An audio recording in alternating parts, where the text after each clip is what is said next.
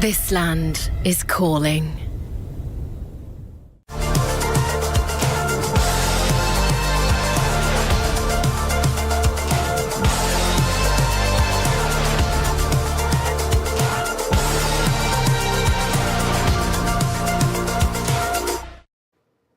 My 2 feet are here on the Amazon Esports Arena stage, where the champion of the Esports World Cup will be determined.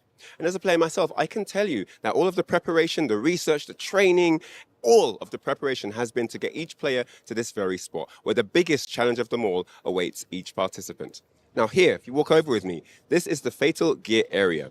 Players will place their key into the fixture and do battle on this head-to-head setup. It's equipped with professional chairs, quality headsets, and controller ports. Absolutely phenomenal stuff. The winner will retrieve their key and their journey continues. Losers of elimination matches will have their keys crushed and be out of the tournament. Will they be able to perform when the pressure kicks in? Will they be able to react when the situation presents? Will they be able to close it out with everything on the line?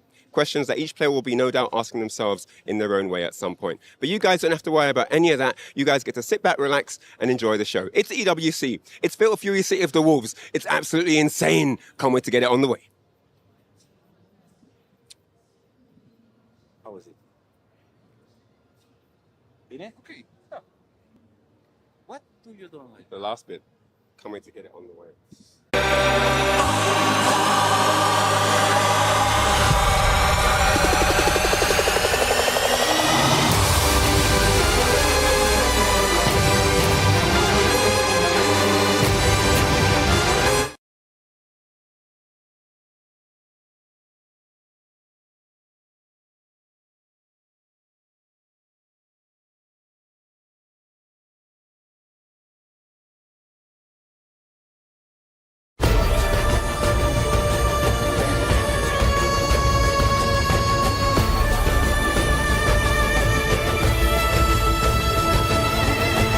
This land is calling.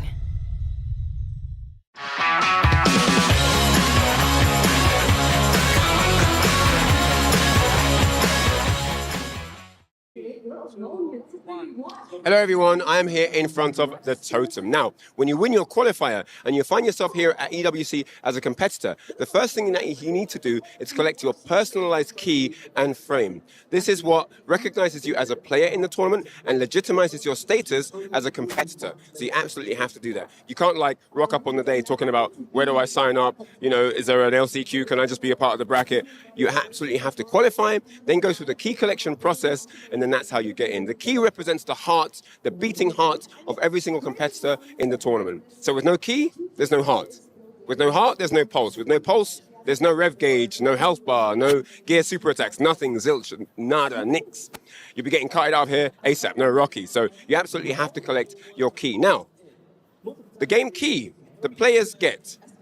This key splits into two parts. There's the inner triangle and the outer frame, okay? The inner key, this goes into the game trophy when the champion is crowned. The outer frame part of the key comes into this amazing masterpiece, the totem, forever immortalizing you as an Esports World Cup champion. I hope that little breakdown helps you guys. I've been Ryan Hart, and I'll see you later on. Take care.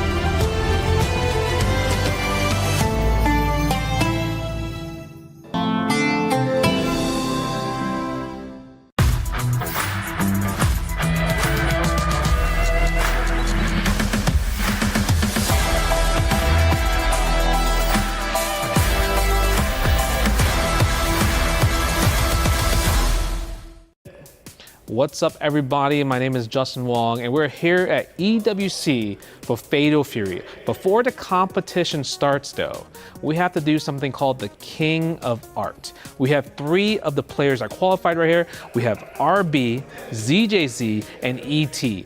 These guys are world-class players, but do they have the potential to be world-class in art as well? This is what we're here to find out. And we have created some stipulations of characters doing some interesting stuff, and they will be the ones to draw these masterpieces. Let's see who does the best.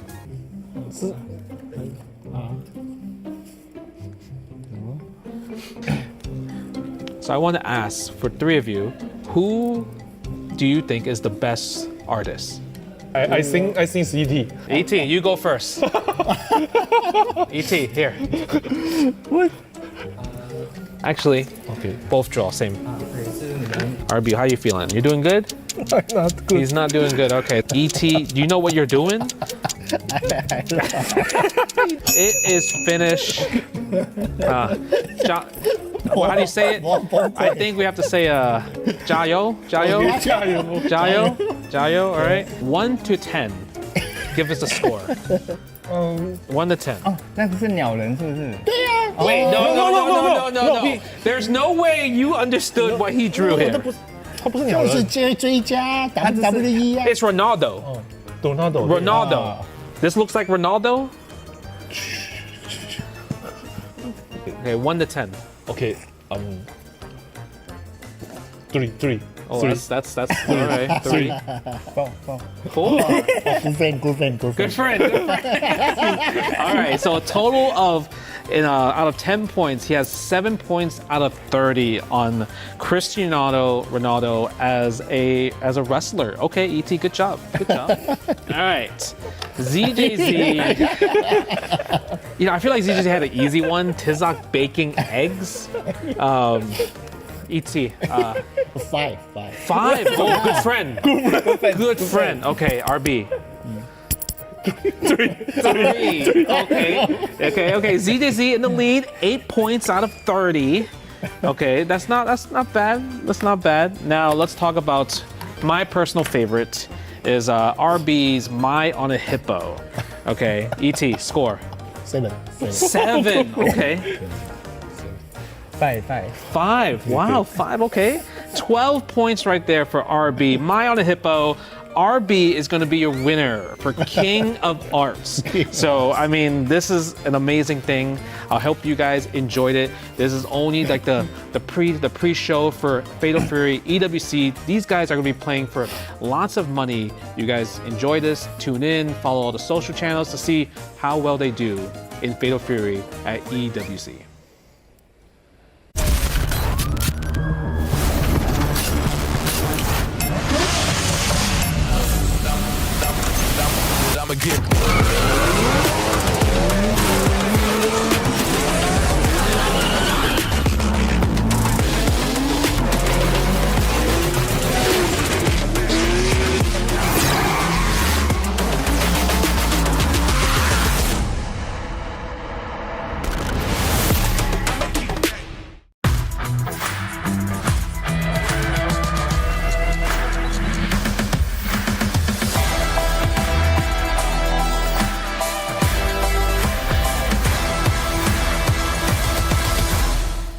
I stepped into a realm of wonders where the sun kisses the sea.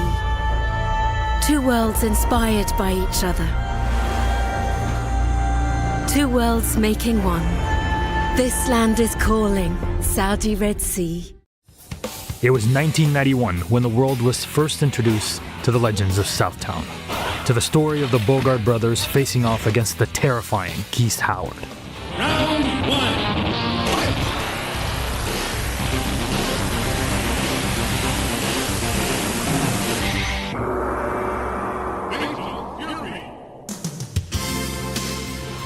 Even quicker than Mai's movement, the game took over every arcade it entered. And its story, its legend, was built. It took only a year before a sequel was released. And 3 years later, the third game arrived. Quickly followed by the 3 real-bout Fatal Fury games. culminating in the special piece of art that was 1999's Garu, Mark of the Wolves. But as the millennium ended, arcade culture waned, and Fatal Fury lost its footing.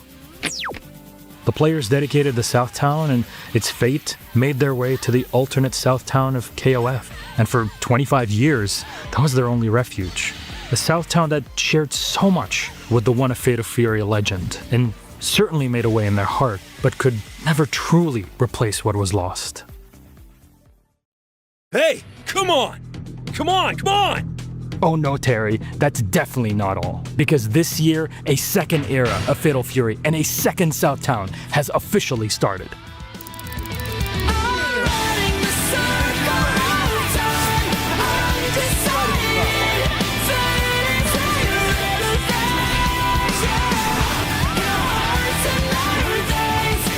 Fatal Fury is back, and it's bigger and bolder than ever before. And right here in Riyadh, its players will face their biggest challenge yet to prove they are the true champions of Southtown.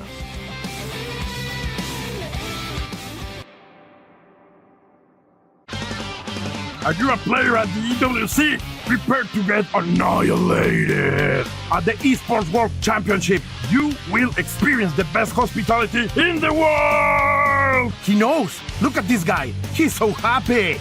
Just look at these guys. They're going there to the lounge with couches, couches, couches! And food, TVs, a reception, and even more couches! Done with the couches? Jump into the pool. Jump in the fountain. Jump in the elevator. Which one? All of them. There are so many. And if you are already missing your couches, there's more in the restaurant. The place is sweet, so sweet.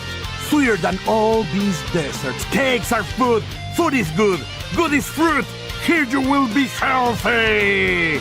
Look at where you play. It's nuts. Look at where you sleep. It's even more nuts. It has the drip, the beds, the lights, curtains. The only thing that doesn't have is faucet. We're not fishing for likes. We even got Arabian Lights. Play at the EWC. It's just like all these plants. You will be blown away.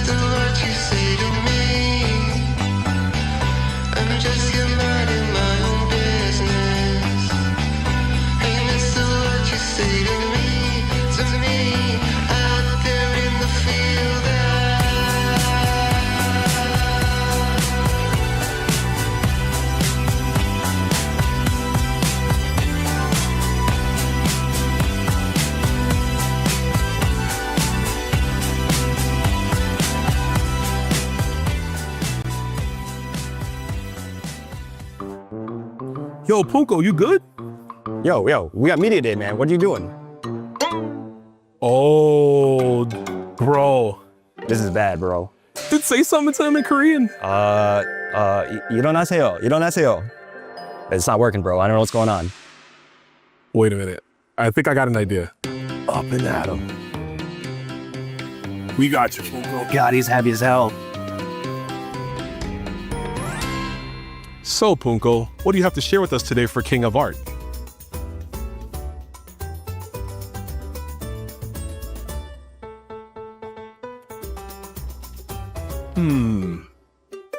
Abstract painting, possibly a ghost. I do see a void. Oh, I get it. That's the list of people that's gonna beat him. There you go. It's avant-garde.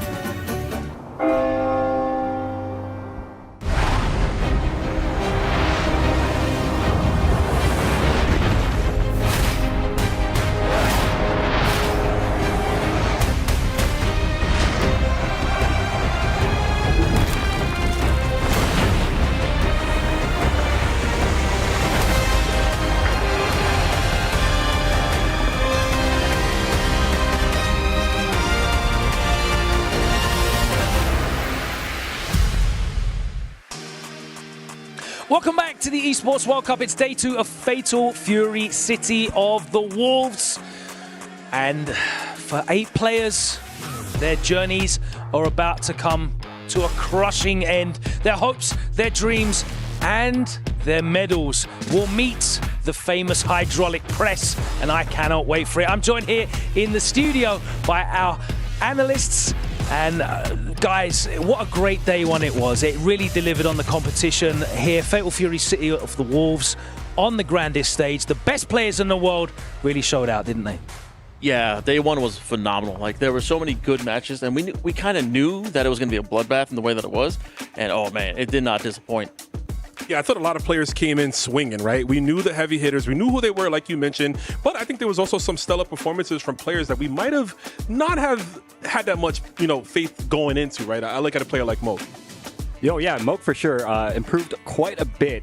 But I think the main story today isn't necessarily about the guys that did well yesterday. It's about the guys that are going to do poorly today, because we have got that hydraulic press waiting. We are going to crush the medals of those guys that don't perform today. So today is really sink or swim day for a lot of these guys. Well, if you've just joined us and you want to be up to speed with exactly what happened in day one so we can find out what our position is here as we move into day 2. Let's take a look at our recaps, starting off with Group A, and boy, did it start off with a bang. The big names here inside the arena, and Xiaohai showing why he is the GOAT. He cruised past XYZZY 3-1. NY Chris G really putting on a show with a 3-0 performance against KOG, but he wasn't able to overcome the GOAT, Xiaohai, already qualifying for that final stages. Guys, let's take a look at some of the action here from Group A. Yeah, you say GOAT, Logan. I say Michael Jordan, the best to ever do it. Xiaohai showed us why this is all about him, right? He has a chance to two-peat, and of course, going into this first match against XYZZY, you see him already exercising every single Rev Excel that he can. The sweet old super confirmed. Xiaohai was on cruise control, baby. And the whole Team Falcons just being extremely loud in the venue, just making it difficult for Xiaohai to even concentrate. He did that with all that pressure in the venue. I mean, Xiaohai is no stranger to, I think, having people cheering against him. The guy, everybody kind of expects him to do well, particularly in SNK games like your KOFs, right? And then in this game as well, it's no exception. We're seeing him just kind of dominating. You talk about expecting well. Chris G here expected to be a little salty, right? We saw the tweets, had to run the gauntlet of all the Billies, but really did his homework, dissected Koji KOG. You see the bait on the super right there. Chris G with the proper punish. 2C, here's a super of my own, my guy. Chris G taking it in the Hokotomaru pool, or the Billy pool with his Hokotomaru. We got Billy versus Xiaohai here. So Chris G did extremely well here against Xiaohai. Probably the better performance that we saw of the two. But unfortunately, Chris couldn't really close it out in the end. That was a phenomenal whiff punish from full screen. He did that. It was a call out. Yeah, he was like, "Yo, I know you're gonna cancel into that the pole extend. I know you're gonna do this. Let me just kill you for it, right?" And like that just goes to show how much Chris G has studied this matchup, and he was so ready for it. But in the end, like you mentioned, I mean, Xiaohai he's that guy. It's so difficult to overcome that guy. Plus this matchup as well. Both these players are interesting. They don't lose to the same thing twice, right? I see Chris G has great adaptations. Same with Xiaohai as well. As you see, look at the spacing. He's actually playing out of that Hokotomaru 2C sweet spot there and utilizing his own to capture him. So, of course, Xiaohai closing it out, and he does advance into that grand finals stage, which will be single elim. He'll be playing tomorrow, but today Chris G still in it. He does still have a chance. He'll be waiting to find out who the winner of the first elimination match is. Let's take a look now at what happened in Group B. Keep us up to speed. There you can see the brackets, and as they stand right now, Fenrich opening up with a big win, silencing once again the Falcons fans in the arena. A 3-1 victory against ET. CJZ shutting down Reynald with a 3-1 victory. In the qualification match, it was Fenrich who really showed out, and his consistency early on in Fatal Fury, breaking out as a standout performer. He is maintaining that form, qualifying for the final stages. Let's take a look at some of the action, starting off with those round 1 matches. Yeah, I gotta say, when it comes to the round 1 matches, Fenrich, he put on such an impressive clinic with this character. He was just all gas, no brakes. He was putting on the offense, and nobody was really able to stop him. Yeah, I mean, you said all gas, no brakes. You know what I mean? That's for my man Jacob. But yeah, he was. You can see right here the full extensions, and we know just how well Kind, even being a well-rounded character, having fireballs, having zoning capabilities, he could really just hound you down with the offense though instead. You can see how stressed ET was throughout this entire set, can't you? Yeah, and I was going to say, full screen rev art right there, making sure he catches him. And again, does not have a good time. Fenrich like, yeah, I did it. The ET reaction in real time, man, the grimace. Ugh. And then Reynald here versus EJZ. He opens up the very first opening round.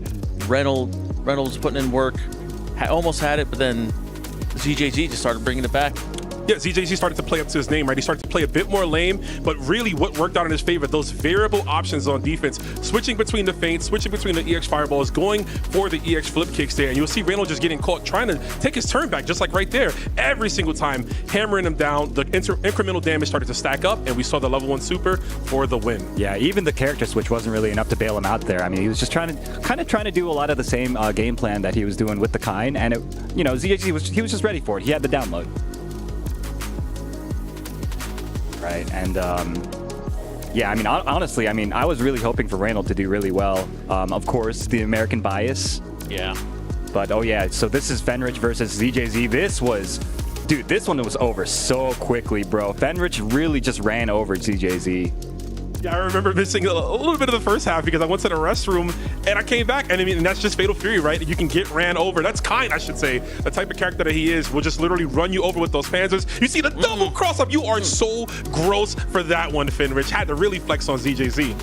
Yeah, Fenrich was just put on a clinic this whole match. Look at this. Look, he's just gonna get the combo. My man put him to sleep. ZZZ, bro. Yeah, that was like an 80% combo, bro. Yeah, that was crazy. Doesn't even do the setup. Guard cancels into the blade kick. That's what you wanted to see, right, Aru? I love seeing them guard cancels, man. You know I love seeing high-level defensive techniques being utilized, especially on a stage like this. It is not easy to do all that stuff, and these guys, they're pulling it out like it's nothing. A fantastic run from Fenrich. He already qualifies, and we will have the remainder of the qualification matches from that group coming up later today. Let's take a look at Group C, which also delivered some big fixtures. In the opening round, first up, we have Goichi and Nemo, and what a close set. That was our closest set of day one, but Goichi took that 3-2. Kindevu breaking hearts with a 3-0 clean sweep. He wasn't breaking the hearts, though, of the Falcons faithful in the arena who were loving that performance. They didn't love it in the qualification match, though, as Goichi pushes through for his team Detonation and qualifies for the finals. Kindevu waiting in the qualification match for the winner of lower bracket round one. Guys, let's take a look at the action here. Goichi versus Nemo was exactly what I expected to be. Two players with concrete, cemented defense, right? A strong foundation from games where you have to block a lot of crazy stuff. And we got to see which player was able to make the other conform to their style in the fastest way possible. That's right. I like how you bring up the fact that you have to block a lot of crazy stuff in the games that they're from, because that means that the offense is just that crazy. And we were seeing that on display, particularly from Goichi. I mean, look at these setups that he's doing. And look at the defense as well from Nemo. Great counter poke there. And that's how he closed it out. And both players are very strong in the scramble, which happens quite consistently in this game. And see, you can see here, closing it out. Nemo looks so sad. I wonder if he's trying to go for a JD there. It looks like he was, because there was a bit of a gap in between the super connect, and he tried to flex for a bit, but the reactions weren't there. The Falcon flags are flying. They're flowing, and like Logan said, me caught our zone. This was a tough one here. Dark Angel started out really hot, though. You saw he baited out the confirm, but there's the crowd. They were just so strong. Dark Angel was unable to really mount his pressure again after that just raucous crowd there. Yeah, Dark Angel, it's a mix of the crowd, a mix of playing such a seasoned player like Kindevu. And you got to bring up also the fact that he's playing Terry into Kind. I mean, that is not an easy matchup, right? I mean, Dark Angel, kudos to you for trying it, but that was an uphill battle, to be sure. Uphill battle. We got two Kinds going at it here, though. We saw Kindevu and Goichi. Yeah, Kindevu, I mean, we got to talk more about his performance in general. I feel like he was someone who came into this bracket that wasn't as talked about as much as the Xiaohais and even the Goichis, but really here doing the best he could. Goichi, though, with the success rate there.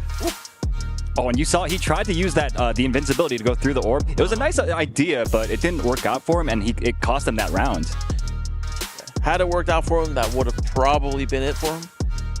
I love the way that he tried to back up and bait out something there, and the patience as well from Goichi. I mean, you knew he was already a step ahead. Goichi, of course, looking so strong.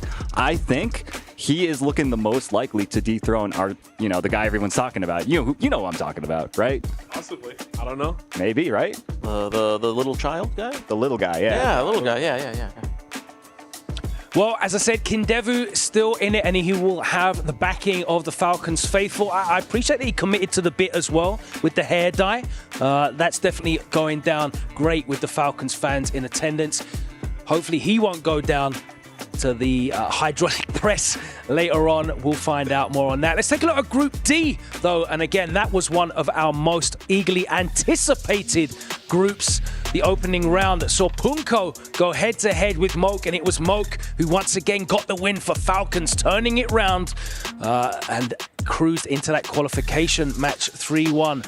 RB against the Geo. Both of these guys representing organizations outside of the club championships. They're playing for personal glory, but it was RB that managed to get through into that qualification match, but Moke shut him down. Guys, let's take a look at this first match, though, between Punko and Moke. Shot him down was so apropos, Logan. I felt like there was at no point in this set that Punko was ever in control, right? We make jokes about Gato closing his eyes, but clearly he had them shut because Moke was just running amok, if you will, all over Punko with his pressure. Yeah, I mean, defensively, it never felt like Punko was able to make Moke sweat. Moke obviously was just able to be very evasive with that character of his, and of course, Punko has a lot of trouble catching him. Then here, RB versus Geo. RB, the favorite to take this when we were discussing it earlier yesterday. You see Geo contemplating on what to do. Oh, man. See, can't really start his offense ever. No, not really. I mean, he gets a couple good sequences there, but I feel like after the first game, things really just like, I mean, he didn't even get a game, did he? I don't think he got one right there. I mean, yeah. Okay. It's still super confirmed, but I mean, it's still hard, right? It's a tall order. First to three, which a lot of these players are not as used to. That is such an anticlimactic way to go down. Yeah. But that extra game, it really gave a player like RB another chance to assess the situation and find the upgrade that he needs. Oh, and RB versus Moke. Moke coming in with his Hokutomaru, and again, the crowd behind him with Team Falcons taking that game right there. I think he was up, that's 1-1 right now?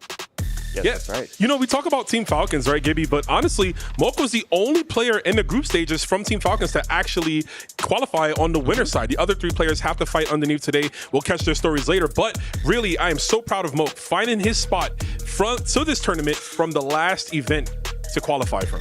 Nice. I like the usage of the reversals there from Moke. Undeterred, making the big calls. RB's movement throughout that set was also incredible. Using the movement expertly to avoid the teleports, right? That's the floor panels in there. He was able to smooth like that and get under that teleport. Sliding around. Michael Jackson style. But there's the block on the DP, and that's going to work out there. But yeah, still, I mean, not deterred. Moke was able to come through on top. Oh, and look at that's how it ended right there. Caught him trying to press a button with the close B, and Moke off of that qualifying into Saturday tomorrow. Fantastic performances from all players. 4 making it through already into the final stage. 4 more to join them by the end of today. Unfortunately, 8 players will be eliminated, but we'll talk more about that in a minute. We've just been highlighting some of the moments from those matches in our 4 groups from day 1. But let's take a look at our Kadia plays of the day. The absolute pinnacle of play here in Fatal Fury City of the Wolves. Guys, let's take a look at some of the picks. And I love that. Using the Farsi, confirming it, and that was just such good heads-up play. Yeah, that gap in between. That's what we talked about in the previous match, and we're seeing right here, Xiaohai going to drop every bit of Rev juice to get the full super confirm, the patented Billy super, all the way from Fatal Fury Special. And then here we see a Billy comeback happening. Oh, and Chris G's getting taken out. Oh, no, he drops it. Oh, the crouch C whip. Oh, wow. Yeah, that was a very unfortunate drop. Yeah, but this one is going to hit clean. We got all the meter we need, and I like that. Expressing himself there. Goes for the super confirm. Nicely done from Moke. using the juggle. I like it. Very nice little combo. Gets the knockdown. What we seeing from here? I forget. Oh, nice. Uses the frame trap. The close B frame trap down C. Beautiful, beautiful stuff from ZJZ. Not only was that a frame trap there, we did the feint to move her just a little bit out of the way to get that extra spacing with the life kick to get the 2C and really just flexing the knowledge that ZJZ do right there. It's great to see these players delivering on the big stage, and the action will continue. I know there's going to be more incredible plays to look through by the end of today's action. But thank you very much to our partners over at SNK. They just announced some brand new content for you for Fatal Fury City of the Wolves. So let's take a look at this.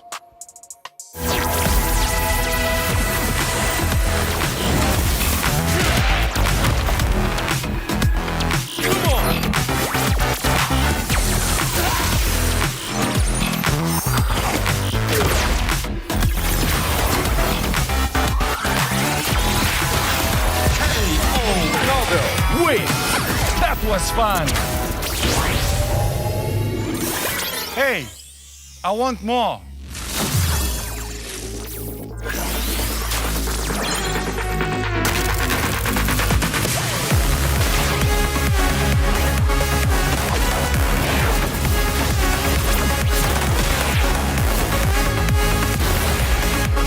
Got this.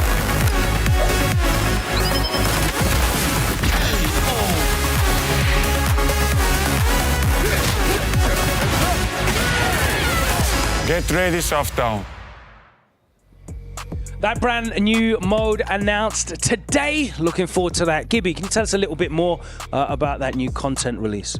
So everyone in the game has a story mode and an arcade mode. One an episode of Southtown, the other in the arcade mode. Reynald, unfortunately, didn't come out the gate with story or arcade mode, but now he's been updated. You could see him interacting with Terry Bogard. You see he's got a unique story just like everyone else in the game. Let's see what he's gonna do when he comes to Southtown. I'm going to Pow Pow Cafe. If I'm Ronaldo, first thing I'm doing, I'm going to get some good food with Duck King. We're hanging out. We're going to watch football. Yeah, I'm hyped to see all the interactions, man. You know me, so it's gonna be sick. Going you through love the single story player. mode. Oh, I Yeah. love it. It's my favorite. Biggest lore nerd right here.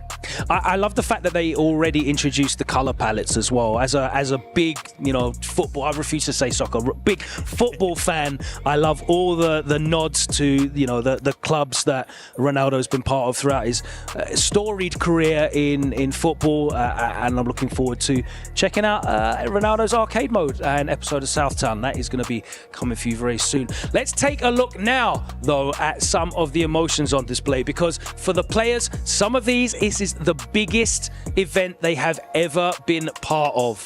Sony reactions, and look at that. You can already see the stress, the elation.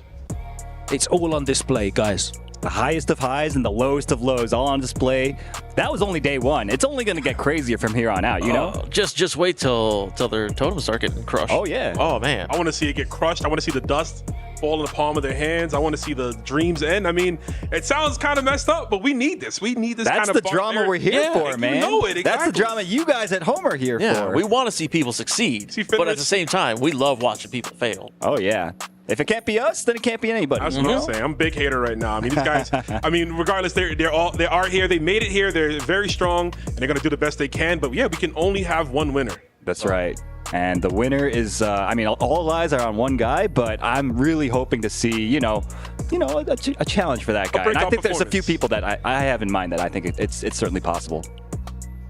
Well, there are a lot of players still looking to hunt down that man. Let's just name him Xiao Hai. All eyes are on him. But right now, we're going to check in with our roving reporter, Ryan Hart, to speak to one of the players that will potentially be looking to take Xiao Hai down. With Kindevu here ahead of day 2. Yesterday was a crazy game. Man, first match against Goichi. I mean, I know he wasn't too happy about the result, but I'm going to talk to him a little bit about it anyway. 昨日、試合目のGoichiさんの対決はいかがでしたでしょうか？ちょっと内容がミスもあって、ちょっと勝てそうなところもあったんだけど、ミスしちゃって負けたのがちょっと、悔しいなって。試合を自分で終わった後に見返してみたら、こうしたらよかったなっていうのがあったんで、もし次やったら、ミスらないようにしようとは思いました。まあでも悔しいです。So he, he talked about the match yesterday that he had openings. He had chances where he could get the win. He could open up combos, take down Goichi's defense and start aiming for the round and so on. But there were some combo misses, there were some drops, and he's definitely unhappy about the way that broke down because he knows those openings were crucial to getting the W. But looking back on it, he knows that that's where he went wrong and he's going to be looking to repair those errors today in day 2. そしてちょっとだけ格闘ゲームからちょっと離れて戻ってきてからの環境とかなんかどんな感じなんですか？違うのかどうかとか。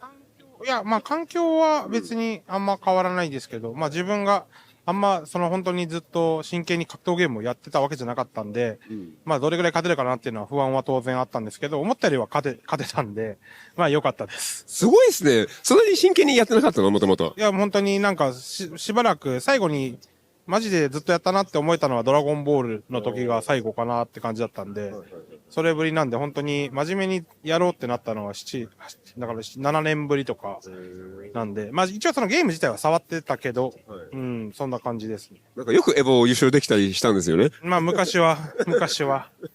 So I was just talking to him about, Kindevu actually has had a break from fighting games and he's come back quite recently to the fighting game community. But, he's got a stellar career. Everyone knows him being a multi-game specialist. He's won Evo and so on. But he just said now he opened up that he actually didn't take fighting games that seriously in the beginning. He was playing relatively casually, playing at the arcades, playing at tournaments. And he's actually won Evo and all these big tournaments, but he wasn't thinking of it as a career. He wasn't taking it super seriously. But it's only recently, the last 7 years, he mentioned that it's actually something that he's now decided is going to be a serious part of his professional life. So it's very interesting to hear that. And it just shows how much of a quality talent he is because the tournaments he's won, the games he's been successful on, he's nothing more than a super, super talented guy because that is insane. So yeah, ありがとうございました。今日も頑張ってください。So thanked him for his time and hope you enjoyed that. I did. I'll see you guys later on. Bye-bye. Thanks very much, Ryan. Kindevu, of course, a legend in fighting games and becoming quickly a fan favorite here at the Esports World Cup with the Falcons faithful. Can he get the job done and qualify for finals? We'll find out later on today. Let's take a look at today's schedule and what matches we have coming up. The fixtures already locked in and it's XYZZY versus KOG, the Billy Kane mirror once again. These guys looking to fight through. ET will go up against Reynald, both looking to make amends for yesterday's performance. Nemo and Dark Angel. And then there you go, you can see the matches that will be awaiting. They got qualification matches, Chris G, ZJZ, Kindevu and RB all waiting for the winners of their elimination matches. That is all to come right here from day 2 at the Esports World Cup. The action is nearly upon us. Only a couple minutes, guys, until we are in the main arena. The players should be arriving any moment now to the Amazon Esports Arena. And there you can see it, courtesy of Jamil Motorsport. The players arriving. For some, it will be their last venture inside the arena. Yeah, they're looking serious as hell, man. Like, these guys, a lot of them know. I mean, all of them know it's on the line here. I mean, you have to be. This is literally it, right? Yesterday was almost like you could test the waters, right? Fill out the matches. Of course, you want to stay on the winner's side, but this is it. You lose today, you're done. That's right. Your dream is, your medallion is figuratively and literally crushed. That's what I was going to say. You see them grabbing their medallion, so proud, so happy. What's going to happen when they see them crushed? Hey, Chris. Come on, Chris. Give us a smile, Chris. There it is, yeah. Kindevu, as I said, he's a fan favorite, man. Yeah, I was honestly really surprised to see the level of look at this selfies with this is not a rare occurrence. These Falcons guys are celebrities here, bro. The Falcons fans are legitimately a little crazy. They are, and I will Aru, there could be a future where all 4 Falcons players don't get into tomorrow's bracket. Oh, no, 3. Sorry, because we have 1. We have Moke. We do have 1. Moke, but I mean, he wants to definitely have another person here. Oh, we need sure. 2 to qualify to get those extra points. So. There's KOG. Yo, the Geo. Bro, I keep thinking that's a New York hat, but it's not. Yeah, it looks like a Knicks hat, right? It looks like a Knicks hat. I'm like, my boy, what's up? But it's never a Knicks hat. Word. Dark Angel looking subdued, but that gameplay is nothing but, or it's anything but subdued. Oh, yeah. And hopefully he can turn things up here. This Reynald as well. This is one final chance. The players entering the arena ready. A lot of matches to come, but this is our SMB match of the day. ET and Reynald. Guys, what can this promise for us? Well, two past Evo champions in previous games. They've had a fun rivalry going on, and as you mentioned earlier, Rome, Reynald losing to ET is what allowed ET to qualify to come to this event. Yeah, ET's here because of that. Reynald was literally winning, had the game in the palm of his hands at CEO, and then the last round just got his brain a little frazzled by the obnoxious offense of ET, and ET took it. And both these guys are kind of crazy players, kind of wild. They want to force their will, you know what I mean? So it's going to be a really exciting match either way. That is it. It's time to go over to the arena. The matches are lined up. It's Fatal Fury City of the Wolves coming up next.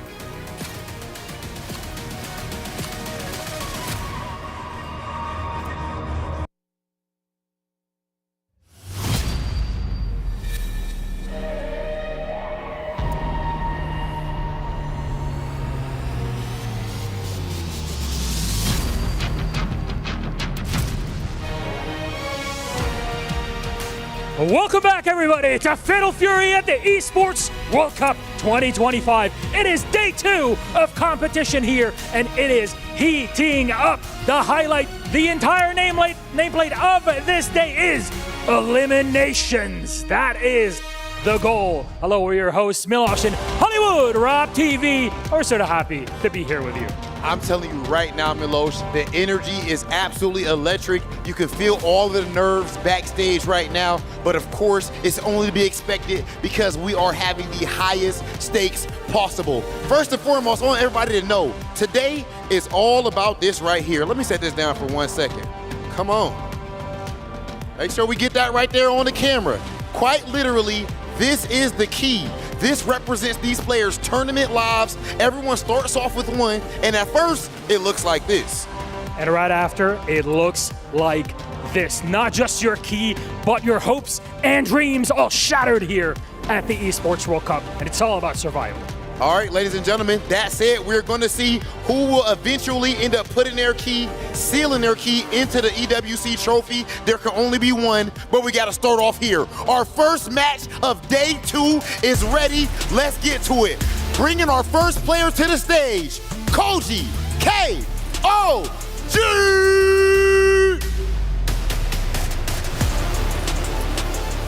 Koji K.O.G., of course, fighting out of Japan, known historically for his grappling play, and now, of course, that switched it up in the world of Fatal Fury. He's known also for his chaotic energy. It's terrifying facing off against someone like that in such an important match, but his opponent is gonna have to do exactly that. Oh, let's welcome his opponent, XYZZY! Representing Team Falcons. Despite the hometown Falcons crowd, he was unable to break Xiaohai yesterday in a Billy Mirror match. But we are about to find out what happens when his back is against the wall. This is about to be a crazy one. Oh, the crowd hyped up too.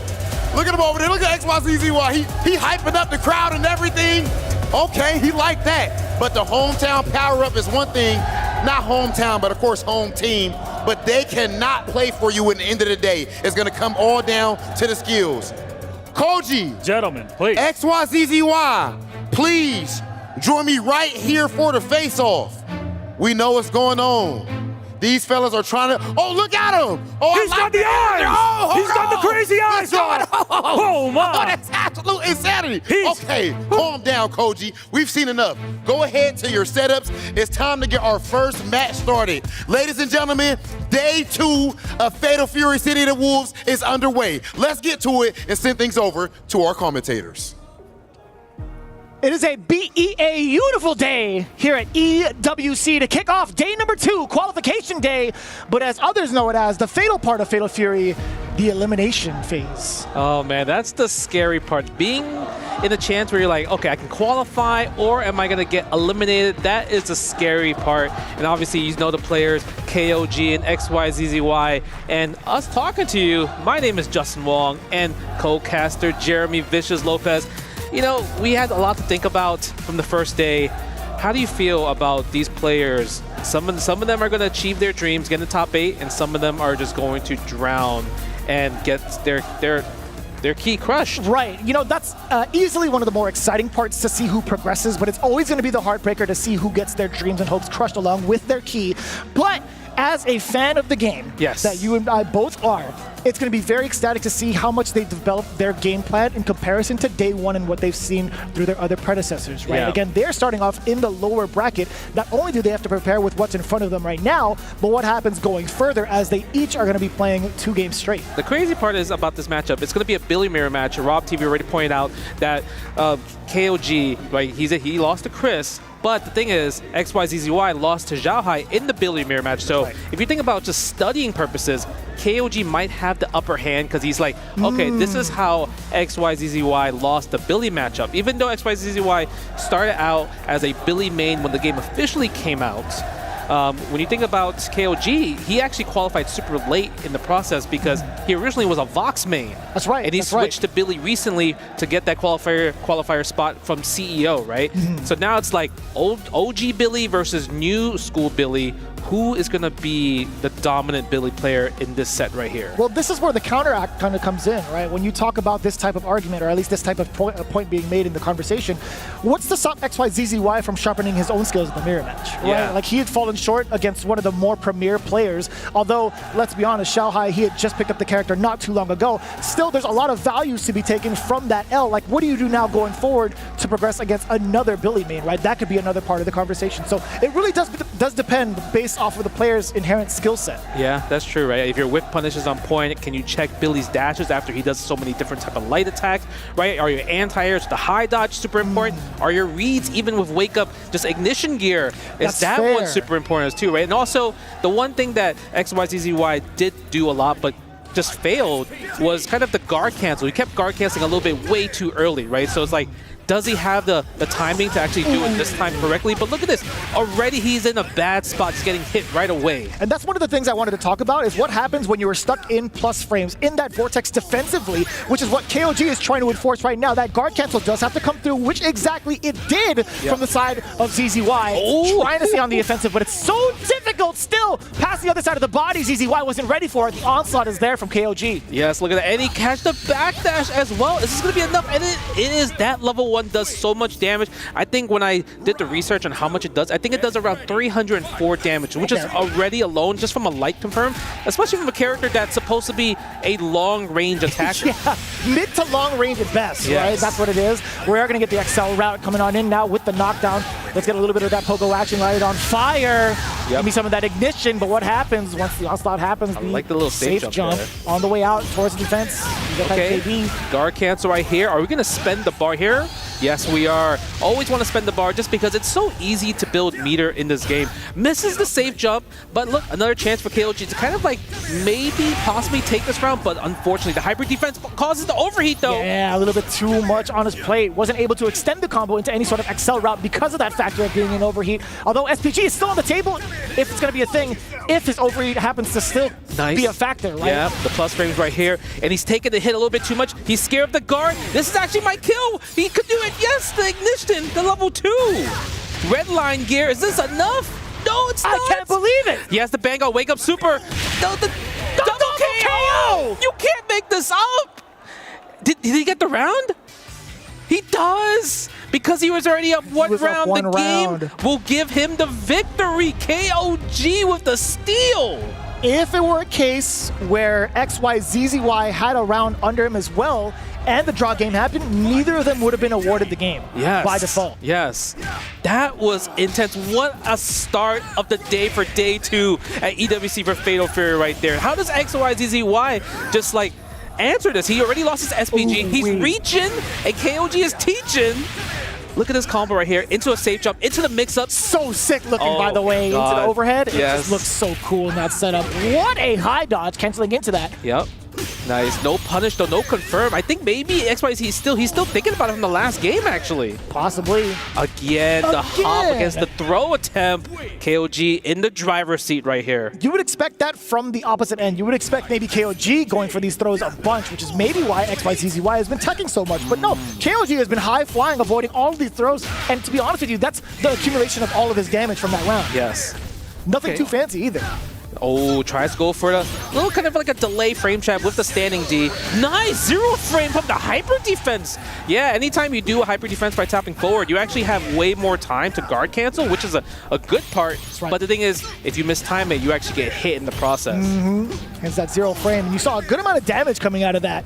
Yes. Okay. Something you need to keep in mind as well. If you're putting yourself into these block situations where it's negative for you, you can't even act, you have to get those defensive mechanics down. But again, another XL route just coming in, another round tied up actually from both ends. It actually really feels like, because of that 0 frame super, like XYZZY kind of put himself back into this game number 2 right here, right? Yeah. Look, now he's getting hit. He's in a position where he still has full SPG, just took out KOG's SPG, goes for a throw right here. This is a guess for game scenario. It's either throw or get hit by the strike for the next comp for the kill. No anti-air possibility. He just didn't even want to try to go for it. didn't. SPG still intact from the side of ZZY. Okay, plus again the 0 frame super. Oh, too far. Unfortunate. That was actually too far for the rest of the super to hit. Yes, and now he's going to go for the side switch, tries to go for another frame trap, chasing down with a standing D, +3 into the feint. Another hyper defense, but it's not going to work out because he doesn't have meter this time. Kind of tough. Oh my god, this is do or die. Nice air to air, goes for a throw. Is that enough? No, Pixel. Chip damage on the table to the overhead. Did you see that coming? No, I didn't see that coming. I was over. expecting just blocking special moves, because, and that's what KOG was like saying, right? Because if I block the special moves with Rev, I don't take the chip damage kill. Right. But XYZZY is like, well, you can block that, but you can't block this overhead. Yeah, but going for the Rev dashes as well just adds even more panic to it because of how fast you can cancel. That's true. Like you see right there, XYZZY is so good with the Rev dash. They're already taking out the SPG. And the one thing I'm surprised that they're like, both Billies are not really abusing too much when one is in SPG versus the other. They're not using a lot of Rev Blow in particular, especially against these guard cancels. It's like, once you guard cancel the last hit, it's kind of a guarantee Rev Blow in there. Right, it makes sense. That's something you have to have in the arsenal. The counter hit is there, actually opting to go for the very close A. No anti-airs intact, but still waiting upon the landing of KOG. That's so much smarter. That is a counter hit from the side of ZZY, now taking control of the set, if I'm not mistaken. It's actually a big brain move, right? Because you see KOG just kind of like jumping, but not pressing a button. Because the thing is, if XYZZY did a high dodge attack and cancel into a special move, it won't combo because it's not a counter hit, right? But XYZZY is pressing the landing frames with the standing A to kind of like trip guard it, and you can't really block in that last frame when you land there. Yeah, so I think the timing overall is always going to prevent like KOG acting upon landing. So he has to come in hot, right? He has to come in hot. He has to sometimes think about swinging. That's the thing, to kind of like keep him respectful and keep him like where you can't just do standing A every single time as your answer. Did you see the rebuttal from the side of ZZY, by the way? Or at least from like KOG. So KOG came in swinging and immediately got bodied with like a super. Yeah, that's true. The way sometimes you have to do it, like this is a character that doesn't have a reversal besides using Ignition gear. Yes. So it's like you kind of have to really spend it. Ooh. Nice, go for the feint right there. Ooh, a little bit too far for the pull. Wanted the plus frames and just poking away because look, XYZZY, he could close it out, and he does with the level 1 right there. I think he expected, KOG expected him to dash after the light. I think so. Right? But the thing is, he frame trapped with another light instead of a dash. I think it's the first time we actually saw a standstill between the two Billy mains. Where we actually saw them play to the potential of what we thought initially of them being like a zoner, right? That was actually kind of fun to see. Oh, okay. God, jumping so seat again. Tries to just defend all of them. Again with the shimmy though. Onto the corner. Look at the damage right here. We're gonna go for the hard knockdown, or we're gonna just like finish the combo, give him a chance to roll. And he does go for the roll. To be fair, KOG has been doing an excellent job of chasing the tech roll majority of the time, right? And look at this onslaught too. He was forcing that overheat and the big opener. Despite that, ZZY at least taking a good chunk of that SPG with him. The plus frames after there with the forward B. I like the little frame kill. Yeah, right. It's really, really cool. But now it's up to XYZZY to defend from the overheat, right? And he now, look, he's close to it. 21%, 14, 13, 12, 10. If he gets that cooldown, he survives here, and he's going to be able to survive with the cooldown. But is it to anything worth of it? I mean, is there going to be a way for him to actually get a lot of damage and the kill? Not quite yet. Watch this overhead. Oh! Oh, the slowdown! Look at that! It's like we knew. It's like we knew. Like he was backing up and trying to telegraph it a little bit. Yes. But it's like, sometimes when it's too obvious, you still don't believe it, Sometimes right? you just have to let it rip with the super. Because I get it's hard.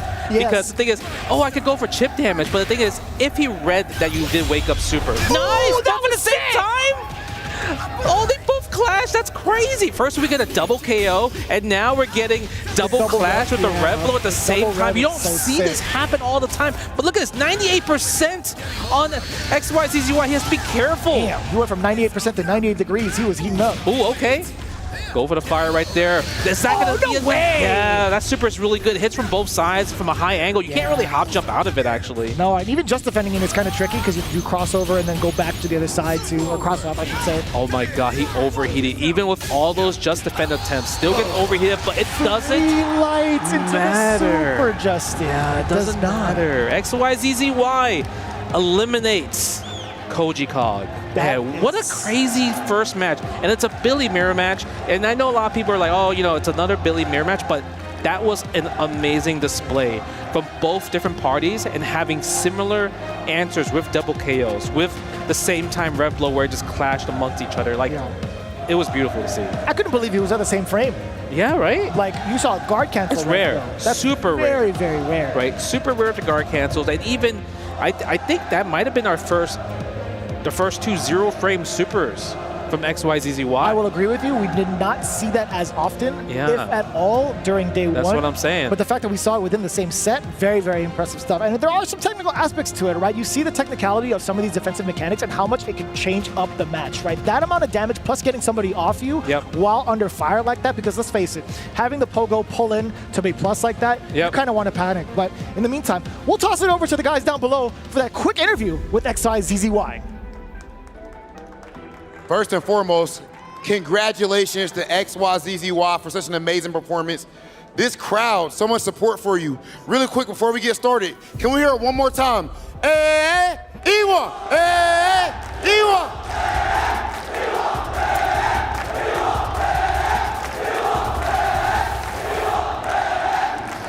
You absolutely love to see it. The first thing I want to ask you about, having the crowd being this energetic and this supportive of you, what is it like? 일단 XYZZY 선수 정말 승리 축하드리고요. 일단 첫 번째 질문으로는 이렇게 또 많은 관중들께서 또 이렇게 열띤 응원해 주시는데 지금 좀 기분이 어떠신가요?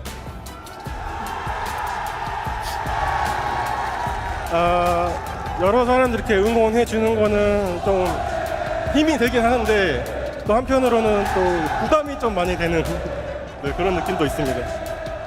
Yeah, it's definitely overwhelming feeling. I mean, it's very good to hear all the roaring from the crowd, but it's also as being as one of the, you know, it makes me kind of nervous as well.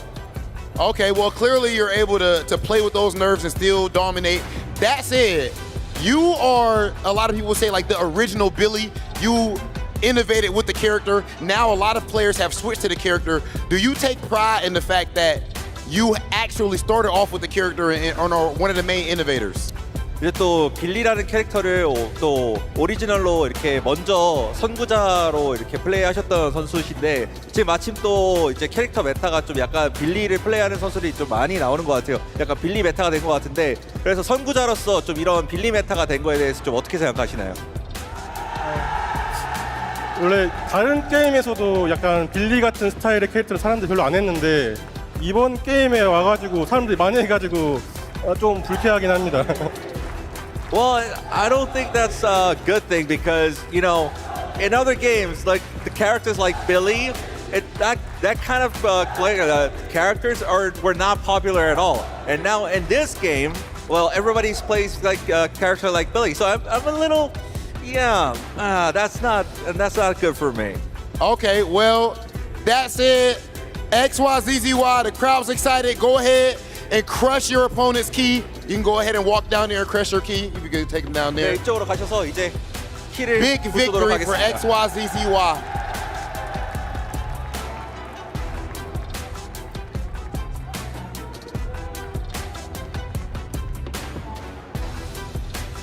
There you have it, our first qualifier into the top 8, showing no mercy to the other person's key, but please, for the love of God, let's get let's get the camera on how it actually operates, because that's probably the most crushing part. Oh, yo, the snap! You saw that? Did you? Yes, I did, Justin. Man. Yes, I did. That's what happens. That's what happens when you win a Billy mirror match. You just break the cane for reals. Oh, that would have been. You're onto right? something. You're actually onto something, right? He is the OG Billy. You know, he doesn't need more people to play Billy because that's his character. We gotta break that cane, and I mean, just like that. That was really cool. But look at this next match that we're possibly getting right here. ET versus Reynald. Like, a lot of people are saying this is the match of the day. Correct. Yeah, qualifying via CEO, placing 4th there. The big Hokutomaru main with relentless aggression. However, that's going to be met exactly in that same way in Forte, with Reynald coming in hot off the presses with a combo breaker W over at 2nd place against Goichi. Not too bad for himself, but bringing in with a Billy instead. See, that's the tough part, right? Because he qualified with not Billy. He qualified with Kine. That's correct. Right. So, and then from day one, we saw him use Billy, and he was able to he fell short against XYZZY. While ET, I mean, he's been on Hokutomaru this whole entire time, right? And based off this track record, like obviously they both swing and they both are evil champions. That's right. ET's record versus Kine is terrible. It's actually like all his losses come from this character in particular. So if I was Reynald, I would think about picking Kine instead of using the counter pick that all the Hokutomarus are saying, which is Billy. It's a really tough decision because I truly still think that maybe for Reynald, Kine is his best character by far.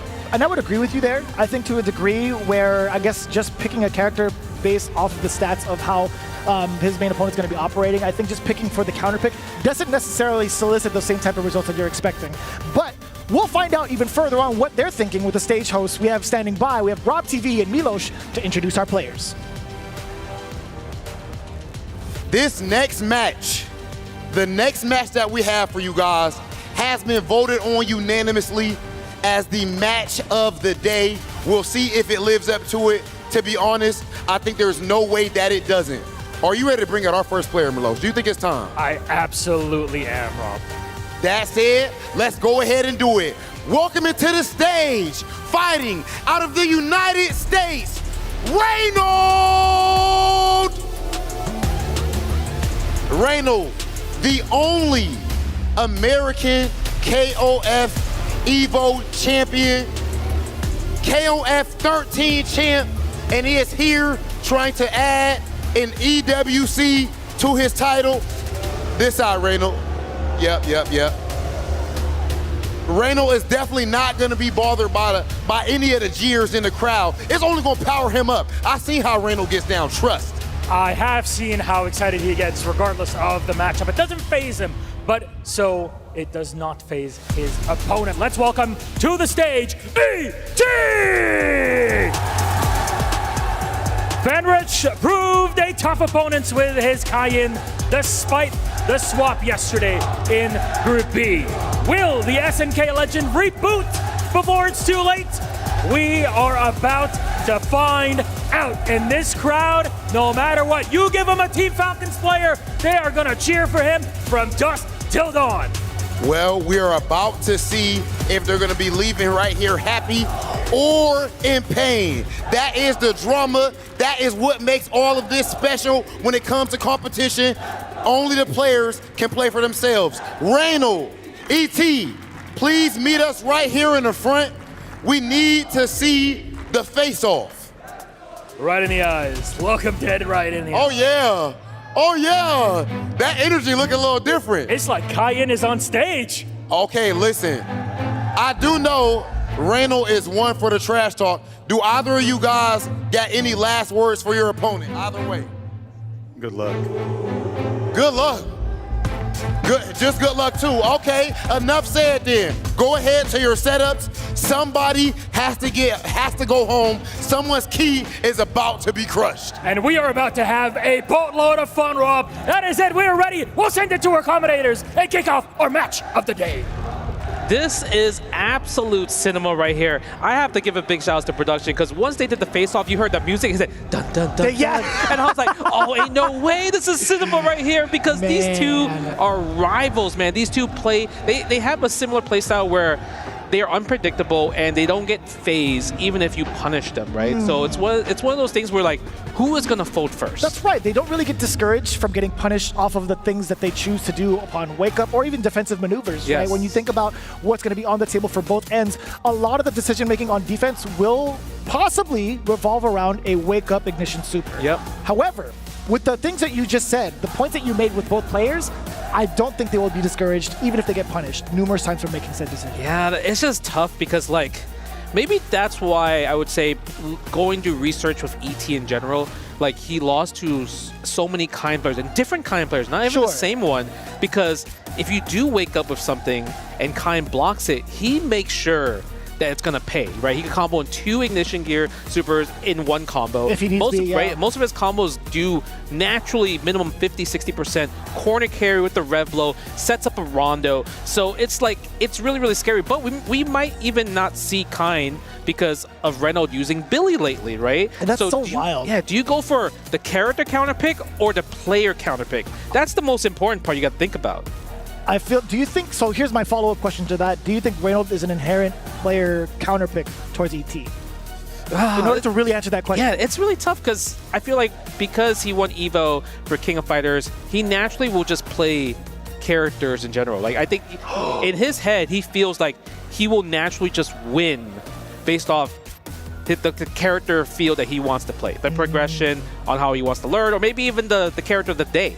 Who knows? But, you know, knowing him, he's very unpredictable, right? Reynald. He knows how to play multiple characters. ET, throughout this whole entire series of just trying to qualify for EWC and all the tournaments he played, he has stuck with 1 character throughout this whole entire season. And it's been Hope Tomorrow, right? That's right. And this is a character that has good runaway, just kind of like able to kind of dictate the neutral from the air and to the ground. Yeah, he also has a really slow projectile to either follow up with or just kind of keep the other person away in preparation for their movement against it, right? Yes. So it's just one of those things on like, what are you going to think about? It is a best of 5. So we might even see Billy and Kind, right? That's true. At the same time, depending on like how do you approach the matchup? Because ET, like when you look at this matchup where, let's say for example, like Chris G, who's way more defensive, he understands how to fight the Billy Kane matchup because he's not going to engage and be put in scenarios. But ET, like I said, it's kind of like he's an on and off switch where sometimes he wants to go super offensive heavy, sometimes he wants to go super defensive heavy. You just can't tell when it's going to be turned on and off. That's the real thing. That's a pretty significant thing to state, right? Like he hasn't really had that challenge just yet. He had to face off against what, Fenrich in the startup of Group B, and that was just one of the other kinds that you had mentioned. Now he's going to be forced in a position where he has to kind of halt his momentum, or at least halt the way he wants to play significantly just based off of the character he's facing, which is going to be the Billy pick coming out from Reynald. It is a tough draw when you think about like Group B is like, I know a lot of people are talking about Group A and everything, but it feels like Group B is the real like the group of death, in my personal opinion, especially for everybody. And I would agree with that. I think Roman said it pretty well during the analysis segment. He said a lot of these players have something to prove, and that is exactly this pool. And they're definitely going to be playing just like it. ET already off to an amazing start as we had prefaced the matchup with that 1 slight avoidance with that short hop. Allowed Reynald to get the big opener and the side switch now. Hopping in there. Yeah, we get the overhead. I love the use of the overhead because the overhead didn't really do much, but the thing is, the overhead took out the SPG. That was the reason why the overhead was there. But the thing, like I said, ET is willing to let it rip, right? It doesn't have to be just like wake up reversal. It could just be just like challenging reversal. What a high dodge! Look at the Zonikin.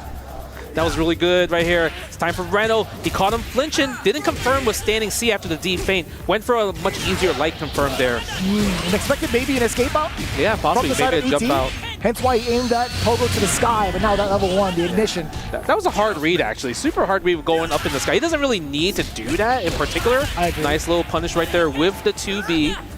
Okay, I love the chase down. It's not going to be enough. He doesn't have ignition gear to close us out, but this is a guess for game for throw or overhead or anything like that, really. Oh, nice! And ET now. Look at that. ET is like, all right, cool. I could definitely take the Billy. But do we switch to Kindo? Oh, he doesn't. I would love to see it. We don't see that much type of, oh my god, the rev blow immediately out the gate in rebuttal. But we haven't seen the Reynald gameplay that we're so used to just yet, right? ET is the one putting him upon defense more often than not and dealing the most damage. But now this is the lockdown we were expecting from Reynald, trying to jump out perhaps from the side of ET. Man, the close A is just such a menace because it really puts you in a position where you have to take so many lights. And because you're thinking about all these lights, you're like, let me hold up, let me backdash. But the thing is, you're just jailed. You're locked into this position right here. And this is the first time throughout this game in particular, ET's has a chance to attack. Okay. Oh, with the bullseye. Nice little wild punish right there. Because I think at that point, Reynald's just willing to kind of like, I just need one hit. I just want some chip damage, or maybe this randomly long-range move will hit to close up the round, right? Yeah, they were definitely read-based. You saw two of his actions prior when he had ET in the corner, trying to go for like a random rev blow or trying to go for an upper pogo in general, right? Reynald holding up, it seems like right there. Nice, using the rev guard to push away. What a dash under against for the ET. side switch. Yeah, so good there. Uh-oh. What is Reynolds going to do? Nice tech from ET, though. Good challenge. Good break on the Danikin to kind of like get a cheeky mix-up right here. Steal his turn. That was very delayed as well. Up to one more blow against Reynald at a sliver, a pixel of health. ET, he's going to be throwing a lot of the Nice. You know, every time when I see like Okurumaros use the ninja stars like this, I think of that as like, that's free life. Because because of just defend. You only need one I just agree. defend, and you just defend all 3 hits, right? I agree with It's like free life, right? So that's the thing you have to worry about. Okay, nice challenge right there. High dodge, didn't get a counter hit. We get the light confirm. Still both an SPG here. Super important here. Think about Sonic-Kin with the fakes. Yeah, hence we saw the read right on the empty jump throw for the side of Reynald to get past the armor potentially. But ET, he was cognizant of it. Snipes him out airborne with the shuriken. Now thinking the throw is coming. Reynald was the one to reach first. ET with a full XL route, level 1 coming. That's the hard part. Like, if anything, if Reynald had, if we had to say what was one thing that's standing out where like ET's taking advantage of Reynolds' defense, it's the shimmies. Literally just dash up into hop jump. It always forces Reynald to kind of like reach, right? Because he's always thinking about, oh, he's gonna grab me, right? And it's hard to stop that because of just human habits in general. That's right. But you're so used to doing that. And we're going for Billy again. I'm just really surprised at this. This is a lock-in situation where Reynald has to win 3 straight. We're not going to see Kind at all. So this is literally do or die for Reynald right here. Yeah, which is really, really tough to imagine because you were talking about the stats earlier, right? ET, the reason why he's in the loser side to begin with is the fact that he fell short to Fenrich. Yes. But look at ET with the guard cancels, right? Throwing more of the kunais. Nice. I like that crouching B ender. A lot of people were talking about that crouching B this whole weekend from Billy. It just hits from a mile away. But Kokudomaru is another character that crouching B hits from really, really far. Yeah. They both have similar, like in terms of light normals, in terms of crouching Bs and how do you confirm it from it, they're both very similar in many ways. Yeah, we've definitely seen light confirms a bunch. But again, the shimmy with the short hop. ET, just nice and simple into the ignition. Looking at match point against Reynald. Is this going to be our match of the day 3-0? It's tough, you know, because everyone was expecting kind of like this huge back and forth, but ET has found what works is the shimmy, right? The shimmy, I feel like even after this, after the sequence, if ET gets a chance, he's going to go for the shimmy to try out to close out the game. Okay, spend the super. Nice. Doing the optimal damage, most damage, safe jump right here. No reason for ET to spend any bar here. And I think this is okay because he's up 2 games and match point. So it's not going to phase him right there. This is all the pressure. You saw, like, we don't know what Reynald was saying, but he's like, come on, man, let's lock in that type of like attitude right there. Yeah, I mean, that's a great way to start. He does get the jump over against the shuriken, fully punishing the projectile, getting the hard knockdown with the rev blow, but more importantly, the side switch, right? ET being in the corner, forced to use the ignition. Reynald, now on the defensive end, or so we thought up until this point. That jump just hierarching over Reynald for the position. Nice from Reynald. He adapted from the shimmy right there.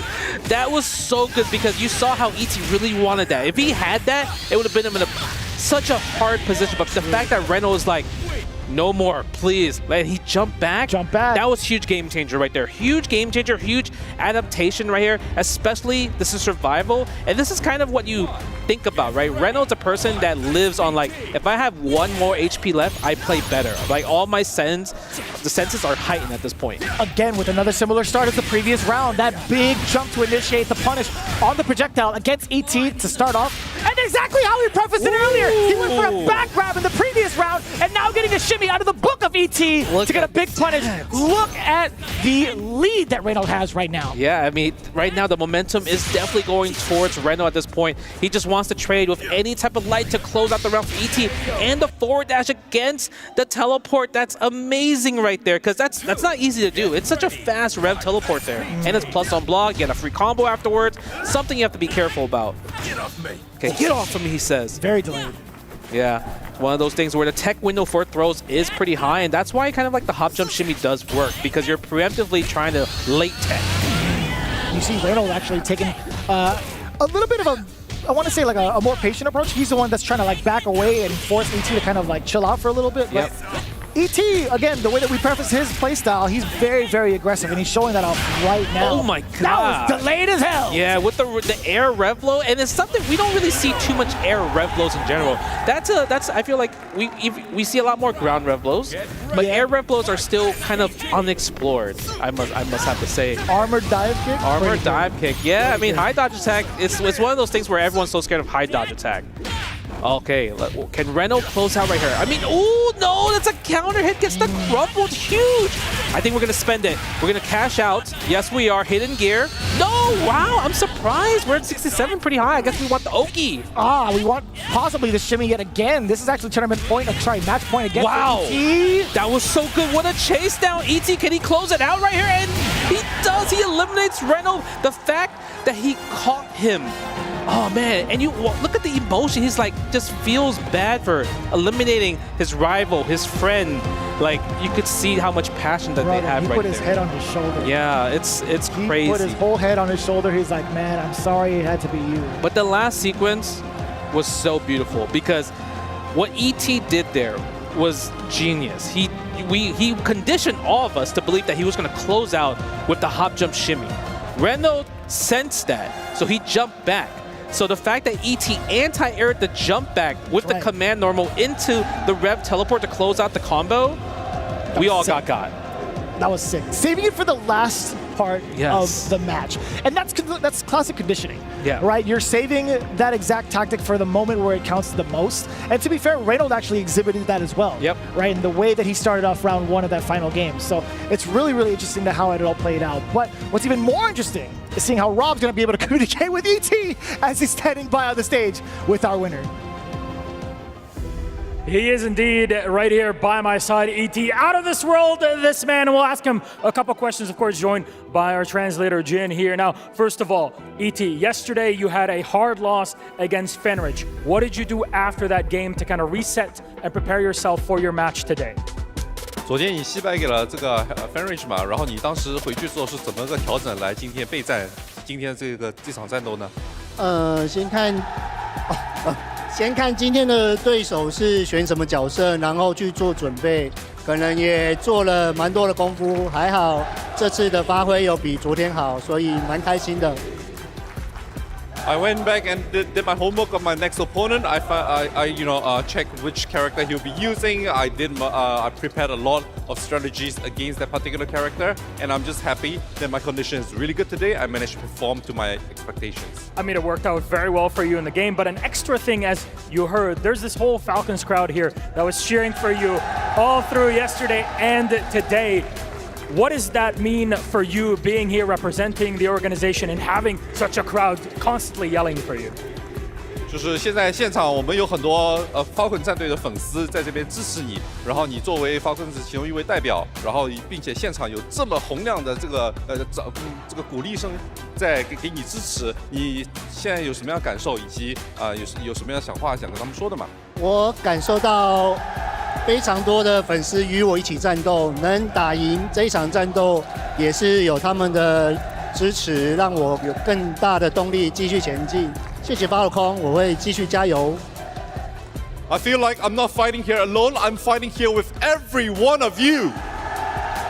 with you by my side, you know, every single fight, it makes me just want to go all out. And I'm definitely going to do my absolute best.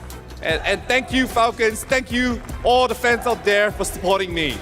That's incredible. The humility for a player with so much pedigree and history in SNK. That is it for us, but I have to send you down now to crush your opponent's key, ET. So please, the stage is yours. One more time for ET!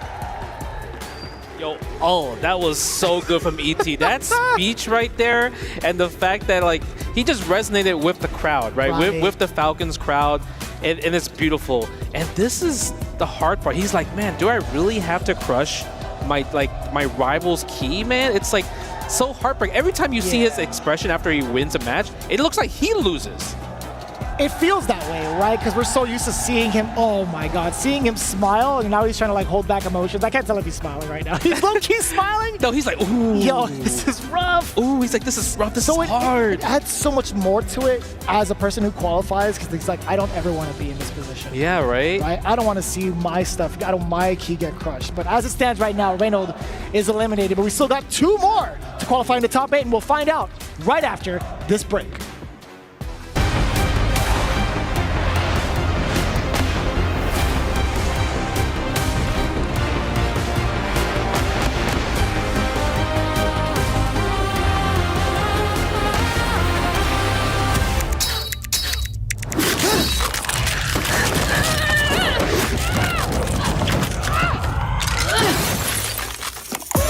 Reach your impossible, Lenovo Legion.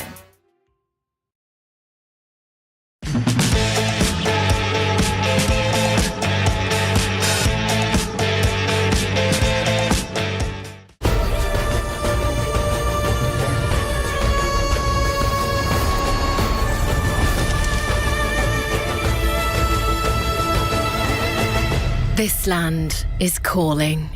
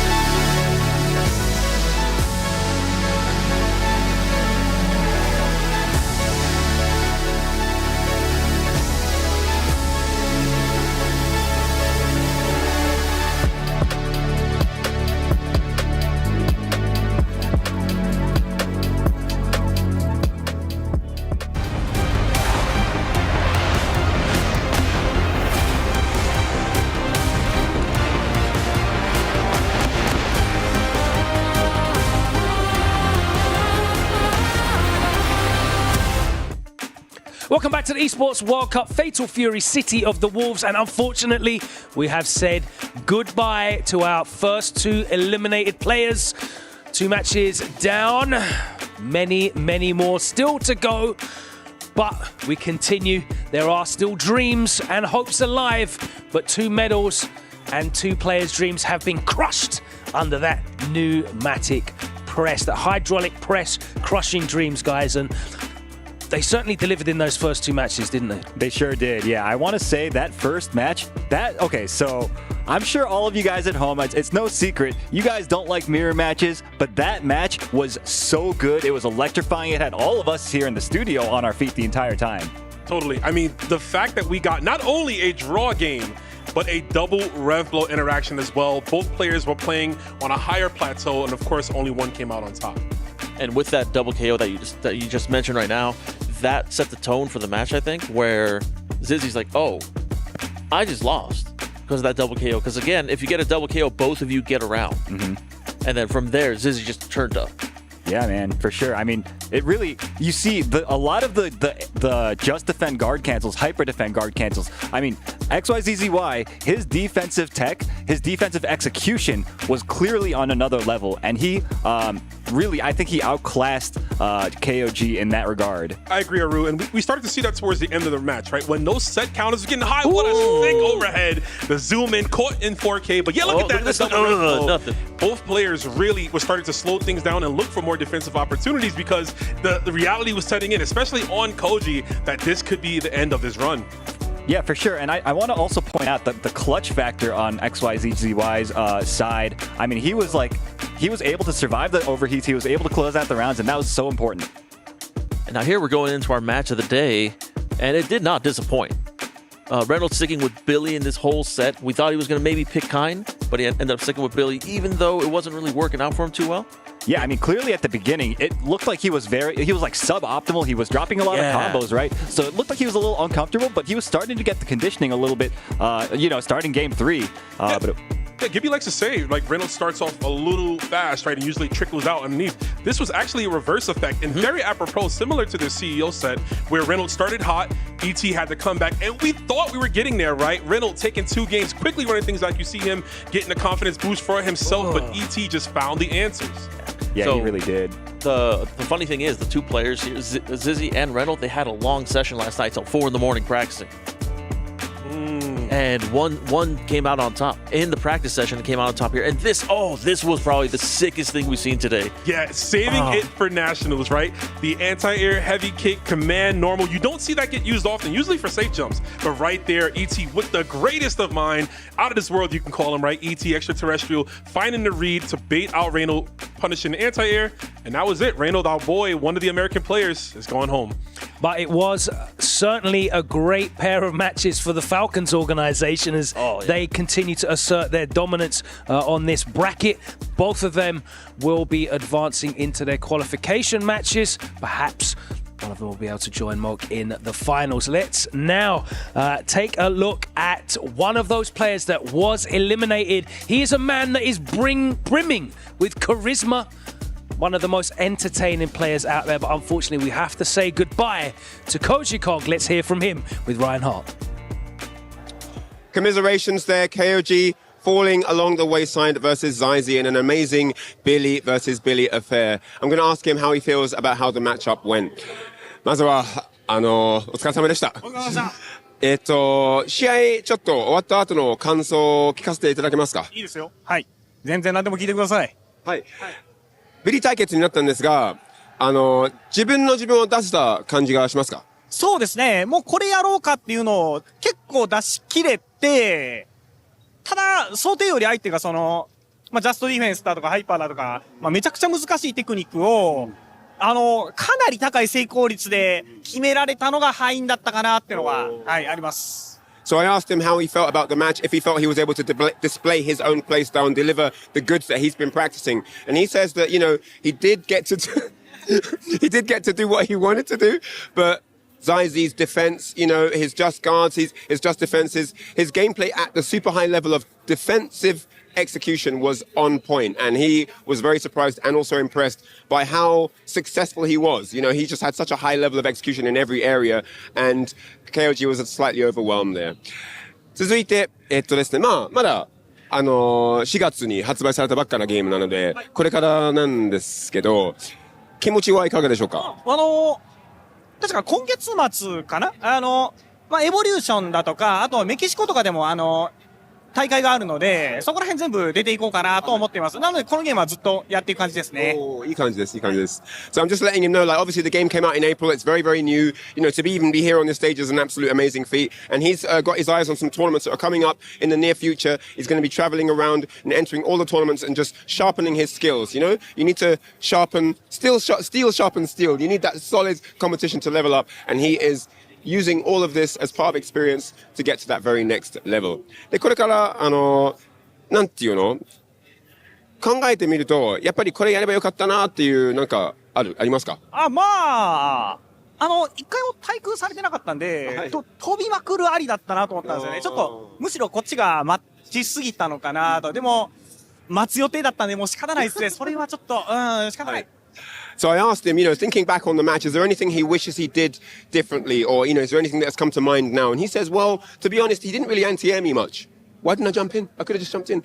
And at some point he was thinking, you know, why don't I just like spam jump-ins? You know, that's like what he was saying. Should have just spam jump-ins. But he decided to wait. He had prepared a waiting defensive style. That's what he wanted to do. That's how he'd practiced. That's how he prepared for the event. And he couldn't just abandon that whole ship just on the notion of he might not anti-air, right? So he stuck with his guns. I respect that. And he's taken the experience here. You know, he's taking it on the chin, a lot of respect. Big shout out to KOG. We'll be seeing more of him in the near future. That's been it from us here. Hope you've enjoyed the interview. See you for the next one.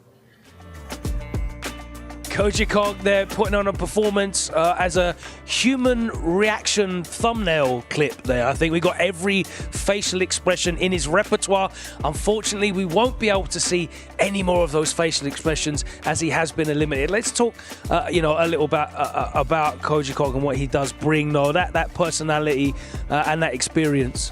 Koji Kog's kind of like, I want to say he's like the life of the party here, right? He's like that Jim Varney, you know, meme face thing going on, where it's like every expression. He has shown us, like you said, every single expression going on, and he made us, like during this match, made us showcase so many different expressions. Yeah, for sure. I mean, that was, of course, a very exciting set. I mean, Koji, he mentioned that he was playing a little bit too defensively. I found that a little interesting because it felt like he was the one trying to put on the pressure in many situations, but he was just simply getting the tables turned on him because of XYZZY's guard cancels, right? Yeah, it definitely worked out against him, right? And I like that he said, he was like, yeah, maybe I should have just jumped more. I should have spammed more jump-ins that could have opened them up. But one thing I just want to say, in the case of Koji, I'm very excited to see how happy he is even in defeat. I got to commentate him a win at CEO and to see how he cried to get here. I'd expected that might happen again, but no, he's the life of the party, like you said, Gibby. Yeah, unfortunately, we do have to say goodbye to him and also, of course, to Reynald. A disappointment for all, but we have hope coming up. And I know we'll be talking about these next matchups. We just saw some expert Billy Kane display, and our next match coming up will certainly show that as well, as we have Nemo going up against Dark Angel. Now, Dark Angel wasn't able to put on a performance that was really representative of their skill in the first round, but he'll have another opportunity. But Nemo is still looking very, very dangerous. How does this matchup play out for you guys? Is there any history there? Have they gone up against each other previously? I don't think that there's been any run-ins between these two yet. I'm trying to remember all the tournaments leading up to this event. I don't believe that they've ever been at the same places before. Yeah, I don't believe they have, because Dark Angel has only went to one event, and that's the event he qualified at. That's right. Yeah, that was the only one. Nemo has traveled, obviously, to CEO, Evo Japan as well. But, I mean, really another clashing of the styles we're going to see here, right? We saw how aggro Dark Angel can be, but Nemo having that defensive background coming from other games where you got to block all over the place, right? Yeah. It's really going to come down to if Terry Bogard can crack shoot Billy Kane, right? I mean, Dark Angel, he really likes to set up the Rev power wave and chase behind it in order to put pressure on them, force a reaction, and then try to find an opening in that way. So it's going to be up to Nemo to find ways to play around that. And our second match coming up is going to be Punko up against the Geo. Guys, that one certainly, again, it's the last opportunity for both of these players. One of them will be going home. The Geo hasn't really been able to deliver. Also, there will be the hopes of many watching at home on his shoulders. Can he perform here against Punko? It's going to be a big uphill battle for him. Punko, legendary player. The Geo, not necessarily a slouch, but it's going to be much harder for him. I think what I'm more interested in is finding out who's going to come out, because both of the matches, there's two characters that we only have one of, right? Yeah. If Punko goes down, that's the only Gato. If Dark Angel loses, the Terry is gone. So I hope you like eating Kinds and Billy's for breakfast, because that's what we might be getting. Yeah, I mean, I'm also, of course, in my heart of hearts, I love both the Geo and Punko, right? But of course, Punko plays Gato. Gato's a little bit more interesting to watch than the Hope tomorrow, in my opinion. Yeah, I agree. Those matches are coming up on the other side of this short break. Esports World Cup, Fatal Fury, City of the Wolves continues on the other side of this.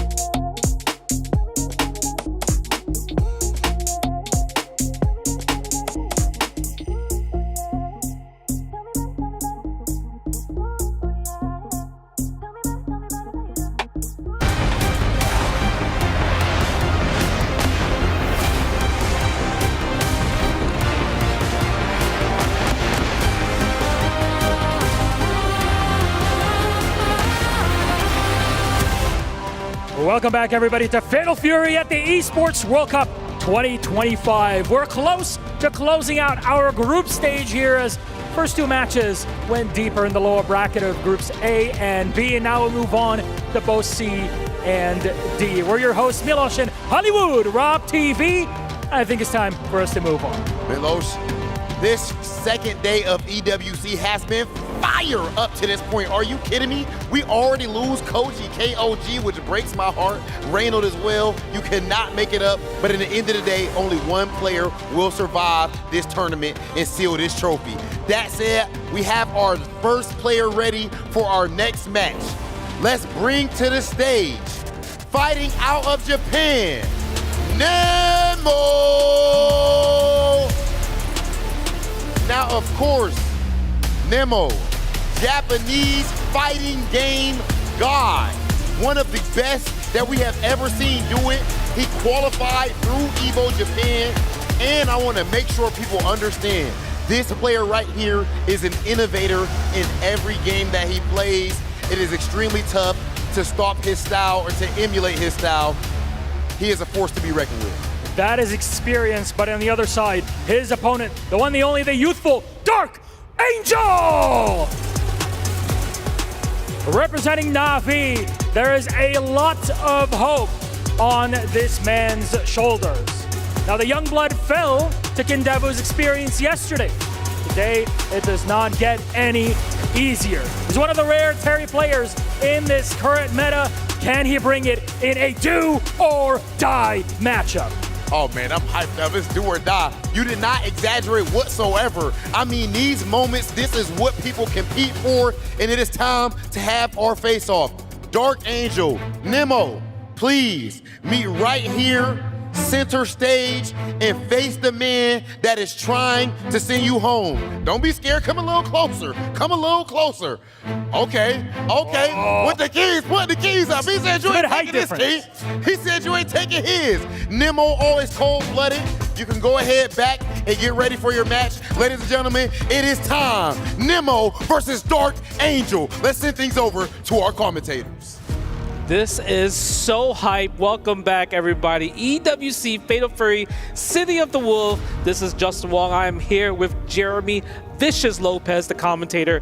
Bro, did you see that face-off right there? Wild. When Rob had said y'all can get a little bit closer, Nemo took the full initiative. He took his key, placed it towards Dark Angel's heart. He's like, I'm here to crush you. Dude, you saw it in his eyes. It's so good. Yeah, it's so intense because a lot of people probably have Nemo as like one of their favorites to make it really, really far.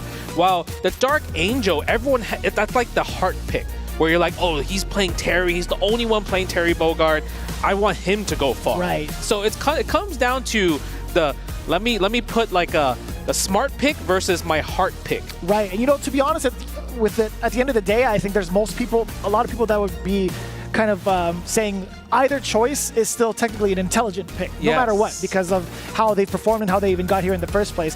I did misspeak a couple of times over prior, by the way, just letting you guys know that this isn't necessarily like a qualification match, but it's just to move on into the next step of it, because we did have somebody further on, like pretty much like the losers finals, so to speak, to get yourself into top 8. So I did misspeak on that. However, this one is just one of the steps going forward, coming in from Group C. All right, so Nemo coming in with the Billy. We have Dark Angel with a Terry, so I could kind of see why people would choose one over the other. You see Dark Angel really getting himself ready. Listen, that's when you know the matches have been so hyped, right? Because the first two matches in Group A, Group B, they delivered. In terms of Group A with the Billy mirror match, like we talked about it, mirror matches maybe people don't find the most exciting, but the fact that it had a double KO, like double rev blow at the same exact frames. Zero frame supers as well. Zero frame supers. It's exciting alone. And even with ET putting layer 1, layer 2 in terms of the shimmy game, catching the jump back with the command normal for the N, it's like once he saw Reynald adapt to it, he added layer 2 into the mix, right? And now we're getting to see the interesting matchups, right? Where obviously we have Nemo, fighting game god. He's been playing fighting games just as long as myself, playing with the Billy Kane, and he's also another person that's like played Billy from the beginning. Also another original Billy player versus the Terry player, the best Terry player in the world. And I would say that in terms of his like the conditionings and the stuff that he does, it's so unique. Like the way he approaches, the way he challenges with supers, the way he uses Rev Power Wave. No other Terry players does that. But he needs to get started. I think that's the main thing, right? If you've taken a look at how he performed in the previous day during groups, he has to just get started. However, with this current predicament against Nemo and his Billy, we might not be able to see it, but who knows, right? Yeah, who knows right here. The chase down right here. And the thing about this, even though Nemo is playing a character that can be more defensive, he's probably going to still be an aggressive player because like Rob says, he's an innovator. No matter what, you can never copy his playstyle, and he will never look the same like another character or specialist. Yeah, but right now, Dark Angel, although being in the flux positioning for the SPG, he's not really able to get Nemo in one spot, Yes. right? He's tech rolled the correct way out multiple times over thus far. And as impressive as that JD was, Dark Angel already looking to lose the rest of his SPG pretty soon. I know, but look at this, the wake-up jab! Oh my god, he got five standing A's in that situation. The close A is just ridiculous. What did you look for? I don't know what that was. I couldn't tell you, but Nemo, he was going to take it. He was so far away, He was like, too. you know, I'm going to just jump in, little short hop. The only thing I could think of was he was trying to hit the cane, right? Because the cane does have a hurt box right there, and that's the only thing I could think of. But that was so ambitious from Dark Angel, and he lost so much resources and also so much life and his SPG right here after this combo. Jeez, look at all the red. If you can't even figure out what the number is, just look at how much red was taken away from the side of Dark Angel. Now the keep away is kind of in effect with Nemo. Doing the far C, going into the pogo, the poke and go, if you will. Nice, yeah. He's gonna use a lot more of the rev blow in this situation, just because it's hard for Dark Angel to challenge it. He would need to high dodge. And speaking of high dodge, Nemo takes it with the anti-air. And the one thing I would say Dark Angel is really good at is just setting up the fact that he can do rev power wave. But that whole set, that whole game, we rarely saw him use Rev Power Wave at all. Right. Do you think he's like maybe thinking about it like, Kindevu counter it so easily, maybe I just can't use it against like these more experienced players? I mean, possibly, but it wouldn't hurt to try it at least once. If you're talking about like not really utilizing it in the entire set, that could be in itself a problem.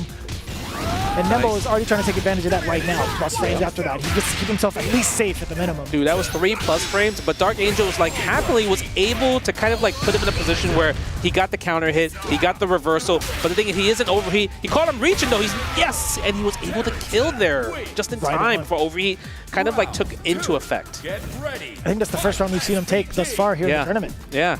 It's going to be a huge confidence booster for Dark Angel, being able to make one of the fighting game gods bleed. Did you get a guard cancel? And that's so good. Like the fact that he can confirm like the standing C's into the break right there, the power dunk break. That's so good. Look at the damage right here. Dark Angel's like so close to taking this game.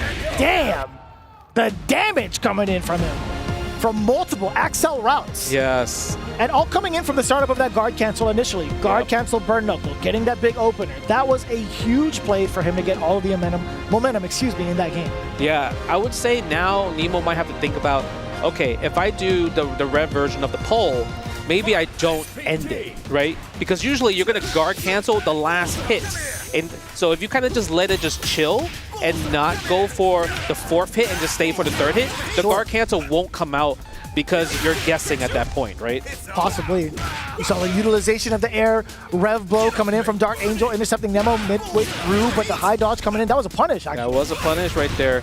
There is the rev power wave, and Nemo's just willing to block it out. He's like, you know what? I'm going to block it out because in this situation, even if you throw me, I'm down to just take the throw. And the power dunk was huge gamble. Huge gamble there. I don't know if it was a gamble or a slight hold to the input as he was moving forward, genuinely, because I don't know what he could have gotten. Maybe like a far stand C, perhaps, maybe a poke, It's just tough because like a lot of people have been calling out his power dunks. Kindevu did call out a lot of that, so it's kind of like when the players here at this caliber are going to do research, they are going to do research like crazy. That's fair. Nice. Oh, the side switch. And this is okay. Even though you get hit by the super right here, like Dark Angel has SPG right now. That's right. But the problem is he's going to lose it right here as well, too. Yeah, as soon as the hit happens, I feel like that conversation goes out the window. Still sitting on level 1. Gonna go for the knockdown instead and the damage as well. And I like that he backs away initially. Oh, he tried to press a button here. Do we go for the power geyser? Yes, we do. Dark Angel, nice. Using the low dodge attack, going for the Rekka right there for the power charge. Blocks that plus frames after the rev power wave. There's a lot more emotion from Dark Angel's face, I feel like, right? A little bit more, right? We saw a huge sigh of relief there. A little bit of emotions also from the side of Nemo. A little frustration coming in from his side. Yeah, ooh, caught him pressing a button right there, using the C version right there of the round wave. Oh, but drops the combo! But not a great punish from Nemo, so it's not too bad on Dark Angel. It could have been worse. Yeah, and he's just about to get himself into SPG so long as he keeps blocking some of these barrages, which he will just a bit. The overheat, though. Is such a problem now. You have no access to any of your defensive mechanics. Nice, wild punish. Okay, go for the power dunk. Huge gamble right there. I love using the rev guard to get pushed back. Minus. Try the challenge after the power charge. Can Nemo break his guard? And we do! do at the hidden gear. The challenge from Dark Angel. That's going to be enough. Puts him in the lead. 2-1. Cosmic Power Geyser. I like that they evolve the names like over time. Like it's not going to be like the same ones over and over again, especially for something as important as a hidden gear. Yeah. I'm glad they add more names to it. Dude, the fact that he was just so ready to hidden gear, like he could have. That's right. You know, he blocked a lot, right? There was a lot of block on Dark Angel's part, and he never just challenged reversal with the hidden gear until he saw the pole vault extend. I don't think we've seen that from a lot of our players today. I think this is the very first time Dark Angel has shown that example of it's like, hey, you don't necessarily have to fear the repercussions of a guard break if you have super on hand. Yep. Right? The challenge right there, using the plus frames. Oh, it was a good attempt with the guard cancel, but maybe Burn Knuckle might have been the better option instead of Power Dunk. I understand the Power Dunk just because if there was an extra hit of the pole vault, the Power Dunk would have won there, right? Because of the invo frames. See, that's the guess of the game when it comes to guard cancel. That's what makes Billy so strong as well too, because you have to decide, do I guard cancel Burn Knuckle like that, or do I do Power Dunk because he's going to add an extra hit in there? Oh, just too far out for the rev blow and a full whiff punish from Nemo. Able to get the full combo right here to take him out of SPG. Another Power Dunk from just Dark Angel in general, but another challenge from Nemo. They're both scrapping and it ties to a 2-2. This might, right now, this might be my match of the day. It might just be in terms of how close it is thus far, but it was a pretty significant error coming from the side of Dark Angel, which is kind of uncommon, right? The way that he's been performing and dominating in a lot of online circuits, you rarely get to see him miss this type of opportunity, right? Just a meaty, you fall short to getting counter hit by your meaty. Exactly. And it's also like maybe he's getting frustrated because he's missing a lot of his meaties right here, and that's what's forcing him to use a lot more Power Dunks than usual, because the amount of reversals that we're getting from Dark Angels, it's a lot, and that gives kind of like the opponent data, because now we know like, okay, you're gonna keep doing these reversals, and if I block it, I'm gonna get a lot of big payday. Nice chase down. Again, the crack shoot missing, and Nemo going for the low crush right there with the crouching B. I love that. An immediate guard cancel for the jump. And I like that, yeah, jumping out of the way to get the air reset against the standing target combo. Nice work. Nice. Oh, but takes the throw out of SPG. Super dangerous for Dark Angel. But if Dark Angel could get one hit, and he does, and he's going to be able to close out the round with no meters spent.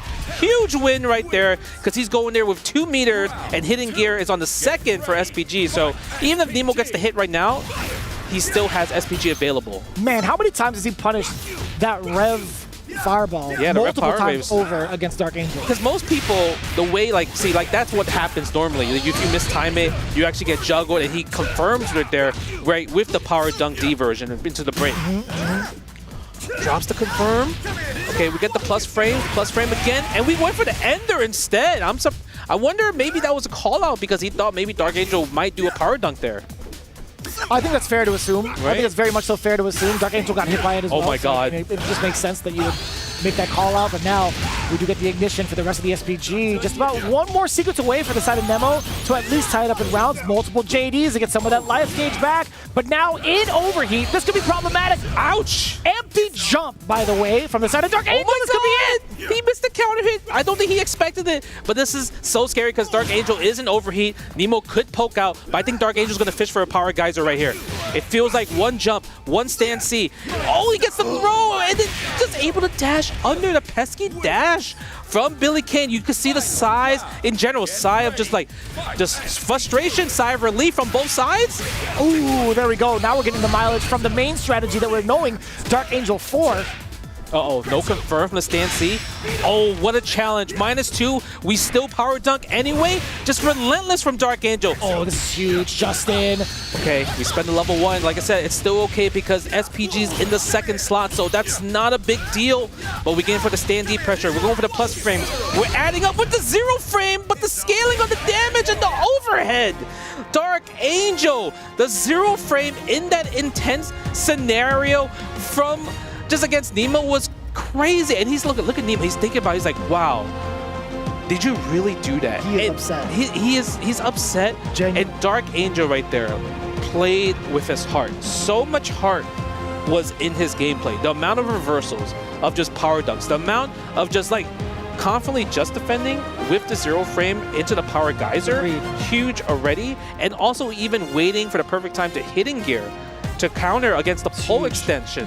Huge already as well too. Lots of praise right there. That was a beautiful match from Dark Angel right there. I would agree with you. It might have been the match of the day for both of us as well. Finally seeing his main strategy come to fruition after everything he's been through. But as it stands right now, let's talk about Dark Angel standing by with that winner's interview.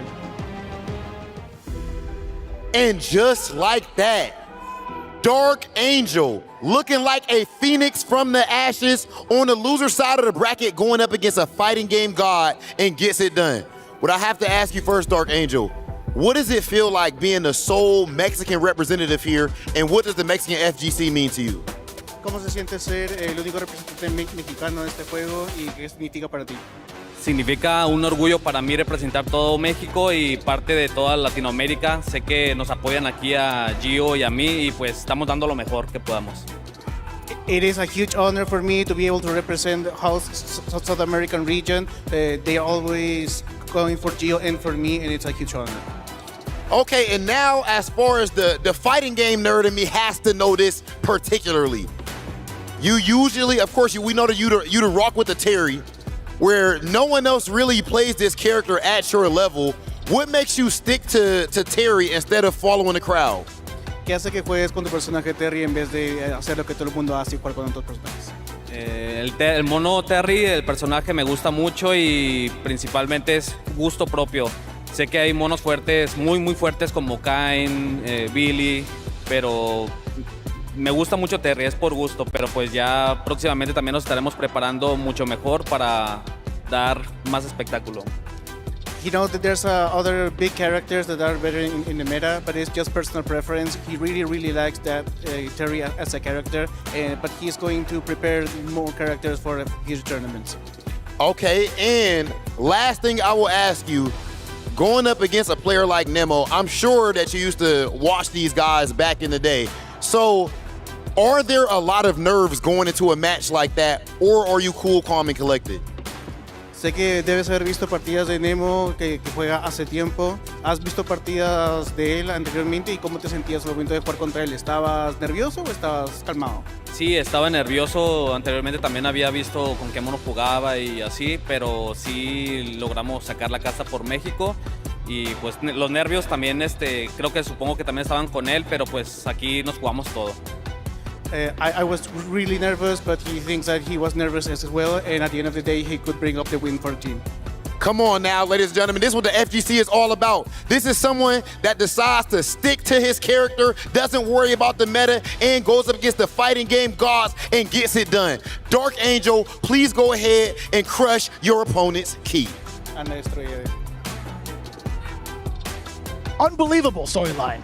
Dark Angel coming back from a very crushing defeat, no pun intended, as he gets ready to crush his opponent's keys, into making it work with him for himself with Terry and the primary strategy that everybody was looking forward to. Like, what happens if somebody cannot get ready for that Rev power wave? But one thing to note for certain, oh my god, that is destruction. A piece of it, multiple pieces have been chunked off. But one thing to note for certain, he has to face off against Kindevu again. Oh, the run back. You know, I don't think Kindevu is like worried about it just because you're going in there like, oh, I already beat you like 3-0. Yeah. So it's up to Dark Angel to be like, all right, this is what I have to do, right? Because like a lot of the things that Dark Angel likes to do with just setting up Rev Power Wave, it didn't work against Kindevu. And you mentioned earlier that it worked against Nemo just 2 times out of the 6. So, and that's kind of what sealed the deal. And I guess that also shows how much power and momentum that he has. But speaking about power and momentum, this guy right here, Punko, amazing with it. Like, he's just always nonstop. And he's going to fight against the Gio. And, you know, this is kind of a thing where, like, Punko's been playing for a long time, right? Like, he's been in the scene, at least competitively, from what we know, since 2009. That's fair. Right? Versus the Gio, I would say he's kind of like maybe more of a newer school SNK player, probably for the last like maybe 5 years. But Punko, look at him. He looks like he's full of experience. He's got the salt and pepper on the dome. I'll tell you what, man. He's looking well seasoned, if I do say so myself. But the Gio, I mean, he's here via the qualifications that he's been going through. And honestly, I think there's going to be a lot of promise with this matchup. With that in mind, let's take it down to our hosts to get the game started. what a story with Dark Angel as he continues on here at EWC for Fatal Fury. Now that said, this next match that we have is absolutely insane, Milos. Are we already ready to bring out the next players? Do you think so? I think we absolutely should be. Let's start off with our first of two. It's Punko! Representing Weibo Gaming. The Gato pick yesterday proved ineffective against Mock. Can he reset and find himself, the wolf he was in process? Punko. My man's Punko. Punko said he's a legend. He ain't got to follow the rules. He gonna stand where he want to stand. What you gonna say to the OG? My man's Punko been terrorizing the scene for years. I don't know. We might see him rip his shirt off today. If you know, you know, FGC. Now that said, our next player, his opponent is none other than the Geo. Now the Geo, fighting out of Peru, representing the Latin American FGC. He put up a very beautiful and important tweet yesterday after falling to loser side. He let it be known that it is far from over and he is fighting for his region overall. That's what it's all about, ladies and gentlemen. The Geo is not done. Loser side power up, it might be time. It absolutely might be the time for it. That's a lot of pressure, but maybe one he can handle. Let's bring our players down here for a head-to-head. Please come on and join us in here, Geo. Yeah, let's see it. Let's see that. Oh, Stare down. Punko getting close. Oh, Geo, come on, pull up a little bit, Geo. Come up a little bit. Come on. You ain't got, look, he get, oh, just a little bit. I don't know. I don't know if he's ready for it or not. Ladies and gentlemen, I do know that we are ready to see it. Punko, the Geo, you can go ahead to your setup. It's time for the match. Brother, that was absolutely Death stare. Did you see how that was looking at each other's eyes? I mean, look, Geo is just chilling. He's sighing. He's got it all. But you know what? Punko on the other side, chill as a cucumber. That is exactly what we expect from them in the game itself. And it is ready to go. Let's send it to our commentators to kick it off. If you have ever been in a competitive space with Punko, you have experienced that exact death stare. And I kid you not, you have to come with it at the same caliber. You have to come with it with that exact same mentality because he is here to eliminate you forever. Dude, that was scary. Just because it's like, yeah, we know Punko, he's been playing so long, but we also have to realize that before Fatal Fury City Wolves came out, he was not doing well, right? He's been posting on social like a lot of like kind of like personal problems that he has been going through. Sure. So the fact that this game came out and he was playing this game on a PS4, by the way, right? Yeah. And he's like, you know what? I want to give it my all. Try to qualify for Esports World Cup, right? And he qualified literally at Brussels just to claw his way to get here. And this game, this event, Esports World Cup, changed his life, right? Because now he's in a position where he's like, if I do well in this tournament, I can help my family. I can be back to where I started, where I was, right? In the fighting game community. So to him, the most impressive part is with all that pressure that you're going through mentally through to your personal life, it doesn't faze him. He's still going to do the reversals, like wake up DPs, just in wake real up life, he's gonna wake up from the bed and work. Like that's wake up reversal right there. You can never condition this player. If there was a player in history when it comes to like, can I condition this player? Can I just put him in a position where I make him scared? This is a person that has never been, no one has ever succeeded in putting Punko in his place. Because even if he loses, guess what? He's still going to do the reversal even if you block it the 10th time. The 11th time might hit. We've witnessed that very much so firsthand in a multitude of different games that we were involved in, right? There's no really changing the mentality of Punko. If he thinks he's better than you, he will go out there and prove it. And he will humiliate you, right? He will do stuff like that, wake up DPs multiple times over just to prove that point. But once that point hits to the opposition and once that mental cracks, he knows how to make the most of it, right? It feels like a landslide, a mental landslide once you let Punko in like that. It's tough because then you feel like if you want to play like that, then let's brawl. But for Punko, he believes that you're going to do something like that. So he's actually going to block your reversals and then punish you really hard for it. It's so frustrating sometimes when you're fighting against a player like Punko that does that type of strategy, because it really tests your patience as a fighting game player. And, you know, we have to talk about the character choice. Punko is also representing a character that's not really known to be in the meta. He also qualified super early. Even the other Gato player, RB, is not playing Gato. So technically, he might be the only Gato player in this event. That's correct. Let's talk about the other side, though, right? The Geo qualifying almost at the last second with City of the Cream getting first place in that with a very dominant Hulk tomorrow. He's been going through his own trials and tribulations as well. Yes, I mean, the stage host already was talking about it. Like, he's a fighter. He will never give up, because when he qualified for City of the Cream, he started from loser side's top 8. That's right. So he had to go through everybody to get this ticket to come to EWC, right? So the fact that he made it here so far, I feel like, let's say if Punko goes up 2-0, that might be the time where the Geo's gameplay might just become Ultra Instinct at that point, right? That might be a pretty significant point to make out, but we'll see what happens, right? I feel like there's going to be a lot of practice, more so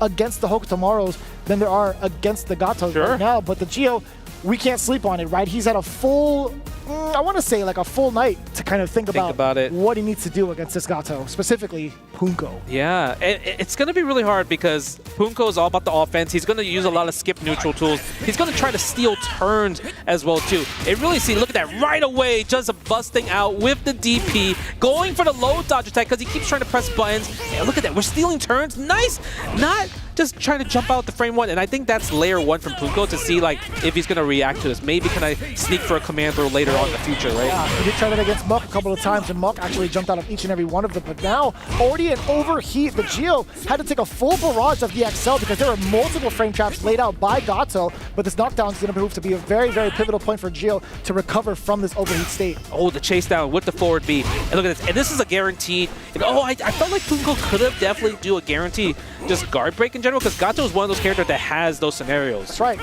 Yep. Nice forward B again into a combo, and that's going to be enough for Punko. Maybe no meter spent right there. One of the Fangs, right? Actually, all of the Fangs coming together in succession. It's always hard to kind of call out the special moves, but I will tell you what, Punko is getting a lot of mileage from a lot of these uppercuts, and now into the Rev command grab. Yep, spending the level 1 right here. Ignition gear. Now what's the guess? Goes for the overhead. And I love the fact that he's using the overhead because he wants to take out the SPG as soon as possible, because Okutomaru is one of those characters that has probably the best rev flow in the game. And look at that, Punko with the offense. All started from one block from Punko, reversal DP, right, against the Geo, and he got locked down ever since that game. And I like that too. I mean, if you really thought about it, the big opener was the command grab, right? That is something he has not been able to land since he started here at EWC, but now a multitude of different hits coming in just off of that Rev XL. Yet again, we get the uppercut knockdown, killing a couple of frames, but still trying to chase down the Geo. A counter hit. The Geo trying to press something on the way down, but there were so many resets and gave Geo the opportunity to bust out with his own Rev roll. But still, the uppercut comes out clean from Punko. Because, I feel like when you play fighting games, you kind of could smell the blood, right? And Punko's a person that can kind of like smell the, I would say, maybe the nerves a bit, because it feels like the Geo is like completely on defensive the whole entire time. The one that has to do the reversals, the one that's giving the data of kind of like these defensive things, right? And Punko is just like, I'm gonna keep taking my turn back. I need you to block my DP so I can see where I have to think about not DPing. Look at that. That was mad. The amount of DPs that Punko is doing is like every time you think it's your turn, it's not, because you have to worry about my just reversal option. Can we also highlight the fact that he's been doing such a great job of playing chase down with not only just the movement, but also forward B. Forward B is getting him a lot of mileage against the Geo's Okutomaru, because now he's even more scared to even try to go for a double jump. Yeah, it's huge as well, like you mentioned, because the forward B has, I would say, a better just a hitbox just going upwards. Because anytime you try to go for like maybe a stand C, stand A, the hop jump actually beats those stand C, stand A normals, right? But the forward B is able to chase down. And the thing is, the Geo is doing such a great job taking control. It feels like maybe he's getting more comfortable of just Punko's playstyle, right? It does take a while. Punko is definitely one of a wild nature. But again, the rev blow coming in full effect. Just one more for the chip. Instant air shuriken, just in case with the speed of it. Yeah, that was huge right there. Huge win for the Geo. And now I feel like with the data that Punko's getting from the Geo, he knows that it's really the rev blow that's giving him the opportunity to be in these positions, right? So now we're going to get the hard knockdown. What's going to be the guess? Is it going to be another overhead?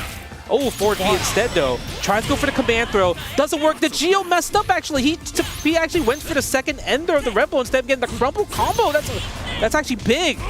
No punish, though. -5. Kind of hard. Too slow. Again, a lot of the rev blow uses. But the thing is, every time you use rev blow, that's 70% added to the rev blow. And you have to be careful. And because of that, he's in overheat. And that was a counter hit. He could have gone with a 2A super.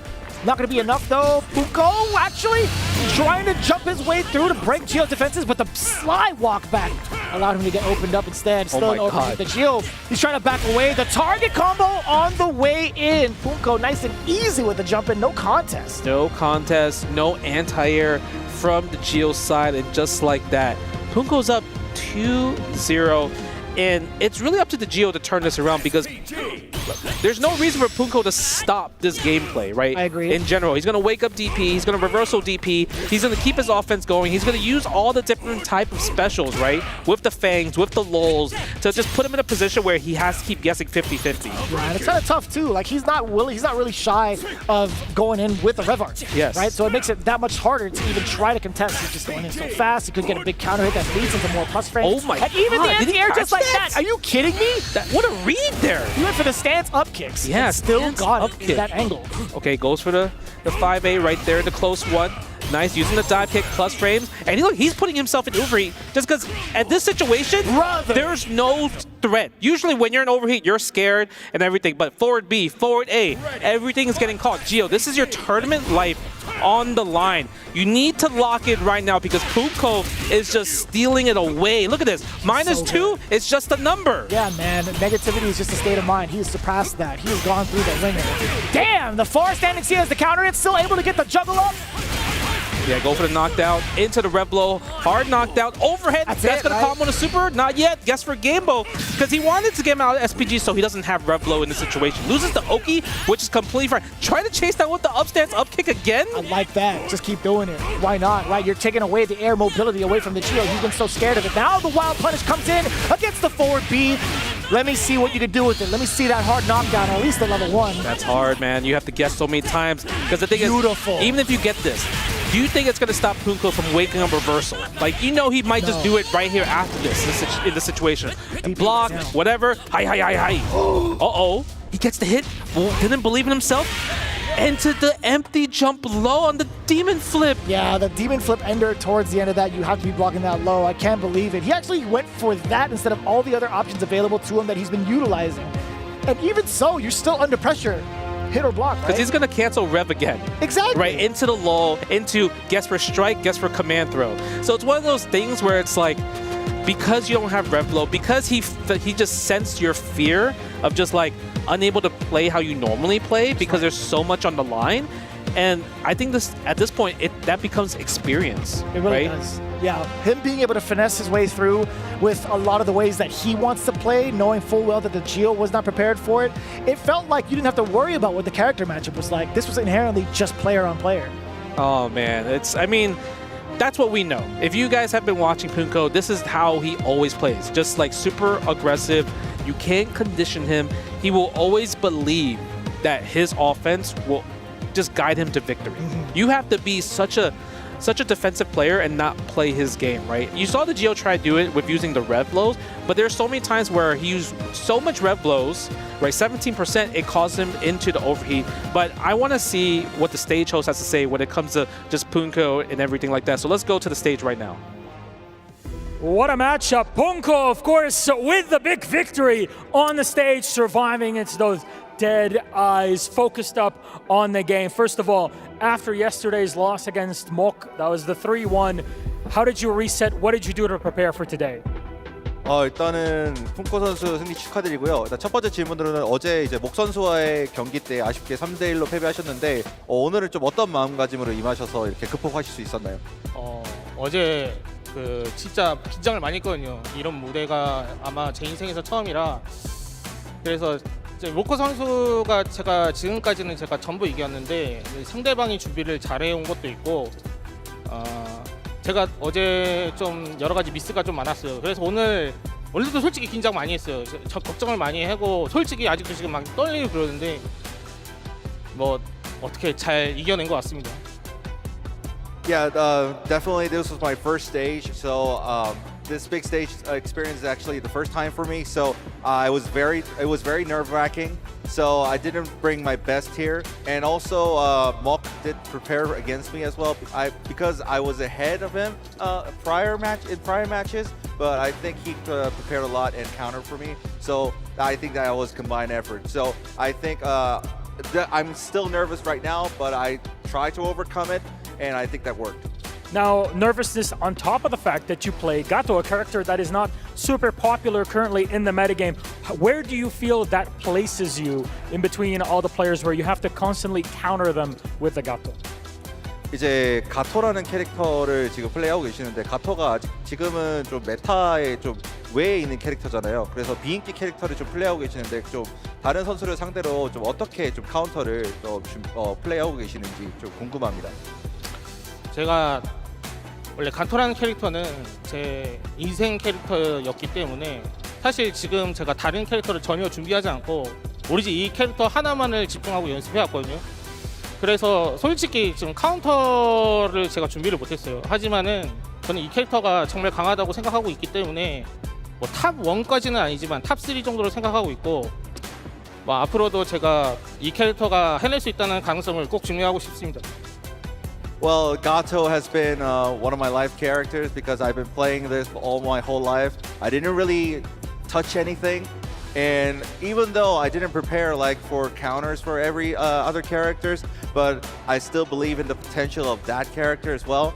So even though it is not top 1 character, but I still believe his potential is like top 3. So yeah, that's why I'm betting on.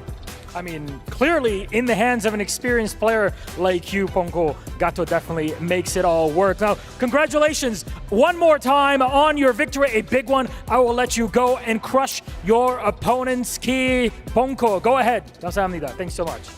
바로 상대방의 키 부수러 가시겠습니다. After that interview, that Punko was nervous. There was no way he was nervous because that gameplay was full of confidence. Even the stare down. Yes. Screamed confidence. The stare down. And I love the fact that he touched up that he feels like Gato could be top 3 in just in general. But when you think about the history of the characters that Punko plays in general, he believes in his meta. He believes in himself. And I love the fact that he just wants to play the characters that kind of, I would say, gravitate towards him. Aggressive offense. Man, it's rough to see. That was quite the screenshot, I'll tell you what. But the Geo now eliminated, but still big ups to his performance overall. Would love to see him in the future in Fatal Fury. In the meantime, we'll get back to the rest of our standings and also who's going to be qualifying in day 2 right after this break. Don't go anywhere. We'll be back with more EWC.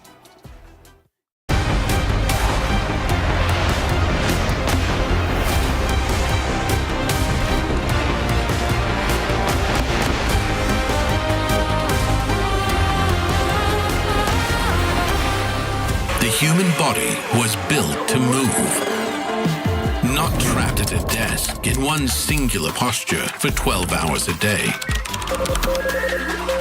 It's time your chair evolved. This is Secret Lab Titan Evo.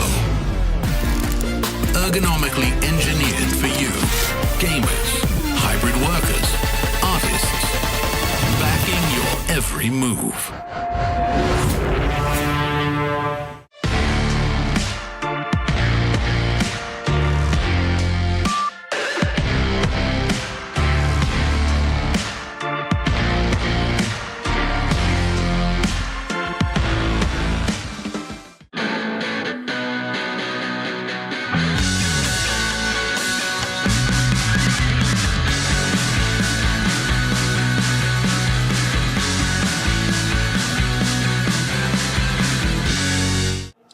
everyone, another elimination match has gone down in ET versus Reynald. Of course, Reynald, unfortunate on this occasion. Commiserations, we're going to be losing him at this juncture, but what an amazing match it was. Talk me through your thoughts just initially. Obviously, you've only had a few moments post-game, but what are your thoughts right now about how the match went? I wish I started off a little faster in general. I felt like I was just slowed down for whatever reason. I wasn't playing the way I really wanted to play. I was playing a little bit more passive than usually do. You're normally, obviously you're well known for being a very aggressive player. You like to set the pace, you like to dictate and control the opponent. What is it? Why did you think you didn't deliver that today? I feel like, there's a lot of pressure here. I don't want to say that I was under that pressure, but I was, so what can I say besides that? This tournament's tough. Like, we got a bunch of high-level players, and they're all trying to do the same thing, We're all trying to win. No doubt, indeed. So yesterday, of course, that first round match versus EJZ, also a tough one, right? Now, that was day one. Did you feel the same coming into day two? Was everything a bit more loose, like because you've had experience on the setup, or did you feel like you had a similar experience where you didn't quite assert yourself yesterday as well? No, it was kind of similar, but today I was a little bit more loose compared to yesterday for sure. Like, I was able to start a little bit faster today, but yesterday it was. You guys saw it, so it wasn't that good for me. All right. Well, everyone's here on a learning experience. This is all part of it. A new game, Fatal Fury City of the Wolves. It's fresh out the box. We're all learning. Part of the training, getting that experience, getting that XP. And it's been great having you along for the journey, Reynald. Thank you so much. Anyone you want to give a big shout out to? Shout out to my wife. I'll be home soon, hopefully. I love that. Thank you, guys. And we'll see you for the next interview.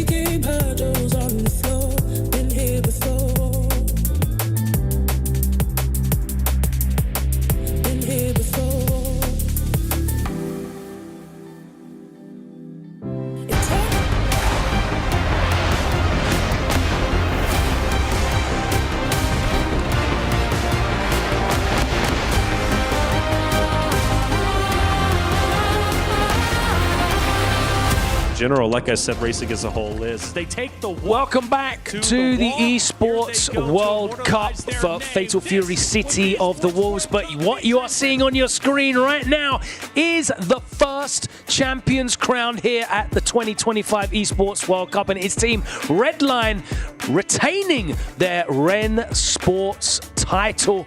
That's right, winning back-to-back championships.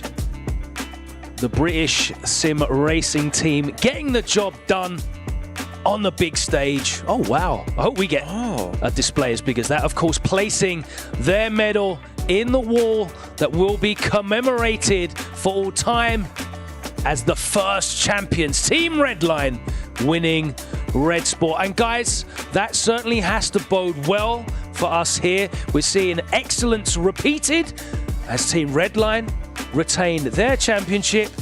Can Xiaohai do the same thing here and win his second championship for KSG? I believe Xiaohai can do it. We've been making a big deal out of it this whole time.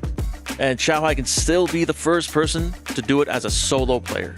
You guys, this is your first time at the Esports World Cup. What did you think about that ceremony that you've just seen? They had an elevator just rising, the cherry lifting you up to the heavens because you're a god now. Bro, we come from locals where you get maybe $10. You might get your venue back, right? Maybe if you win. You get a pack of snacks. Maybe a pack of snacks, pat on the back, come back next week. Yo, don't sleep on my boy Datagram, 3D printing out trophies and stuff, Ratio. Shout out to Lunar Phase. Shout out to Lunar Phase. That's very new, but I would also like to get up there and be vaulted up to the top for a trophy. It is a slightly different scale here at the Esports World Cup. Let's take a look at some of the highlights of the last two matches. And first up was Nemo versus Dark Angel. And my word, what a match this was. Yeah, honestly, I mean, this match had us all on our feet here in the studio. We were just going crazy for it. Dark Angel, really, I think what it came down to was the fact that he was so willing to create scrambles and really get paid out really well for his huge commitments. Yeah, the scrambles, like you mentioned, I think was forced because of the fact that Nemo was so hyper-focused on controlling that vertical space in between, looking for burn knuckles, looking for straight jump-ins, but really getting unorthodox with his movement. I think Dark Angel was able to flip that momentum onto Nemo's head. Not just that, we were talking about how fighting against Billy, you need to just defend and guard cancel. Hyper defend and guard cancel. Dark Angel was doing a great job of that, recognizing that, oh, I'm about to be in overheat, might as well just do it. Absolutely, and also I also wanted to point out that it felt like Nemo was getting a little bit flustered by this aggression, by the scrambles. He was, anytime he was presented with like a huge punish opportunity, he wasn't really taking them. That was a beautiful zero frame, by the way. Yeah. And wow, what a clutch play from Dark Angel. Really, I mean, what a set. I'll state it for sure. Yeah, very happy to see Dark Angel getting his second fit in, but that's it. No. Nemo's going down. The medallion has been crushed, and we move on to Punko versus the Geo. Another matchup here for someone who had a slow start yesterday, right? Even mentioned in the interview that he was nervous, but didn't look nervous to me. This was looking like a Punko that we have seen for years and years.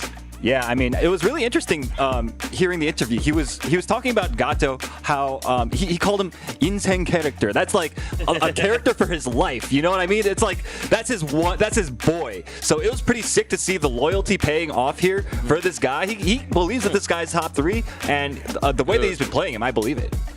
Yeah, and Punko just recognizing his spots, where to go in, when to do his combos and everything. Geo just not looking pleased there.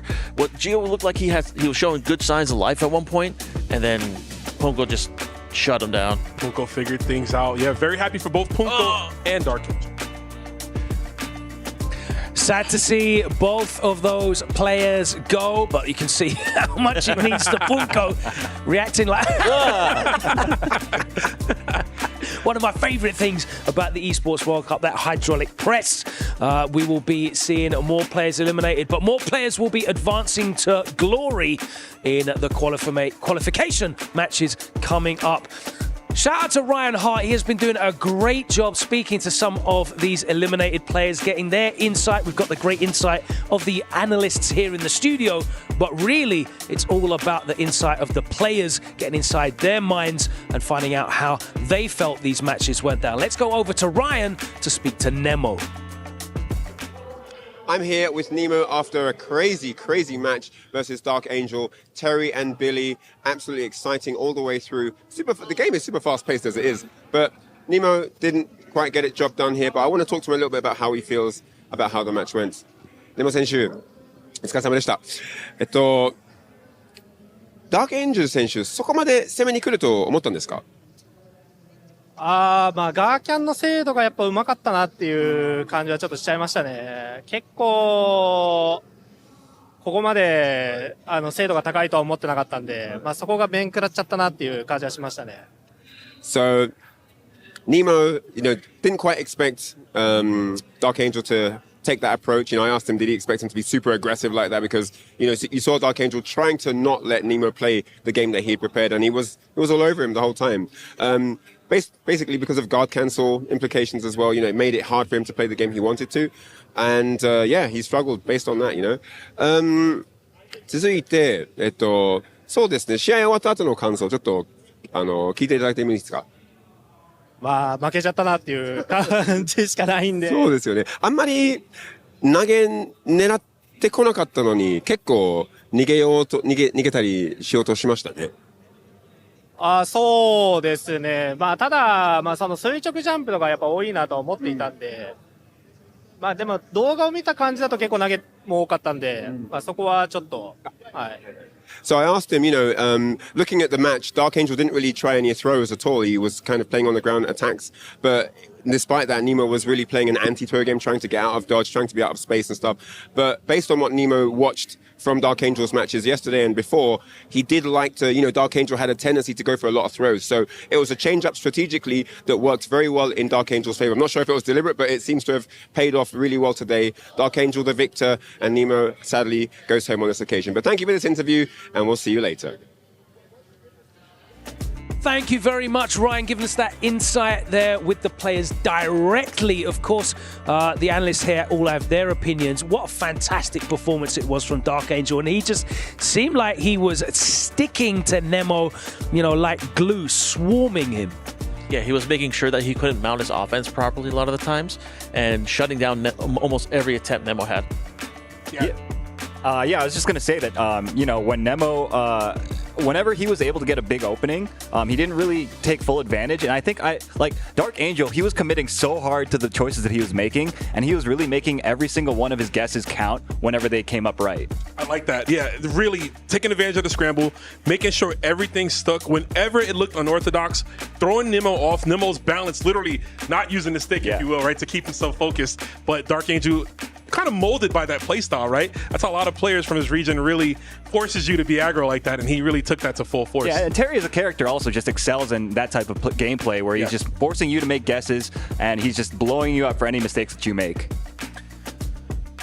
4 players eliminated now. We have 4 more spots to be earned in finals. It's time for qualification matches. And coming up next, we have some huge fixtures. Of course, Team Falcons are represented heavy, but in our first match coming up, it's NY Chris G representing Team Onic going up against Falcons' own XYZZY. And once again, that Kane is going to be trying to keep Chris G away from glory. Guys, can he repeat his performance against KOG earlier? I wholeheartedly believe that Chris G has what it takes to move on in this matchup. I think that he is prepared so thoroughly for this Billy matchup. I think that he can make it happen.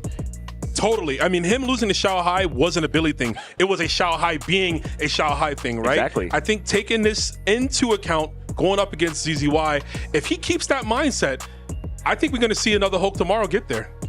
Yeah, Chris G can definitely do it. I'm pretty sure that he has, I mean, we know he has the skills to do it. I feel he's going to win because he's gone up against 2 Billies this weekend? Yeah. Or he did well against the first, which was Shanghai. Did great against the previous opponent.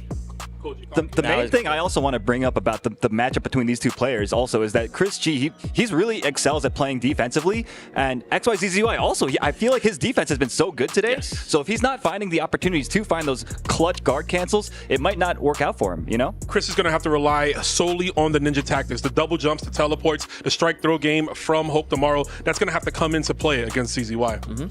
And our second fixture is going to be between 2 names that are legendary. If KO Fighters, are they going to be able to make their legend in Fatal Fury City of the Wolves? It's ZJZ versus ET. Guys, T1 versus Falcons, 2 huge organizations, 2 incredible legendary names in the world of King of Fighters looking to make their legend in Fatal Fury City of the Wolves. So these two, as we know, they've been in multiple grand finals together, both EVO champions. Back in the King of Fighters 15 days, we're both training partners. They know each other very well. Yeah, very well indeed. And we're going to see if ET's just wild extraterrestrial style of play is going to break down the controlled neutral style of ZJZ. It's going to be a tough one, Noaru. What you think? Yeah, I mean, it's really a clash of styles, like you pointed out. You know, craziness, offense, conditioning, high octane movement, that type of thing on ET's side, going up against ZJZ's calm, collected, defensive, disengaging constantly, that type of play style. So I'm excited to see it.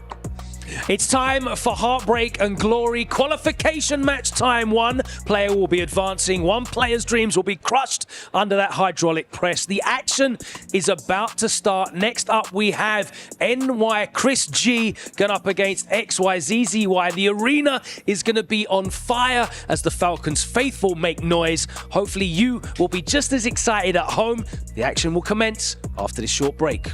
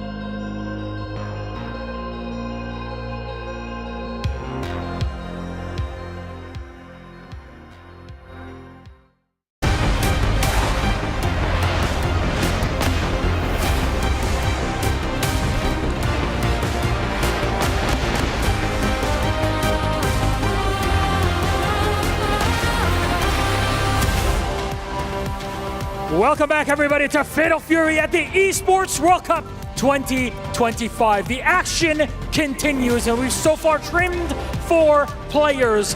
Our challengers are out of the race. 4 players already eliminated. You cannot make it up.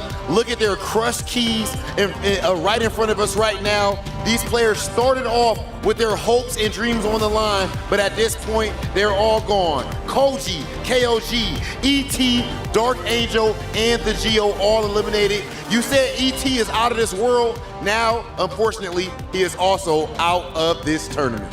Yes, indeed. And this is where things really do get tough, because down from the 8 we started with, we go down to these 4. There's still a shot because there's 4 waiting for the games tomorrow. They were setting up, they were watching the matches and getting ready for what is to come, and there are still 4 more players that can join them, Rob. And out of those players that can join them, we actually are only going to have 1 player, no matter what, that's going to put their key into this trophy and officially crown themselves the best Fatal Fury player in the world and the richest. Let's bring out our first player fighting out of the United States, none other than Chris G. Chris G, representing Team Onyx. This is a man who is a multi-fighting game legend. I mean every word I say with that. He is every definition of the world when it comes to the fighting game community. Multi-game excellence, and of course he plays at his own pace. It is going to be a tall task for his opponent. I think, if anything, the crowd can bring it. His opponent, XYZZY! And you can hear from the cheers, he's definitely a Team Falcons kind of guy. He crushed KOG 3-1 in Game 1 earlier today in this Group A, and the crowd was behind the... My God, he was loving every second of it, Rob. Oh yeah, this crowd definitely has been powering him up. He said that it does actually make him a little bit nervous, but clearly those nerves are a good thing for him. A true champion in those moments are able to pull out something from deep within and get it done. We'll see if he can do it again. XYZZY, Chris G, please meet me right here for the face-off. My man Chris looking clean too, he ready for it. Fighting game legend right here. XYZZY versus Chris G. Okay, do we have any last words for your opponent? Nope. Gonna press some buttons. Ready to press some buttons? We're just gonna play. Okay, enough said then. Go ahead to your setup. It's time to get into it, ladies and gentlemen. Right there, Chris, you good. Chris G versus XYZZY. Only 1 player is gonna survive. We got our next match coming right now. Over to our commentators. All right, sports fans, we are halfway through the evening, and I hope you're ready for more Fatal Fury Season Wolves action. I am L-Box, joined by L Colt, and brother, you gotta be feeling like $1 million right now. Oh, I am, and you know it, and others in the world are feeling so. Chris G just said it, we are here to press some buttons. We are here to have some fun, because we have Onyx against the Falcons, and this crowd has been insane supporting the boys in green. Now it's XYZZY who will have to face the legendary New York's Chris G in order to survive or keep the dreams of the United States alive. That's right, man. We come from an environment where it's sink or swim at any given moment of the day. The losers bracket is the Shark Tank. Winner moves on. Loser faces the Crusher. Completely right, Pocket. This is a party, la fiesta. You don't want to leave it. But sadly, one of these 2 will have to do it. As we and these players are having a button check, you can see how fantastic and incredible is this set over here at the Esports World Cup. Top of the line, the most prestigious esports event in the world, the one that reunites the best teams also in the world, and right now it's Onyx and of course the Falcons, who want to keep their boys alive. And you talk about Falcons, man, most of that crowd is for the Falcons boys that are still in the tournament, and there's quite a few of them. Look at them, they have songs, they have chants, right? Those chants are infectious. Everything, perfect organization. You don't know how loud they are over there at the Amazon Esports Arena. People, it's incredible. Look at them. The hype is on. We are ready, as well as Chris G and XYZZY. Oh man, I can't wait. I know you guys can't wait. It has been quite an evening already. We're only halfway done. We're just getting started. And I mean, people fighting for their lives right now, you know? Like every win is quite a chunk of change in your pocket.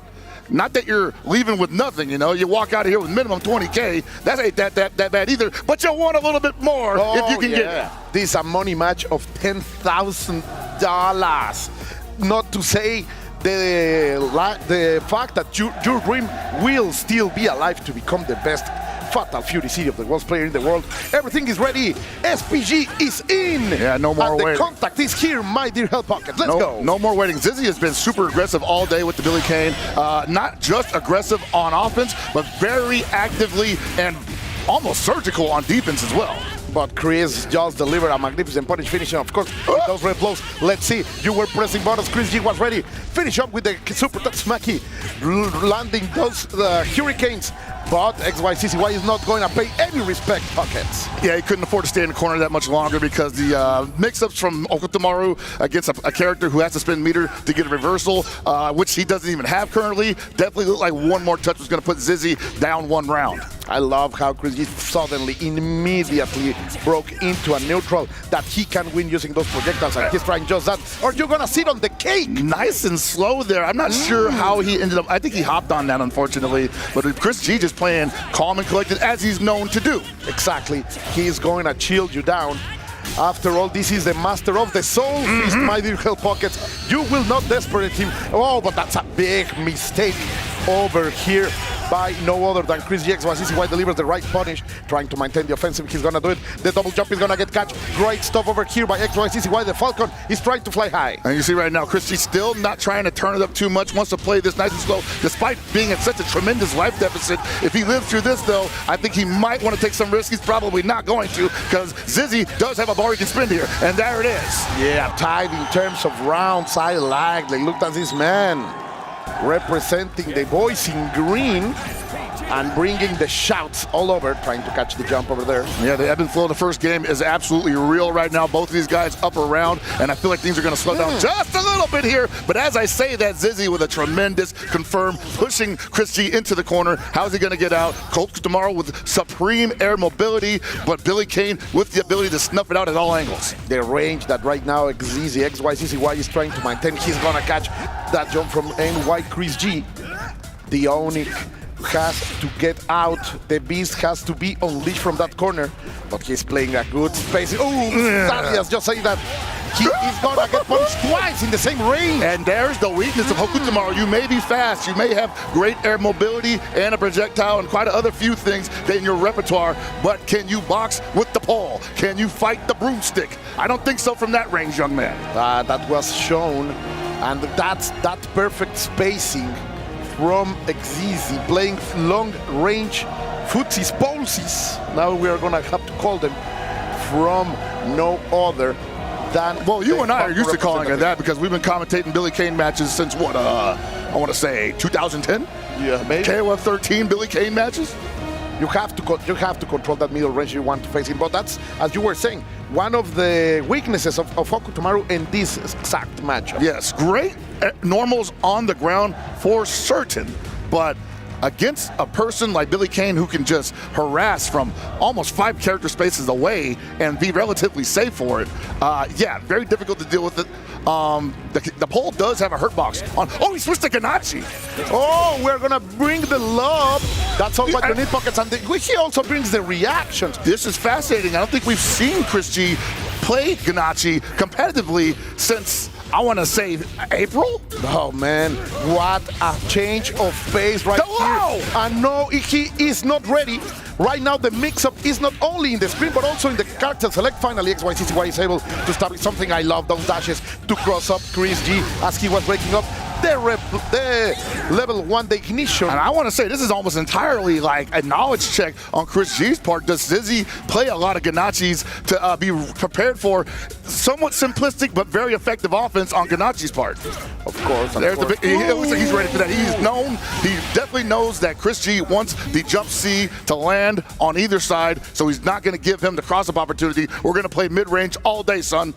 Of course, that close range is one of the problems that Ganachi has. So trying to go with a slide, not gonna reach it, but the far-reaching pokes of Billy are going to land. Let's see, coming cover, don't touch me, man. Yeah, that throw is long and also does a decent amount of damage, and ZYZZY saying, I'm not gonna let you just do that. The counter, my boy! Stop swinging! Is he a psychic? He knows, he's in your mind, Pocket. I got the DJ 1-inch punch over here. Oh, I just love to see it. Let's see, going up with the Remo line, going to land it. He thought it was his turn. You are just dancing to this rhythm, XYZZY. That's right, Chris G with that very textbook Ganachi feint sequence, and ZYZZY just reaching there, throwing himself back into the middle screen there. Nicely done from ZYZZY, but still, man, I think the knowledge check might be a factor here on Chris G's part. He has to be very careful because you are able to punish those far C's. Of course, there is some plus options in the close D and the close B by 3 frames. Oh, my teacher is giving the power. Okay, on the cross-up, he's going to land something. And now this is where Chris G, finally, he is in. But what a dash under to stay out of the pressure. And Chris G playing this very aggressively, possibly taking some damage he didn't have to there, but still not looking too uncomfortable, especially being up around here. And I was thinking, like, how long had it been since Chris had played this character? Oh, I think he has been practicing Pocket. Like, was a nice guard cancel. Magnificent. The reactions, the input speed over here by XYZZY. But Chris G has all that border. Wow. Reaction. Don't come clear to me. You're going to get punished. I need to the corner. And remember the command counter super that. Wow! The dash He's dead! Look at that, indeed, Pockets. He says it. All you need is love. Oh, man, a little bit of concern on the crowd's face there. I don't blame him, honestly, because I think ZYZZY didn't expect that to be the last sequence he saw at the end of that game. Of course, you have to love Salvatore, all dressed up in that skin of Onyx. Perfectly matched with his play in that beautiful yellow. That's right. Now, Chris G may not be able to jump so much here because you see that ZYZZY's totally adept at dashing under over jumps and going for the super far-reaching OB that Billy has available, but stuck in the corner, not real. Another guard cancel from ZYZZY, gets out of the throw, and we're going to get some big damage from this. That was a lot. How much you can bring from one guard cancel. And that jumping shimmy, that hopping shimmy is going to deliver the rhythm that he needed in order to push forward, trying to go into it. And ZYZZY's still in SPG here. Red Blow still on the board if Chris wants to challenge it. He still has that super. It's going to be very any approach, checking the skill check on the long range, perfectly executed by ZYZZY. Possibly a limitation here for Ganachi here, not really able to thread the needle and find the way in through this very, we'll say, shmup-esque offense from Billy Kane. At the same time, he's got to do it. Chris cannot afford to play this at long range. He just doesn't have their toolkit. Completely right. And also, maybe one of the characters with the shortest range in terms of normals. So it's going to be especially hard to face here Billy Kane, who is going to eat all of this delicious Rico. Look at all that damage, Pockets. Beautiful extension. The corner carry is insane. Not enough to kill, just alive by a sliver. Oh, no, they didn't believe it. The producer didn't believe it. And he's got a little bit of help there. Oh, there he goes. Yeah, look at that. Yeah, look at the Team Falcons. Sometimes the game fools even us, guys. Yeah. Shout outs to production, holding the line over here. And we're sticking with Ganachi in the potentially final game of this set. Does Chris feel like he found the window there? I don't know. That was really dominant from ZYZZY, and I'm not seeing much adjustment here from Chris G. He's got to find the window. He's got to find the way home. Otherwise, ZYZZY is going to run away with another possible amount of money that could be going to Chris G. Now he has the pockets. That was a great prediction from the white Chris G.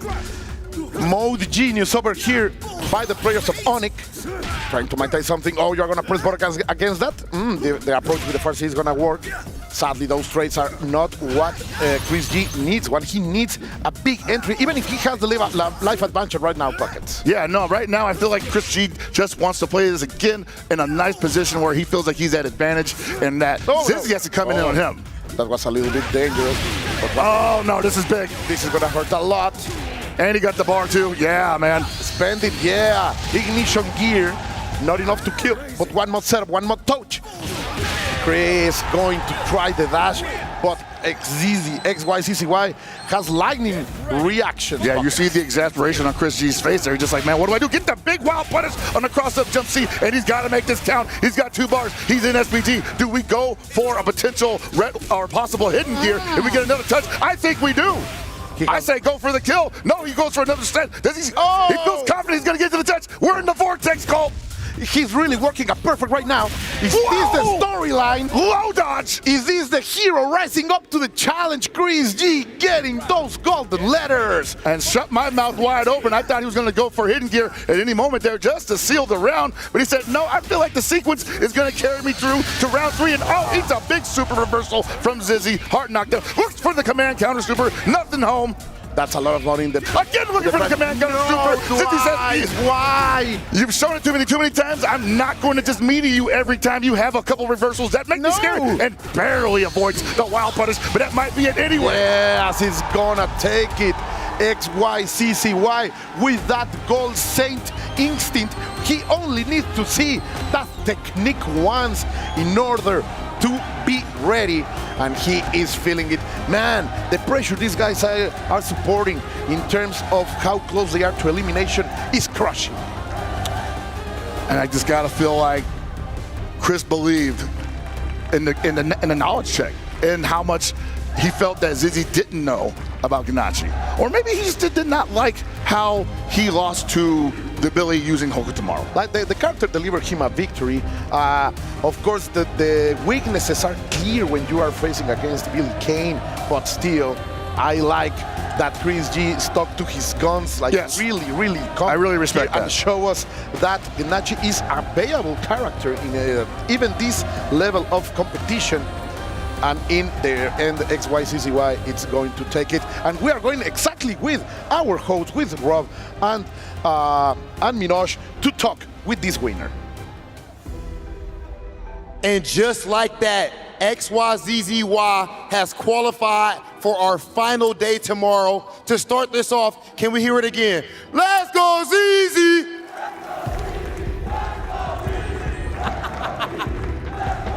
Oh my gosh.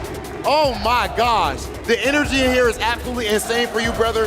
First and foremost, Chris G goes with the surprise pick. He brings out his Salvatore Ganache. A lot of times, people are knowledge checked with that character. They don't really know what to do against him. How did you prepare for Salvatore Ganache, and were you surprised by the pick? 일단은 승리 축하드리고요. 첫 번째 질문으로는 크리시 선수가 잘 알려지지 않고 잘 모르는 살바토레 그나치라는 캐릭터를 꺼내드렸어요. 이 캐릭터에 대해서 좀 얼마나 알고 준비를 하셨는지 일단은 좀 준비 과정이 궁금합니다. 크리스 G 선수가 가나치를 했었다는 건 알고 있었는데, 네, 지금까지 전혀 준비는 한 적은 없었고요. 예. 랭크 매치에서 가나치를 하는 이제 한국 선수가 있는데 랭크 매치 때 이제 그분과 이제 좀 많이 한 적이 있어가지고 그냥 그 기억으로 했습니다. So I knew Chris G sometimes uses the Ganache, but I didn't really prepare for the character itself. It's just like I have met a Korean player who uses Ganache in some of the recent matches, prior matches. So all I relied on was my experience with that. Okay, and now, of course, you are officially into the final day. You are now in top 8. Next up, if I'm not mistaken, you're going to be going up against Goichi. How does it feel to know that you qualified for the last day? 이제 8강전에 올라가게 되셨고 이제 마지막 날에 또 이렇게 올라가게 되셨는데 마지막 날에 이제 첫 상대로는 이제 고이치 선수가 될 거예요. 고이치 선수 상대로 좀 어떤 경기를 좀 기대하시는지 궁금합니다.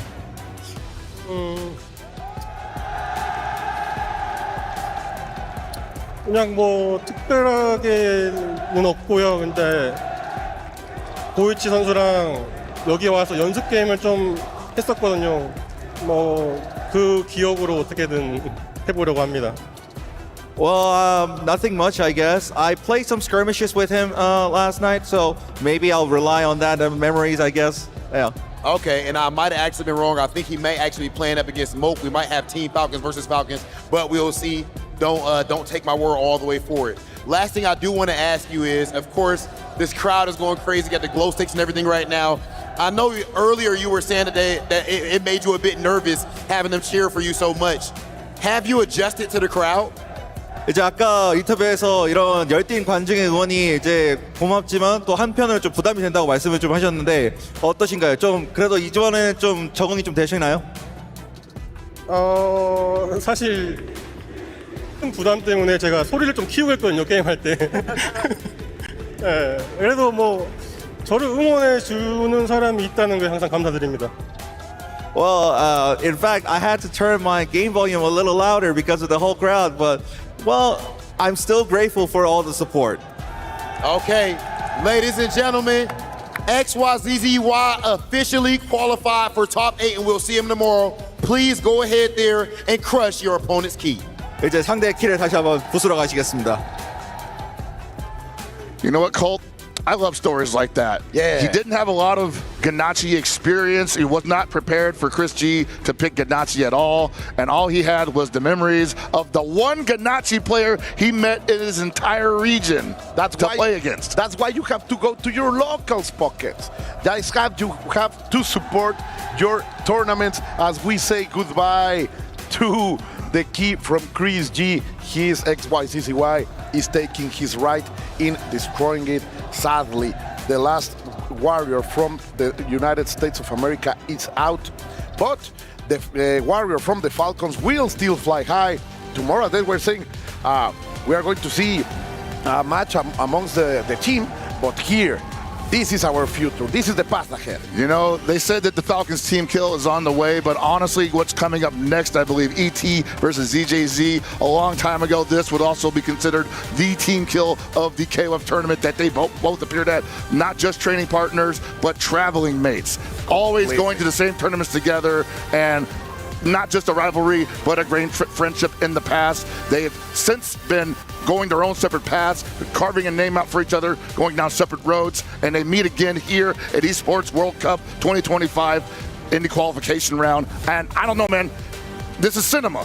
As the memes say, this is the most cinema that you can get in the SNK Esports ethos. And what it means to the whole circuit, to the whole EWC, because these two teams are very much candidates to get the whole thing. Like keeping alive T1 in this tournament is key for the strategy that T1 would have along the rest of the full EWC. It's such an important match, and we are going to leave this right now together, Hellbucket. All right, man, Stagehouse, get ready. What we got for us? And just like that, we have another player qualified for top 8. Congratulations again to ZJZ for qualifying. That match is going to be absolutely insane tomorrow.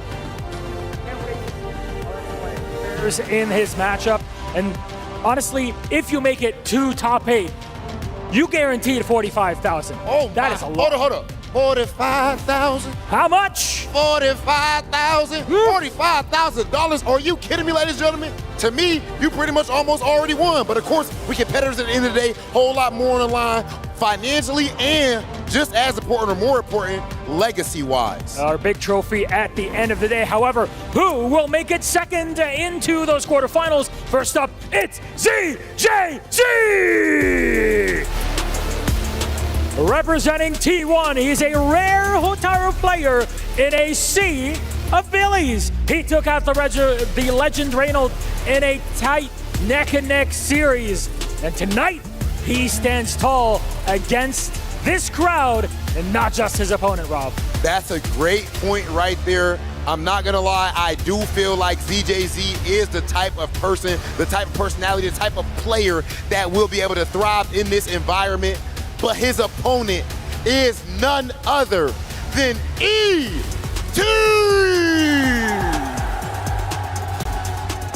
ET, a legend in the scene. This is someone that is on the SNK Mount Rushmore if you talk to anyone. Multi-time Evo champion. Do you know how hard it is to win that tournament just one time? The creme de la creme, and he wins it multiple times. This player is special, and now he is trying to show he is not only a legend in the world of KOF, he is trying to do the same thing in Fatal Fury. Let's bring him in, please, gentlemen. Join us for our face-to-face, please. ZJZ, if you may join us on here, gentlemen, please. Yeah, I need to see this face. I got to see the energy. Okay, it's some The smiling. game. Sometimes the people with the smiles, that's the ones you got to worry about the most. It's Are you joy. ready? Are you ready? Okay, enough said then. Go ahead to your setups. I think Go it's ahead. time to get to our next match, Malik. I am absolutely ready for this one. Two giants. Winner of this plays Goichi tomorrow. They're not going harder than this. On to our commentators. Oh, wow, those smiles said it all. Pocket, you were telling us the story. These two know each other so well. This is what I like to call a locker room battle. They have been training partners in the past. They know what their weaknesses are. Maybe not in this game, but just as players, it's going to be fire. Maybe the best match of today, all to qualify for top 8. Yeah, you know, I said this would be absolute cinema, and I gotta be real, I did not think I'd get chills watching them stare each other down, because yes, they look like they were having a good time, like old friends meeting each other after a very long time, smiling at each other, but honestly, behind those smiles is like a couple of sharks thinking who's gonna get eaten first, who's gonna get bit first, and honestly, I'm kind of on the edge of my seat for this one, because sure, plenty of times this has happened in the past, this exact clash, either in grand finals or before, but I don't think it's ever been this tense before. Yeah, it's gonna be so much, man. It's so much in the line, as you say, memories, everything that they live together, those training sessions, it has to be, all of that has to be behind their own killer instinct and that need for survival, because the one who stays alive will go forward in this tournament into the top 8, and the other one will be crushed under hundreds of thousands of tons at that press. Oh my God, and the people is gonna love it, because these Falcon fans just keep spreading their wings, Pocket. This is gonna be a very meaningful crush when it finally happens at the end of this set. But we gotta get there first. We gotta get to the beginning of the set, gotta get to the middle, and then eventually to the end. And I can't call it, man. These guys have gone back and forth since I've known them, since I've been commentating KOF, since I've been commentating fighting games. They have gone back and forth almost month to month, year to year. I can never say who's going to take it between the two of them. Completely right. Both KOF champs, both Evo champions, both legends themselves, each one with a whole story and so many titles. We will be here tomorrow if we started to enlisting them, but that doesn't matter now. Things are ready. They have started. Well, I think we might still be in a button check here. Yeah, I scared for a moment. They definitely cooked us with the double button checks. Yeah. The bait. And that's just the level of tension that's in the air. I don't know if anybody else can feel it. I know people that have watched these two gentlemen get down and boogie for the last 10 years of competition are definitely feeling it in their homes right now. This is not just for the money. This is not just for the trophy or for the key. There's a lot riding on this. I want to say a little emotionally, for me at least. Man, even when he is your best friend, even when you are fighting one of your biggest rivals, you really need to know you are the best one. Yeah, and this is also happening here. I have a ton of respect for both of these gentlemen, to the point where I'm just like, man, I don't want to watch it. You know, I almost don't want to see either one of these brothers go down. Oh, I think everything is ready. CJC, of course, with Hotaru still keeping that character all the way to this tournament. ET, now part of the Billy Bunch. The Billy Bunch, I mean, technically he was a Billy Bunch captain, as we said before, a long time ago. Yes. He whipped out the Billy last night, didn't find a lot of success with him, went back to Hook tomorrow, started working his way through the bracket. Yeah, he's been the most flexible, let's say, in terms of character selection during this tournament. And here we go. Look at that. The pressure, the breathing, deep the concentration. Deep breaths only, guys. You have to bring everything out. Pockets, please, shout it out. Here we go, guys. one more time. ET versus ZJZ. Oh, finally. It has begun with that first impact from CJC, but now ET has the punish, pressuring against the corner. We are on the left side of the stage, and of course, the plan is not to get out. Oh, there was not a punish there. Yeah, a little bit of patience there on ET's side, knowing that there was going to be... Oh, no! Oh, the drama! Oh, no, he's already pointed out some issues. The drama. What is possibly going on here? It's something in the top and of the... ET said, hey, I was already cooking you in the corner. What's going on, brother? It's something in the top of the screen. CJC was pointing at the two top corners. Of course, all of the team of the EWC is there to support the players. Just a little bit more, boys. The emotion really took us over, but it was just the start. It was just a couple of blows in hands on my head. You're feeling this drama, Pocket. The adrenaline has sunk to the pit of my stomach after all of that, and I'm just like, man, of course that was not going to be. It was a problem with the control mode at his selection. Oh, he meant to pick another mode. Well, I mean, that happens. You know, like, look, like I said, man, like this. Yeah, the nerves. This is not just about the money. These guys are feeling it. And if someone is feeling it, it's those Falcon fans. As we are here, the smile that fights. ET is here, as Rom himself called him the extraterrestrial. Yeah, man, some of his skills is definitely out of this world, but ZJZ, as I like to call him, the most unfun man to play against in fighting games. Like, this guy will make you hate whatever game you're playing. But now everything is set. Of course, this is for real. This is a German challenge, so no points awarded to anyone. It was just in time, and CJC starts going forward. And if you want, as you say, to play about the control, the press down, cooling down your character, Hotaru is ideal for that. Almost certainly, you know, like Hotaru got a little bit of wind taken out of her sails in the most recent update, but still a very dangerous, versatile, and maddening character to play against. Let's see, good just defense over there.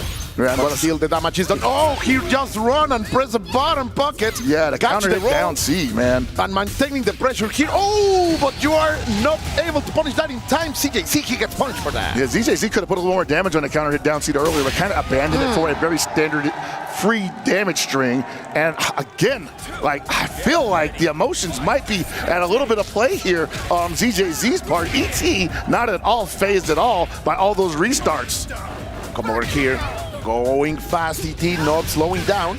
Ooh, oh, what he tried to just defend in the right. Yeah, tried to hyper defense at the end, and you have to do that. There we go. Get the guard cancel. In the end, he's gonna land it. Yeah, ZJZ needs to clean it up a little bit here. We saw him play yesterday a little sloppy, but managed to squeak it out against Reynald. So he's going to be a little tighter than that here. I can see that instinct in ET predicting some moves from by CJC. That jumping was so big and has left the player from T1 at touch. Finally, he's gonna land it with the whole screen poke. And ET is gonna take number one, making these Falcon fans extremely happy. You gotta believe he just wanted to throw a fireball there, and the pole just extended at the perfect range to stuff it. And gets hit by trying to run up. It eats a low B for his trouble. Far D wild punish, make it hurt ZJZ. Let him know you still out there. Those amazing normals from Hotaru being placed into right order. And still in. But two eyes, really? How are you gonna use the CJC? He needs to bring it the pain, and he does it. He's gonna get the bar. It's gonna be enough to kill, of course, yes. Call the ER because Billy's down. Tighten up, son. He finally got that counter hit down C that he got earlier and converted correctly in the corner. Big damage combo. Ooh, too far away from that C, and needs a whip punish for his trouble. Big mistake over there by in the spacing of CJC. Oh, you're gonna get baited, son. Yeah, ET switching up the timing of his strings, forcing ZJZ to miss those guard cancel attempts from defense, and that's why he's taking all this damage here. Ooh. He's paying it big in blood. Finally, he's gonna be able to take that SPG away from ET. And going for the prediction, sadly the timing was not the right one. They just defend getting a little bit of life back, but still there. Wow. Overheat. Are you gonna steal this CJC? Oh yeah, and he go for the guard break too, because he's only at 60% rev. He tried to empty jump. Oh my God, he thought like, hey, he's probably not gonna wake up super here, but if he does, I'll empty jump and possibly be safe enough to guard if it comes out. Ends up eating a throw instead. That knowledge in between them pockets is being shown. Both of them started with the SPG at to start the round. Ooh, what a backdash over there, not allowing the British criminal, the hooligan, to touch this innocent girl who can't really make a number on you pockets if she is this close. I know, man. She's about to have some resources on her end too. Only a 47% rep. That's gonna hurt. He's got a bar too. Rip it, dude. No. I think he felt it was not in time to get the resource. Wow, the dash up close. This is gonna be enough. So much resource, so many resources on ET's side. Yeah, red line that. Yeah, not enough to kill yet, but it's on a touch right now. And this is totally in ET's favor. Yeah. What a comeback. Amazing. He didn't broke this. The decision is there. All that willpower from ET, not breaking him down, driving him all the way to steal that round. Yeah, man, ZJZ with an attempt, with rather a chance to put that game away and opted for the ADP that led to nothing and gave ET the opportunity to commit what he just did. Yeah, man, amazing change of momentum and strategy from CJC, who went back into the fireball game, but the jump in is gonna get punished, and now he will have to fight his way away on this corner hit, because that red blow is really going to crush the damage and gain all the positioning to ET. And right now, like ZJZ, looking like he is the one out of step with the better player, which is ET. ET has not been forced to not utilize a super on reversal at all during this game. It hasn't been blocked, it hasn't been just defended, it has been baited. Oh, well, again, there's fireball. Wow, gets the reach. Perfect approach by CJC, who decided, or maybe made a mistake over there, to not capitalize out of it. And this is shades of last night, where he had some pretty good opportunities to put a game away, and it just never came out. And I gotta feel like that's frustrating. Yeah, man. On top of everything else that's at play here, you're not completing your strings. Going for the full punish right now. CJC yet again falls into the trap. ET playing, I have to say it, because he feels fresh. Yeah, no, ET looking like a fresh as daisy right now. Not at all missing any opportunities and taking advantage of everything that ZJZ is giving him. Ooh. Finally, the timing is well to guard that red blow. Nice. The canceling to the DP to deliver the full Kotaru damage. But the revving is coming, 80%. He cannot spend anymore. He will get into overhead. That's not what you want to happen if you're ZJZ right now. You're locked down, middle of the corner, middle of the field. You have to gamble on DPs like that. You're not going to get too many opportunities like that. And you're overheated on top of everything. Wow, the big meaty! Post D! He's got him over. He drops the DP break. He gets it back. Oh my God, no! The last like this, ZJZ! He thought he had a window. He thought that after the drop, ET was going to go for another button. And he created the opportunity. He went with that frame trap, which ET fall for, but sadly there was no end at that offense option. ET is going to move forward with a very, very solid 3-0. Wow, Buckets, as you were saying, history is written in this kind of matches. Yeah, no, wow, man, like, these things happen at high intensity situations across all gaming, not just fighting games. You can turn into complete spaghetti at any moment playing any video game when things get hairy like that. But between these two, that's not the first time I've seen that happen, except the last time that happened, it was ET who was on the losing side after dropping a big game-ending combo. No, simply insane what we are watching here. ET is going to get into the final Saturday, into that very, very magnificent top 8. But wait, hey, we have to go to the scenario because we have an interview with ET. Up to you guys. The man of the hour, give it up for ET! The crowd is all behind you. Now, first of all, congratulations on making it to the quarterfinals. You're playing against a rare Hotaru on the other side. How do you prepare to face off against that? 首先，恭喜你成功的晋级了8强。你刚才那场呢是打了一个比较少见，现在比较少见的一个人物了，就是这个 Hotaru。就想问你当时是怎么个准备的呢？应该就是在选角上刚好因为有练第二支比例，所以就想说试试看，结果发挥的还不错，所以蛮高兴的。Honestly, I wasn't like 100% prepared against it. It was more like, you know, my character is it's made up for a reason. So I simply went up there and I performed my best. It turns out it was good enough. And did it great. You have the crowd behind you to cheer you on. Now, tomorrow, you're playing. You're guaranteed $45,000, and you play against Goichi. How do you feel about that match, and is there anything you'd like to say to him? 下一场你将要对决的是这个 Goichi， 你准备要怎么个去准备这么一个强劲的对手呢？他是个非常聪明的选手，需要做相当多的对策，我会做好万全的准备来应付他。Goichi is a very, very intelligent player. He's got a lot of things up his sleeve, so I have to prepare doubly hard as well. I've got to make sure to have ample time to make sure that all my homework is done, to make sure that, you know, I'll be able to I have just as many counter strategies against Goichi's ideas and his smart play style. I'm very much looking forward to that super technical match. One more time, your victor and off to the quarterfinals, ET! ET, please go crush your opponent's key. It's all yours. All right, man, you heard it there first. ET feeling like, hey, sometimes it's a little bit of luck, it's a little bit skill, but it's 100% heart all the time, and he's got it, brother. What it is all the time, it's 100% is effort, my dude. Because right now, we are seeing all of that. Oh, he's feeling it, yeah. Yeah, I know That's he didn't want to do that to him, man. Not like that. Whoa! The bones are everywhere, man. That hurt, man. It snapped. It snapped. Does gold have bones? I don't know. Like, that's not how I want to find out. I was able to carry one some hours ago, and they are heavy. They are heavy. They are heavy and solid. And you don't get to take one home either if you lose it. So, sorry, ZJZ. But we're going to have to see you the next time at the next event. And we're going to see you guys in a little bit because we got some more bills to pay. We'll be back with more Fatal Fury City of the Wolves action here at EWC 2025 in just a moment.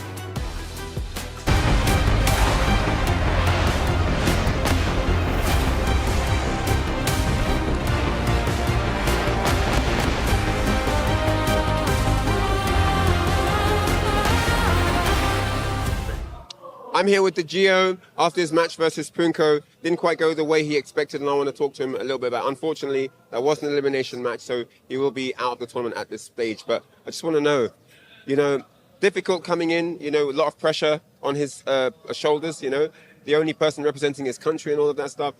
Was he able to deliver what he prepared? Did he feel like he went in with the right confidence? And is there anything he feels he should have done differently in the match?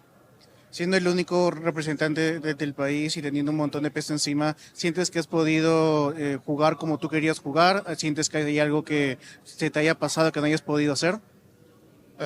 Yo siento que no he jugado como sé jugar, motivo de los nervios. Es una experiencia más en mi carrera. Recién tengo participando profesionalmente, por decirlo así. Es mi primera vez en un torneo tan grande.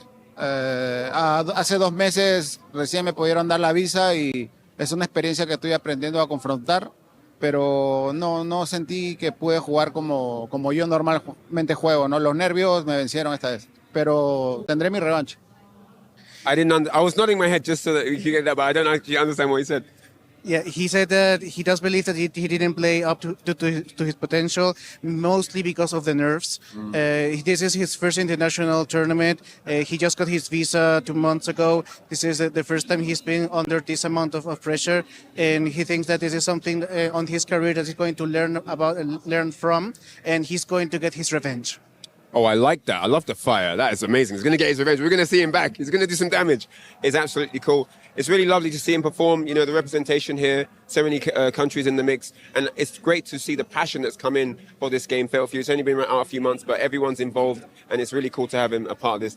Look forward to seeing his return. Look forward to seeing him come through with more. And is he happy with his character? Are we going to see a character change? Does he feel that he might want a secondary to back up his Terry? I mean, how does he feel right now? ¿Cómo te sientes respecto a tu personaje? ¿Sientes que vas a cambiar de personaje pronto? ¿Te sientes feliz con el personaje que estás jugando ahora?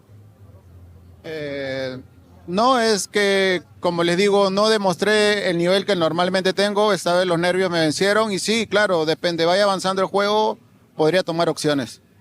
He said he's going to explore more options, that mostly because he couldn't perform the way he wanted to perform, he is still playing with the same character. Thank you so much, and thank you. Great to have you on board. Muchas gracias. That's it for us here. Time is up. Back to you guys.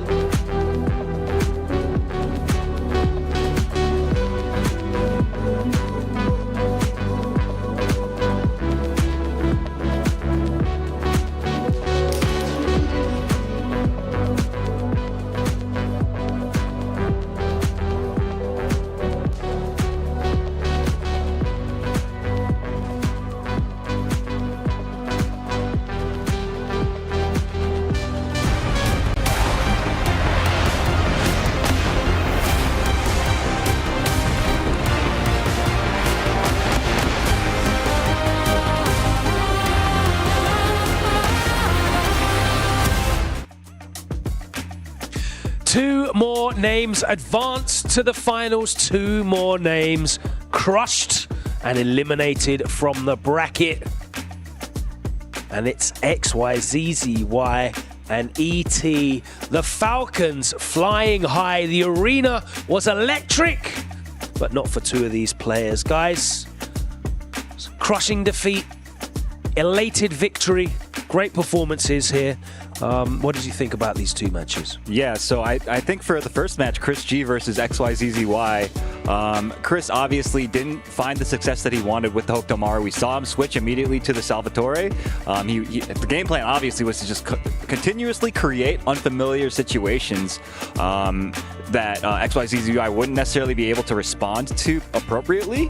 But, I think what ended up really getting him in the end was the fact that he was so eager to tech and defensively throw. You know what I mean? So what is it exactly that wasn't working for Chris in the initial pick that forced that counter pick? It was just the standard Billy versus Hokutomaru match. We've seen Hokutomaru's get by, right, because of it just being able to move around so much, but ZZY's defense really gave him that extra eye to look for the proper jump-ins, as you were seeing, check in from full screen. Really, that approach, again, the big standing C, we saw that's what was been the big thorn in the side, the pole in the side, if you will, of Chris G. It was also a lot of his defense as well. Both players known for slowing the game down, playing defensively, playing at their own pace.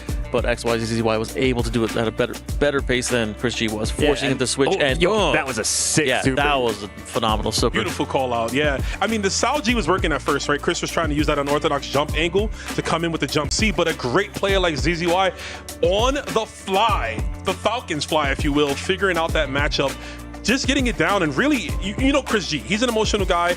The minute he saw that he couldn't really break down ZZY, we started just throwing out Hail Mary counter supers. Yeah, XYZZY, it was very clear he had some experience with the matchup. He was disengaging quite frequently to maintain a position where it was difficult for Chris G to make to threaten the ambiguous cross-up situation. And you saw that over and over and over again. The shimmies were in full force too. We saw that Chris ate a lot of just jump C's, getting baited from throw. I want to say about 4 to 5 times. His percentage was extremely high on that one, and that's what got ZZ the dub. And then it was the clash of the icons, ZJZ against ET.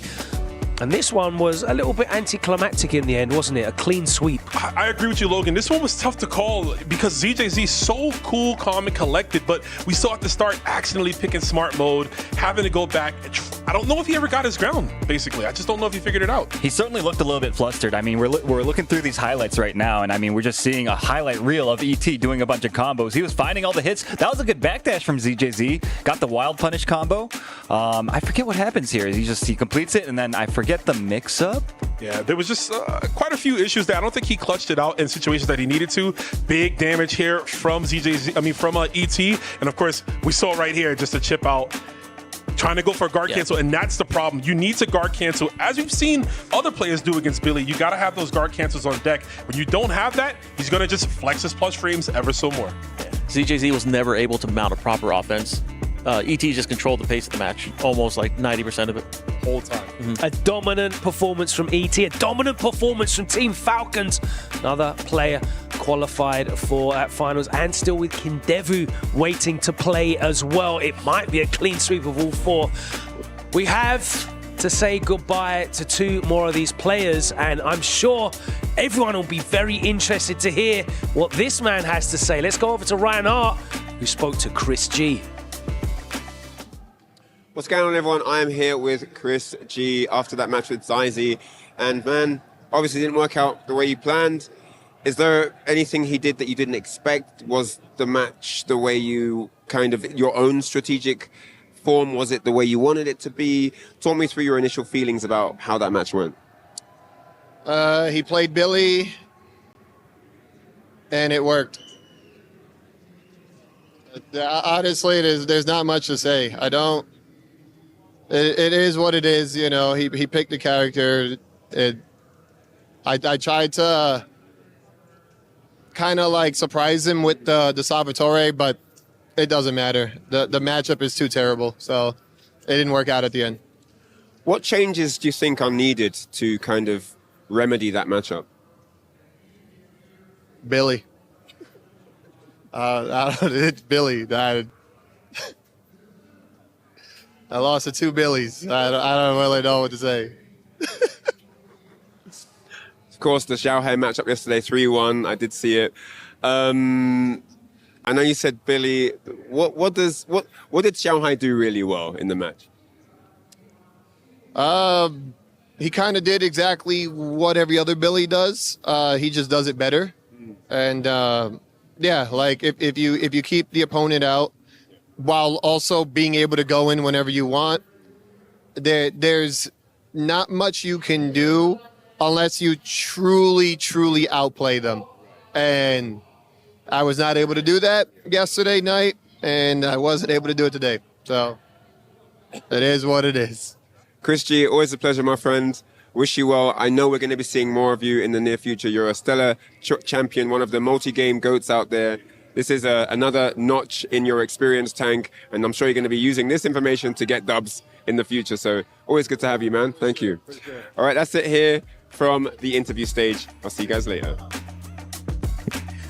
Chris G giving us exactly what we expected from that interview. It was a tough pick. He knew that it was going to be a very, very difficult pull for him, but losing to the two Billies back-to-back, he is now eliminated from the bracket. And we were just talking there about any options that he could have looked to, knowing that he was going to have to go up against these Billies in terms of counter picks. But when when it's postulated that his worst matches are 5-5s, it's difficult to plan for that, right? Yeah, I think Chris did the best he could have done, given the circumstances, right? The pool he had, the pool of characters that he played. I think Chris prepared well. It was just the players were just a step above, and that's what you're going to get here at the EWC. Everyone's gunning for that top spot. It's going to be hard to break them down. Yeah, it was quite clear if you were watching the matches that this guy, Chris, he was so ready for the Hokutomaru matchup, but in the end, it really didn't matter that much because of the fact that these other players, they were performing at such a high level that the matchup on paper, those slight differences did end up making the difference. And with the character switch to Salvatore, hoping for an unfamiliarity with the matchup, it paid out it seemed like it paid out at first, but then it just it wasn't enough. Like he said himself in the interview, like that matchup is just not that good. No. You know? Yeah. Try to catch him off guard, and it worked at first. Like that one game, ZYZZY was taken off guard, or you see him kind of like reluctantly look, but then immediately after, he was like, "Oh, I know what I got to do. Just look for the jump-ins, dash out, using a rev dash." Billy's rev dash, the best in the game. That's really what gets him those anti-air lows, right? He's able to sneak under you, and that's a great tool to use against Salji. And then obviously looking for the counters, baiting them out with punishing from full screen. It really was just. It was academic. Well, let's take a look at our last two remaining qualification matches for today. Two more names must be placed in that final bracket. Two more medals will need to be put in the crusher. And Team Falcons have another one. This is two huge organizations going head-to-head. Dark Angel's already managed to get the job done once. Will he be able to eliminate a Falcons player here in Kindevu? What do you think, guys? Ooh, so this couch is rooting for Dark Angel. Like we all want Dark Angel to win. I'm torn. I want both of them to win, but again, I've mentioned this plenty of times. Falcons crowd. Dark Angel's got an uphill battle against him, but he's part of one of the longest running esports teams ever, and he's carrying the weight of his entire franchise on him. Yeah, I mean, this is a run back. They played earlier this week, and Dark Angel lost. It was not particularly close. So I think he's going to really need to reassess his, particularly I think his defensive decision making. The term reassess and the fact that we are playing Fatal Fury, you back a wolf into a corner after licking his wounds. Dark Angel is definitely going to look to turn that around, and I think he doesn't want to suffer a loss. But again, Kindevu cannot be underestimated. That dude has so much experience. He's shaking hands, kissing babies outside. He is comfortable in his element, and he's looking to soar with the rest of his Falcon brothers. Taking selfies with the crowd, inspiring the reactions. But it's going to take a very inspired performance from Dark Angel to overcome Kindevu. That's coming up next. Let's take a look at our last qualification match of the day. And it is going to be RB versus Punko representing Weibo. This one, again, a match that we haven't seen yet. That Dark Angel Kindevu is the only run back in these qualification matches. So this is a fresh one for us. How do we think this one's going to go? This one's going to be tough. So, I mean, obviously both these players qualified using the Gato, but RB, for the most part, has been using the Kind this weekend. I suspect that we're going to see the Kind into the Gato once more. That matchup does not seem particularly good for the Gato player. So I suspect we're just going to see more of the usual Kind, just trying to oppress and also trying to keep Gato out of his comfortable ranges, control the approaches from the Gato, that type of thing. Yeah. I think Punko really is going to have to become Punko, right? The angry Punko that we know, the walk forward rev blow, the high mixes with the variance of the jump ins, the command grabs, obviously the back turn, high evade. I think that using that is going to help him break down the defense of Kind, because other than that, Kind is just going to whiff punish him. He's always at that spacing for 2C. He's always got the fireball on deck, and Punko likes to get aggressive, and that could backfire. So I think coming from certain approaches of using his style, but just differently, it could help out. Yeah, you summed up almost everything I was going to say. Punko's just got to play like a wild man. That's what he's known for doing, and that's probably going to be what gets him the win. Two exciting matches to end our days of action here at the Esports World Cup. Two more qualification matches, and we've got Falcons versus Navi up first, Kindevu and Dark Angel, then following that RB versus Punko. It's going to be a huge one. Character variety is on the menu as well. Potentially we'll be cheering on that, but we know in the arena coming up next, Kindevu is going to have the home crowd behind him. Next up, we'll be in the arena. See you there.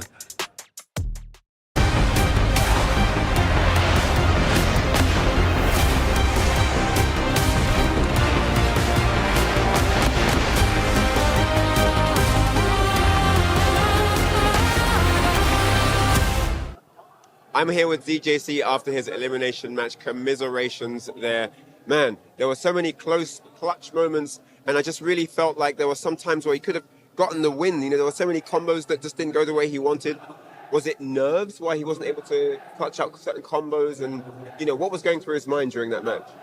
就很遗憾你止步于现在这一步嘛，然后就想问你，当时在看你们比赛当中，感觉其实有很多个时刻，感觉就差那么一点点，感觉比方说有些 combo 差一点就使出来了，或者就是差一点就连招就接上了，但是当时就可能没有发挥出来吧。想问你，具体是为什么呢？是不是比方说在舞台上面这个压力太大了？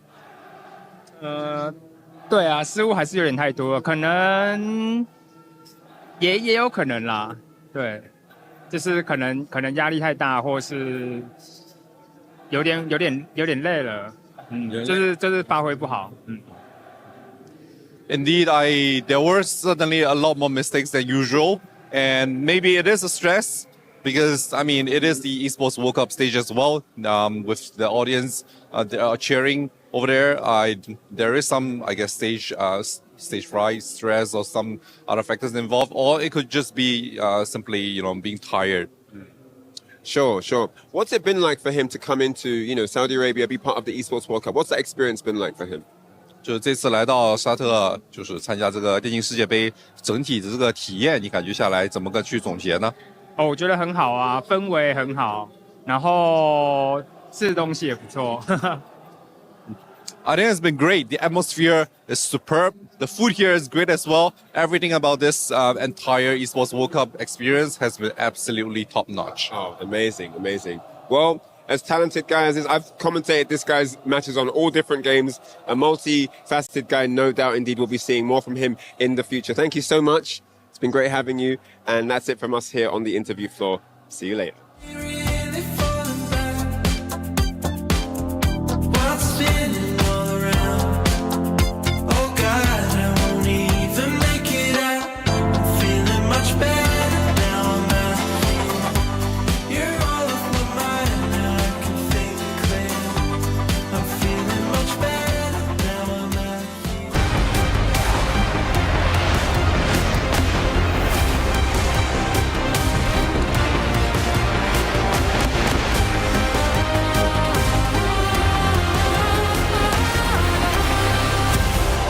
Welcome back, ladies and gentlemen, to the Esports World Cup. Fatal Fury continues. 2 more players have made it into the top 8 for tomorrow, but there's still 2 more to go. Welcome back again. I'm one of your hosts, Milos, and by my side is... I am Hollywood, Rob TV, and ladies and gentlemen, everything has been absolutely electric up to this point. These 2 players that are next up actually played each other earlier on, and there was a dominant one-sided victory, but the stakes are much higher this time around. Let's bring them up then on stage. Our first competitor, it's Dark Angel! The young Na'Vi player faces immense odds, and not just this crowd, but remain composed versus loads of experience on the other side. Will this crowd be his bane tonight? I'll tell you what, Dark Angel has been absolutely amazing to even make it up to this point, and he is definitely a threat now to make it into top 8. But his opponent is none other than Kindevu! Kindevu, aka the Golden Fatty. That is, of course, the translation, which is an absolutely phenomenal name. Kindevu, of course, also representing Team Falcons. As we have been seeing, the crowd is going absolutely buck wild for my guy. This is a legendary fighting game player, fighting from the land of fighting game godhood, that is Japan. And right now, he is trying to score some extra points for Team Falcons in the club championship. And most importantly, he is trying to get himself into that top 8. I think we're ready for our face-off, brother. Gentlemen, please join us in the center of our stage. It's time for the stare down. Okay, let's see it. Let's see it. What type of energy we seeing? Oh, look at me. I ain't the one trying to send you home, Kindevu. It's that young man right there. Are you ready? Are you ready? Go ahead to your stations. Ladies and gentlemen, it is time for the run back. Somebody has to go home, and somebody is going to make it into top 8. It is time for Kindevu versus Dark Angel. El hijo de la raza is here, representing Na'Vi, playing all the way from Mexico. Dark Angel is going to try to hold into that dream as he faces Falcon's own, the man with the emerald mane. This is no other than Kindevu, my dear Hell Pockets. Hey, yeah, man, like, we are going to see a rematch, but I don't think it's going to go down the same way. We've seen that Dark Angel has what it takes to adjust the gameplay and to fix the issues that can pop up on the fly. That's very important for games like this that are going to force you to play very versatile. You have to be very versatile on offense, very versatile on defense. It is a very formless experience playing Fatal Fury Series of the Wolves, especially against someone like Kindevu. Yeah, man, what a future, what a destiny. Life gives you chances, and here Dark Angel has the one to redeem himself against the opponent who sent him into the lower bracket yesterday.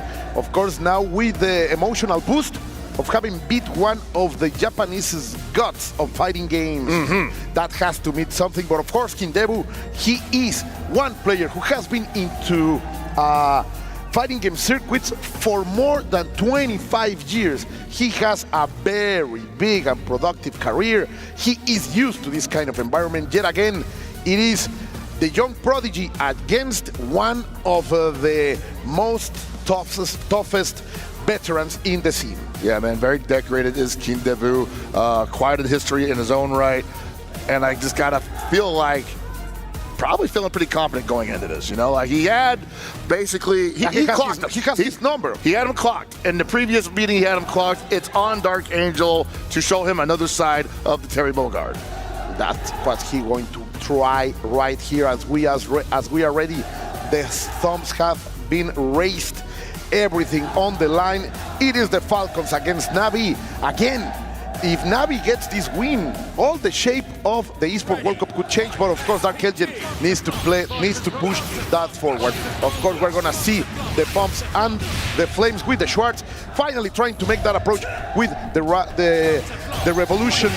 When we're talking about revolutions, Kindevu lands the first high blow. Yeah, you saw it kind of start a fireball war at the beginning of the round there. It caught a jumping kind with the EX power wave, but then you just saw the Rev Panzer just stuff another attempt from Dark Angel to start a fireball fight, and now he's back at it, despite being at the life deficit. This was very interesting the last time.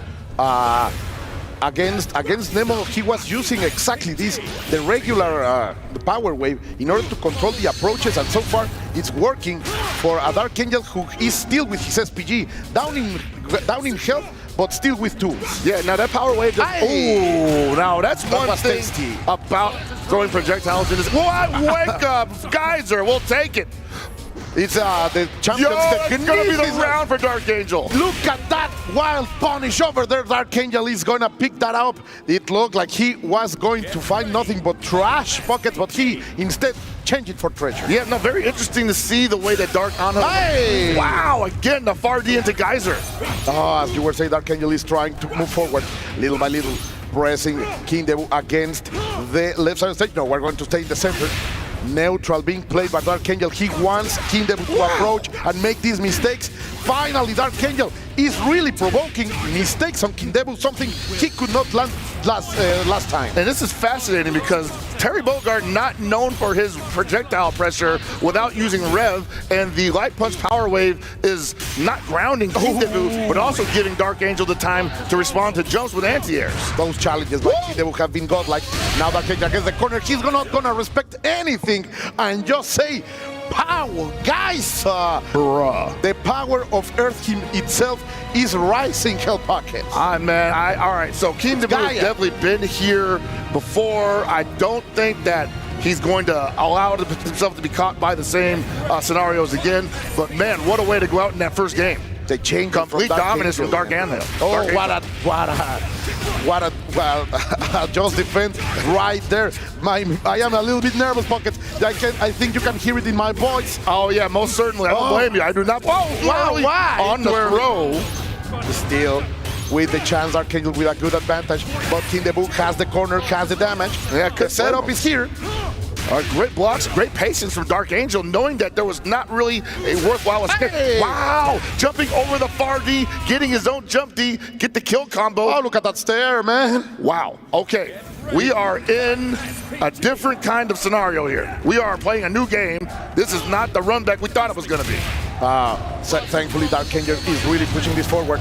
Are we gonna feel those ambitions? Not yet. Kindevu has the turn, but yet again, he's not respecting anything, Pockets. And this because kind players love pressing the advantage after making the opponent block the looping pressure.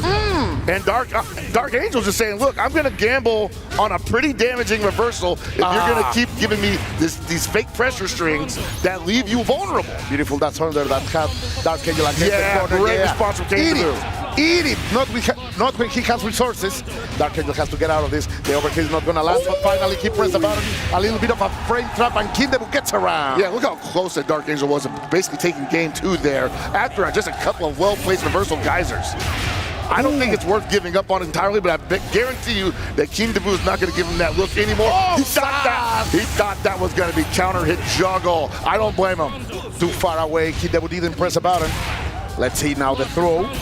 The exchanges, the changes, the modifications and evolution from the Japanese player can be felt. One of those ganchos volados, as he said yesterday, are hurting him. He misses 3 of them against Nemo, and now the first one is gonna cost him a round. Yeah, no, you saw him go for the B power dunk there, just thinking that Kindevu was going to possibly sneak a little dash forward in the middle of that pressure, which is the sign that the pressure is going to loop back into another version of the block string. So far, he's been very successful at calling that out, but Kindevu cleaning up the approach just at the end there. Big cross-up. A cross-up over there with the little knee.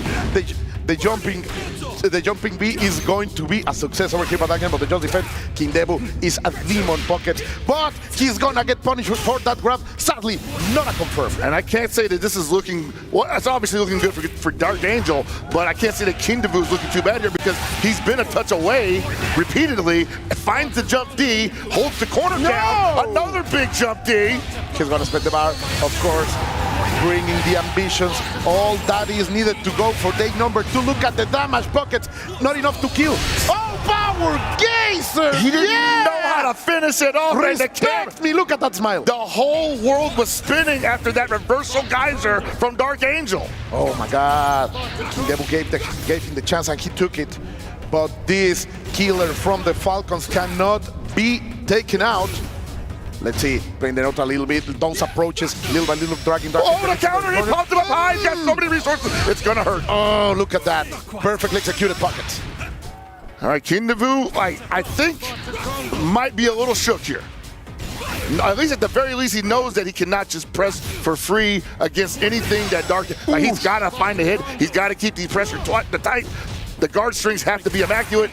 Our analysts were saying that the defense for Dark Angel will be tested here, and now he had shown he's able to get out of the corner, but gets a little bit antsy against Punish because of that.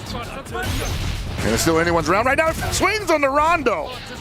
Don't tell me Kindevu is going to be able to steal another round. Yes! Once. When Dark Angel looks the most strong, Kindevu simply becomes a hero and steals that for the Falcons. Yeah, no, 2-1 Kindevu right now, and Dark Angel challenging a lot of scenarios that, I'll be honest, they're kind of working out for him sometimes. Sometimes they ain't, and when they don't work out, they hurt a lot. He's picking out 40% of damage. But now, Kane has the corner. No, another lack of respect. Cero miedo from Dark Angel. All right, once again, Kindevu off to a very bad start, but not how it's going to end. It's not how you start, it's about how you end it. And once again, finds a hit. Is there going to be another big shimmy? Oh, finally blocks the reversal. Geyser. I think that was a little bit predictable pockets, and Kindevu has everything right now to take game number 3. Yeah, the throw. He couldn't keep getting hit by it all day, Colt. Like, he had to block it eventually. Oh, the overheat, but Dark Angel still has fighting him. Let's check out those Swords of Flames. Man, he's gonna have a hard time getting in because Kindevu still with access to Rev can throw out those really reinforced flames, and that's not the war that Dark Angel wants to play right now. He's running out of time, and he finds another geyser. He finds another geyser. If he get the bar with all those power waves, I finally makes the challenge with that ignition gear, my boy. He's really making me feel it, Pocket. Answers the challenge of a dash-up low B with a geyser. I mean, come on, man. When the opponent's willing to do that, when they call it out consistently like that, it's almost like you don't want to press the button. I don't care who you're playing as. Okay, he is coming close, but of course Kindevu is a complete menace. Still, that DP is gonna say something about it. Oh, great SPG. That's why Kindevu has it on the starting point, but now he's against the corner. Great throw by Dark Angel, but the flash kick over there to simply stop everything. Yeah, and I gotta believe that Kindevu did not see at any point during this weekend that this rematch, if it ever happened, going this way. Ooh, great damage over there, almost taking Dark Angel out of the corner, but it doesn't matter because the kid is simply saying, I am not going to respetarte. Yeah, no, and I'm not seeing much of an adjustment on Kindevu's side. He's still getting hit between those gaps, and oh man, no follow-up there. Didn't have the meter for it, unfortunately. Look at that. The red gauge for Kindevu is so close to the overheat that now he has the advantage of health, but not in resources pockets. Yeah, you know, he was feeling, oh my God! Yeah! He was feeling great as long as he had the rev gauge in the previous scenario like that, but he overheated himself, lost advantage, lost access to the rev flame, and that basically allows Dark Angel to just walk in on him. Oh, like right now, Dark Angel on the match point. Can he really do it? Kindevu pressing him little by little into the corner. Finally, Dark Angel finds a hit. And another one. The wild punish. This is going to be big pockets. He has the resources. Power Gazer. I don't know if Kindevu's got it in him, man. He's taking a lot of hits. No meter, though. This might be it. That might be it. Not yet. Of course not. Oh my God. The scaling's a heartbreaker. Oh, look at this. Trying to play the neutral. Trying to maintain the momentum. Dark Angel will have to play the patient. Needless to say, I do not like this for Kindevu at all. Oh, he's gonna do it! He's gonna do it! Pockets and nos vato, Pocho! That is Navi's own Dark Angel! Oh my God, Kindevu! Yeah, he knows the feelings. He was overheated. He went for the jump B, thinking that the power wave was coming. Oof. He thought he had a punish opportunity there. The Terry is gonna stay alive. Of course, this is so hard to see, but Dark Angel will be able to move forward. Kindevu feels it. This is the contrast of emotions. This is the Esports World Cup pocket. That's a look of a man who got controlled the entire match. Like, a competitive man. Controlled by power wave. And the game plan wasn't that much different than the previous match that they shared. Oh, I cannot believe it, Pockets. The Navi kid, the guy who will keep his life in this tournament as he moves into top 8 to play tomorrow on the finals day. What a moment to witness. And man, as intense as that was, I want to hear what's on Dark Angel's mind. Interviewers, what you got for us? I absolutely want to. If anything, make sure you're checking up on Colt during this because I know he's going crazy. In the meantime, we are here with the man of the hour, Dark Angel from Navi, victorious in this massive matchup. Now, this was a rematch from earlier on in the tournament. You're on the Terry. Did you need to change anything, and what was it to get the win today? Tuviste que cambiar algo para esta partida porque esto ha sido un rematch. Sí, tuve que ser un poco más paciente en mi juego, no arriesgarme tanto a menos de que se estaba, ¿cómo se dice?, ofendiendo demasiado. Se andaba atacando de más y me sirvió el contraataque con los DPs, el power, el poder y pues feliz por haber ganado la revancha. He had to play more patiently than in last match because he took advantage of the over-aggressiveness of his opponent. He played with a counter-attack more than anything. It was very much visible, and it was incredible the way that you countered your opponent here, Kindevu, against you. Now, look, tomorrow you play against Fenrich. That is not an easy matchup. Do you have any words for him for the top 8? Mañana juega contra Fenrich, no es una batalla fácil. ¿Tienes algunas palabras para él? Que gane el mejor y excelente nivel aquí en el evento. Nada más. Let the best player win and a great level here in the tournament. I cannot wait for that matchup in the top 8. One more time, Dark Angel victorious. You may go and crush your opponent's key. Look at that. And look at that smile, Pockets, walking that road of victory as he will be the first with the right to crush one of the Falcon keys right here, right now, as everything goes the way of the Navi's Mexican hero. Yeah, man, very elusive Falcons have been to avoid this scenario the entire weekend, but had to happen eventually. And oh, it falls apart mid-crush. I give it 5 stars, bro. Yeah. It was one magnificent moment for him. That's it. That's execution. You need execution for that press, Mother Pocket, for the crusher, and that's how it's gonna go. But this is the future, Pocket. We will witness these 2 others, as only one of them will be the last guest for that finals tomorrow. Yeah, no, this is probably going to be one of my favorite matches of the evening because both of these gentlemen, no stranger to aggressive play, and Punko, while maining the Gato, has had a history with other characters in this game, obviously opting to stick with the Gato. RB also with a history with Gato, but currently playing Kind. I still think it's possible we see a couple surprises here. Yeah, man, I really want to see how the madman Punko comes out now with the fire of elimination burning his back. Of course, RB has his own life on the line here.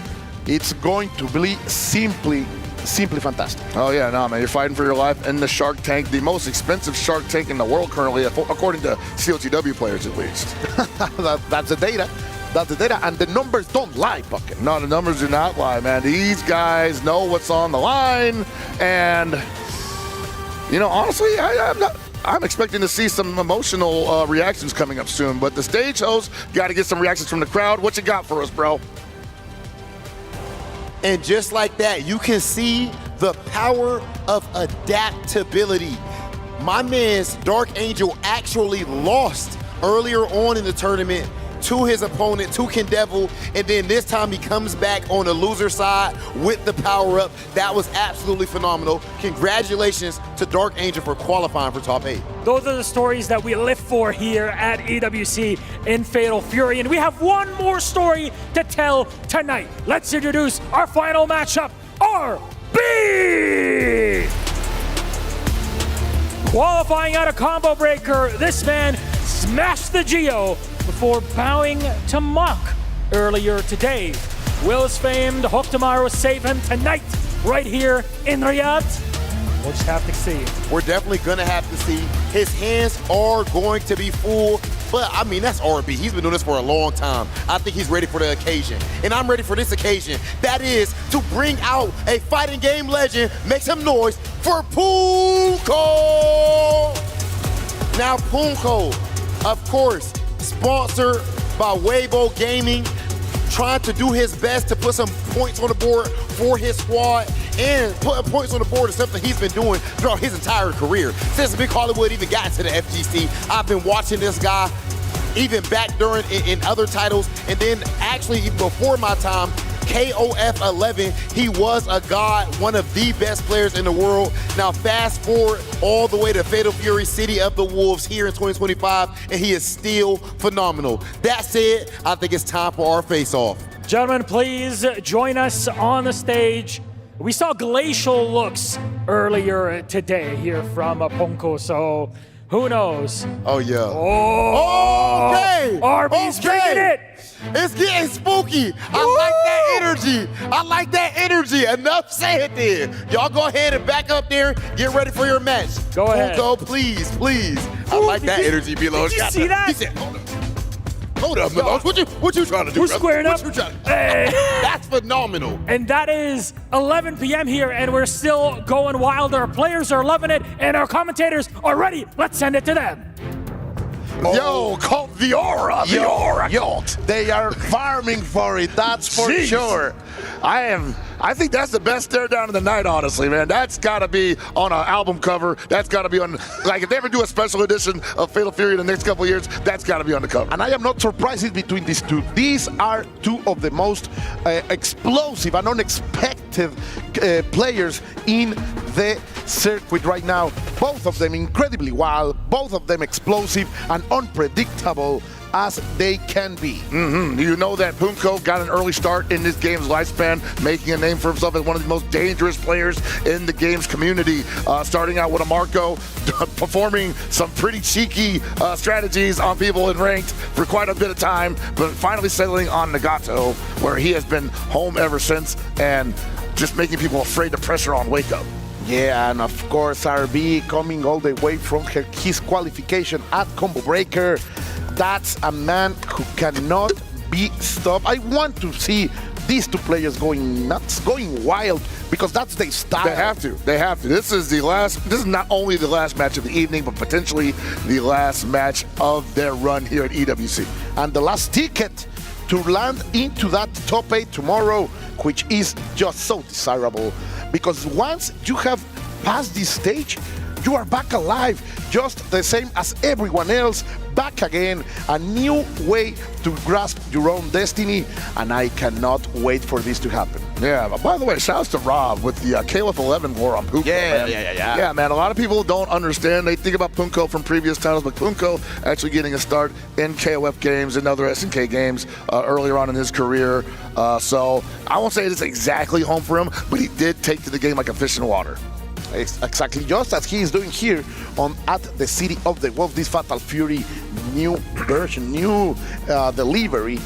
that our friends from SNK has put together for us. Just a fantastic game. Pockets, I am so happy to be here with you, with the people at home, con la familia. I hope you are having a fantastic time as we see these two fantastic players battle for survival. Yeah, no, I am hoping that everybody's been enjoying the evening so far, been enjoying the entirety of the event. It has been an absolute blast, honestly. I hate using the boilerplate language here, but honestly, there's no real other way to explain it. These matches have been incredible. The event has been incredible. The people, the staff, the local, the talent, the players. The love from the local FGC has been also incredible. Shout out to those folks for sure. I cannot express, and you will know later as we are able to share what has been happening all here this week. And this week at Riyadh, at this Esports World Cup, simply a moment to remember for life, Buckets. And they're taking their time making sure these buttons are right, because once again, the pressure is mounting. They have not only the responsibility to make it beyond this round, but also the responsibility to ensure that day 2 closes out with a bang. Woo! What a moment, what a moment. Look at this. These two players looking at each other. Two teams being represented proudly by these two titans, and only one will be able to walk out. The expectation cannot go higher. The fire could not be burning hotter, my dear Pockets. Outside there, it's more than 40 degrees Celsius, but right here, it's hotter than that. It's definitely 100 right now, man, and I'm surprised we're even standing upright. Yeah, boiling. It's boiling right now. The thumbs are being shown.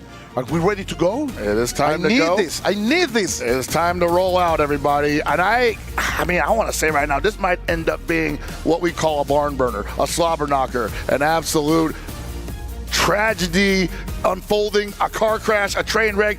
The immovable object meets the unstoppable force. It's gonna be so hard for Punko to get inside as he will try to rush down RB with his cane, but Garo will need those approaches. Of course, RB is starting, as we know it, trying to punish any kind of approach that Punko will attempt, and so far, the damage has been done. Yeah, man, RB with a very strong start out here, and an empty jump. B rather, gets the hard knockdown in the corner, and definitely Punko will wake up DP if he thinks he's good. There it is. The voice of a prophet right here by Pocket, telling us what the pro player will be thinking.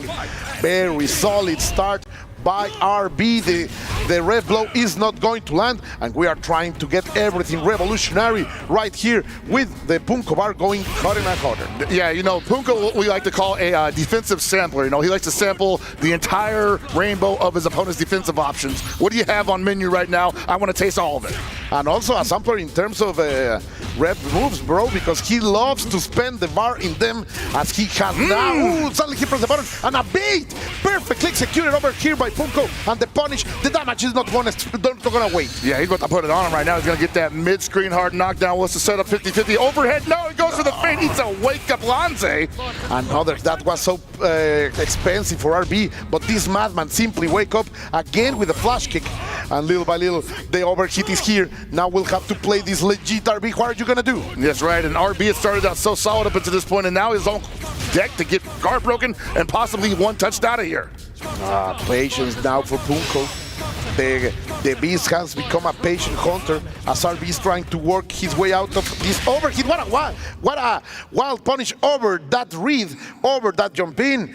Punko is gonna take it only the first round on this long set.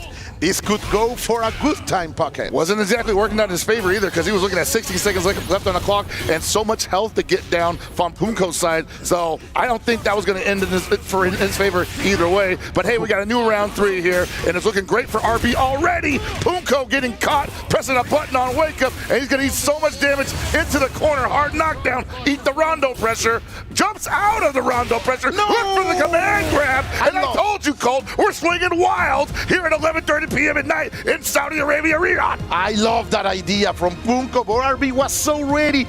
Perfect backdash to get away from those filthy hands of that world glove trotter. Oh man, Punko really needed that, but RB showed that he is ready. And these are messages, little by little. He's telling Punko, I am ready for what you have to offer. Man, that reversal command grab attempt from Punko would have caught lesser players, but RB clearly seeing the scenario for what it is. Perfect answer. Oh, I like it. And now a little pause from Punko.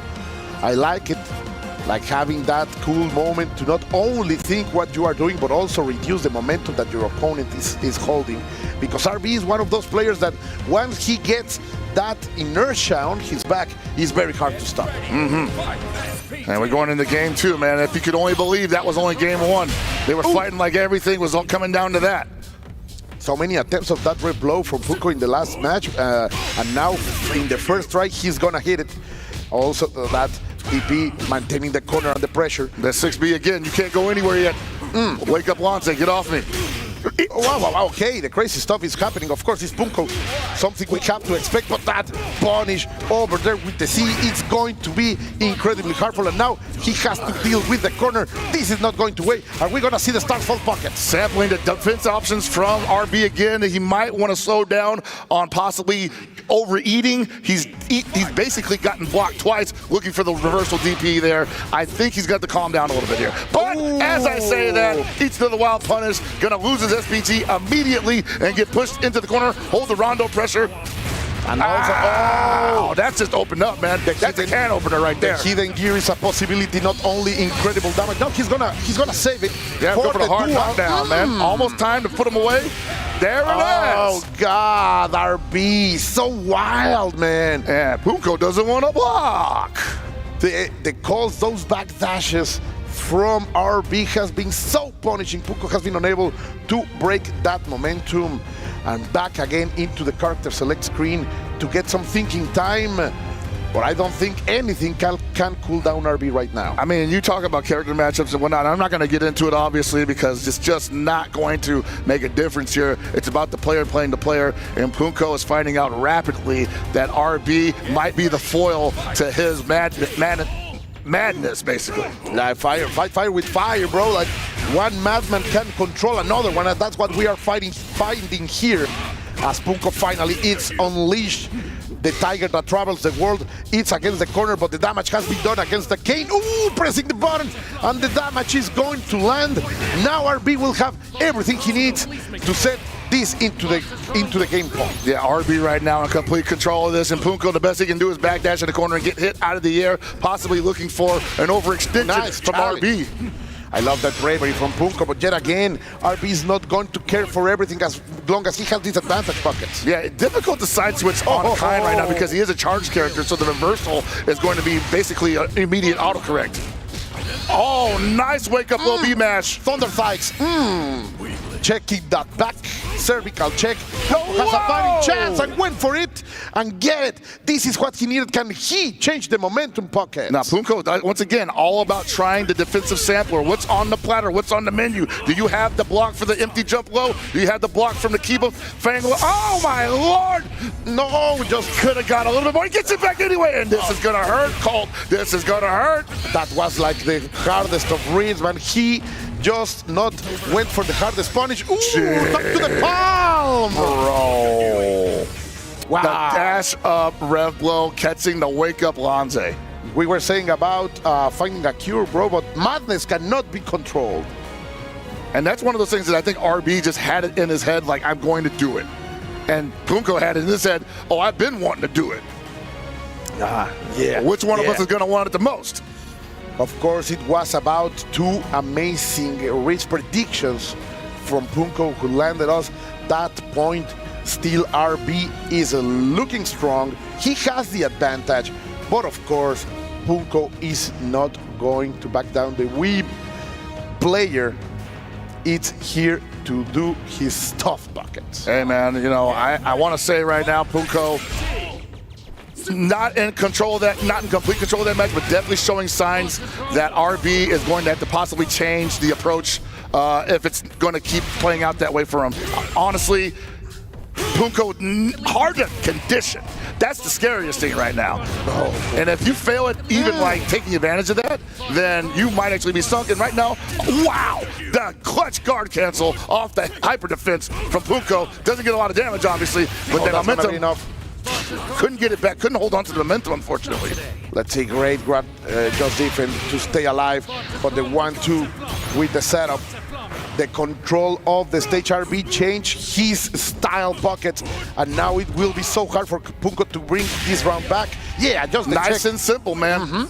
And now RB on game point. The dash B to close it out, and almost the threat of looking for the secret gear is gonna be here because RB has anything on his platter. And man, this has got to be tough for Punko, man, because he plays against a Gato man who probably knows what he wants to look for. But hey, gets the meaty swipe, gonna get a decent amount of damage here. The overhead is represented.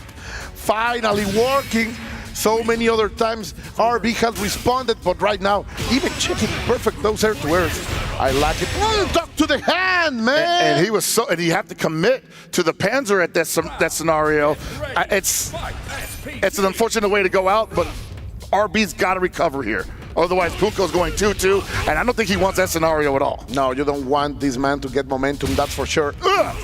Those trades, of course, not in the favor of RB. Punko in control. No, not anymore. The Panzer is gonna enter. And that's your opportunity. Hidden gear or two supers. Let's see. Going for the 2 series. No, he's gonna keep it. He doesn't want the damage because he's gonna be the confidence. We are gonna have RB going the long way. Sadly, Punko will stay, and one madman has to triumph over the other. You saw him set up the rondo pressure repeatedly, and Punko just refused to be jailed in the corner that way. He knew he had to fight his way out or be forced to play defensively, and he just wasn't in the mood to block anymore. Yeah, man, you are saying it. He tried to swing a little bit too far, and sadly, Punko will pay the price for that. Painful, of course, because he's one of my favorite players, but RB is going to rise above indeed. Yeah, man, RB moving on to the final scenario tomorrow. And man, what a weekend it's already been. I feel like we've already hit like the fever pitch here at EWC 2025, but there's still more action to come in the following evening.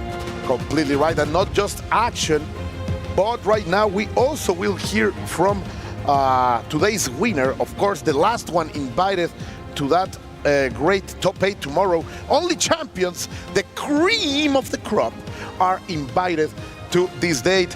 And talking about the cream of the crop, we will go with Hollywood Rough TV for the RB interview. RB, congratulations on a major victory. You are officially qualified for top 8. The first thing I gotta ask you, gameplay-wise, how do you feel about the Gato matchup? RB， 首先恭喜你成功晋级了8强，然后想问你就是对战 Gato 这个人物是怎么样的一种感受呢？其实因为我之前就是玩 Gato 这个角色的，所以我对这个角色可以说是比较了解这样子，所以我用凯恩打起来的话，所以我觉得基本上打起来不会太吃力。I used to main Gato, so this character is very familiar to me. So whenever I'm playing against it, I know exactly how to beat it. Okay, and another thing, RB, of course, I've watched you in fighting games for a long time, even back in other titles. What would it mean to you to become the EWC champion? 这位主持和包括你也解说，包括很多粉丝都看你跟踪你了很多年了，就想问你，如果这次能成为这个电竞世界杯的冠军的话，对你的职业生涯来说代表什么呢？我觉得如果这一次能够赢下冠军的话，对我来说是人生一个新的里程碑。我希望我不管今年或者是之后，都会努力朝这个目标迈进。If I'm able to win the championship at the Esports World Cup, it will absolutely be the highest milestone I've ever achieved in my career. And even if I don't achieve it this year, it is a goal that I will always be working towards. RB, I just want to personally say thank you for all of your years of entertaining us, and you are continuing to do so. You are officially qualified for top 8 here at EWC. Please go ahead and crush your opponent's key.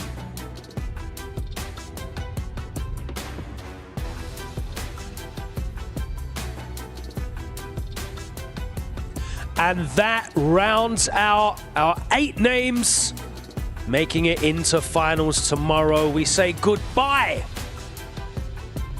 to another medal lost to the hydraulic press. A fantastic performance from RB. He had the inside track on that Gato matchup, of course, the character that he is tremendously familiar with, and he will advance to the final. Single elimination tomorrow, best of 9.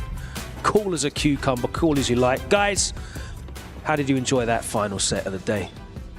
It was a bit of a heartbreaker, I gotta be honest. I was pulling for Punko. I wanted to see the Gato in the top 8. Punko, of course, a very exciting player to watch. The control that he was displaying of Gato, using those stop follow-ups so expertly. I thought that was so, it was so wonderful to see it. But, RB just outplayed him, and that's just how it goes. Outplayed, out-neutraled, and really taking advantage of every small mistake that Punko had. Punko with so many throws, command grabs, regular throws. RB likes to go for backdash, and we saw that happening here on the screen. We got Dark Angel, though. Yeah, let's take a look at this first matchup with Dark Angel getting revenge for day 1, right? Gotta talk about this one. Yeah, very happy for Dark Angel's performance. Able to subdue the crowd, and those supers, the power geysers, was a true story of this set. Finding unique niche ways to connect them, but we see him get hit by a super right there. Yeah, Kindevu tried to outzone him, tried to outspace him, everything.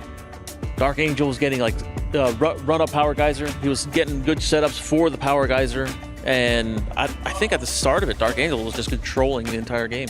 Yeah, I mean, Dark Angel, obviously, the game plan was to once more double down on all of his decisions that he makes and cash out immensely whenever he makes a read. Just like that. I mean, all those supers that connected, you've got to think, those must have been so tilting for Kindevu. I was going to say, those are definitely frustration supers. We saw them come into play. Even a little smirk on Dark Angel's face, knowing, I got you, buddy. And this one right here, baiting him out. He's biding his time, looking for it, looking for the win condition, finds it with the power geyser. The crowd couldn't even believe their eyes as their Falcons champion was getting crushed, Aru.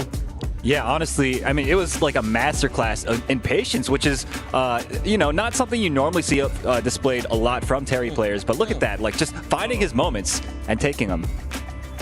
Yeah, here we go. We got Terry, I'm coming in the top 8. And the key getting crushed. And now onto the match that we wanted to talk about. So the stare down, guys. Oh, the stare down. What's up? RB was looking down on Punko. You play Gato? I dropped him. I moved up my weight class. And we saw that get expressed here with the super confirm, the lockdown immediately. But that was a great, look at that. That's the backdashes we were talking about. Yeah. The great movement tools from RB navigating through those command grabs. Yeah, so the story of this set, in my opinion, is that RB was playing around the throws so expertly at first. It took a little bit for Punko to start adapting to it. And even once he did, it felt like it was a little bit too little too late. Yeah, and on top of that, Punko wasn't getting proper punishes. The optimal punishes, he was getting counter hits, but he would get stand A, or he would just go into his palm attack. Right. I don't know what was going on there. Seriously, I mean, he was able to find those hits, like you mentioned, a little too late. And this is actually one of the matches I wonder, had we had this in tomorrow's 1-to-5 format, could Punko have possibly found that adaptation to close it out? Because we started getting it towards the end when it was just a little too late. It's possible, but I mean, Kain is a character that has a lot more tricks up his sleeves than a character like Gato, a little bit more limited. The game plan, he's forced to go back, to close the distance and get in on the Kain. And that, I think, limits your options quite a bit, RB shutting down our hopes of seeing the Gato in the finals, but we do have some diverse character representation. I know you were cheering on Dark Angel to do it for the Terry, and Terry will be in that finals tomorrow. Of course, Dark Angel representing Navi, as you pointed out, one of the most prestigious organizations. But he did manage to overcome one of the most powerful organizations by taking down Kindevu of Falcons, and we could see how crushed he was at that loss. Hopefully he's had time to compose himself, because we want to talk to him. Let's head over to Ryan Hart with an interview with Kindevu.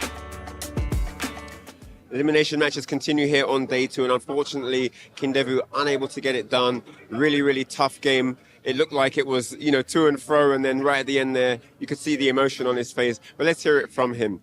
Kindevuさん、お疲れ様でした。ですね、そうですよね。いろいろありましたね。まずは感想を聞かせてください。正直勝てるっていう気持ちがあったので、昨日結構 3-0 で勝って、で別に油断はしてなかったんですけど、いろいろちょっとやっぱコンボミスと、相手のそのパナシとかを全部食らっちゃってたんで、まあ正直運がなかったなっていう気持ちは正直あります。Hi. So I asked him, what are his thoughts about the match, and he mentioned that, he was quite confident going in. There were a lot of 3-0s yesterday. The form was there, but coming in today, I mean, there were a few combo misses that were important ones that he dropped. He felt that he fell prey to all of the baits that were being given out. He just got hit by everything basically, and that that kind of whittled down his confidence, and just wasn't able to deliver the match that he wanted. And he said he didn't let his guard down, but it just somehow didn't work out in his favor. He feels that he was quite unfortunate in a lot of instances, and that's the way the cookie crumbled. So yeah. で、サウジアラビア来て、その旅、大会ここまでなんですけど、その旅としてサウジアラビアの経験いかがでしょうか。楽しいでしょうか。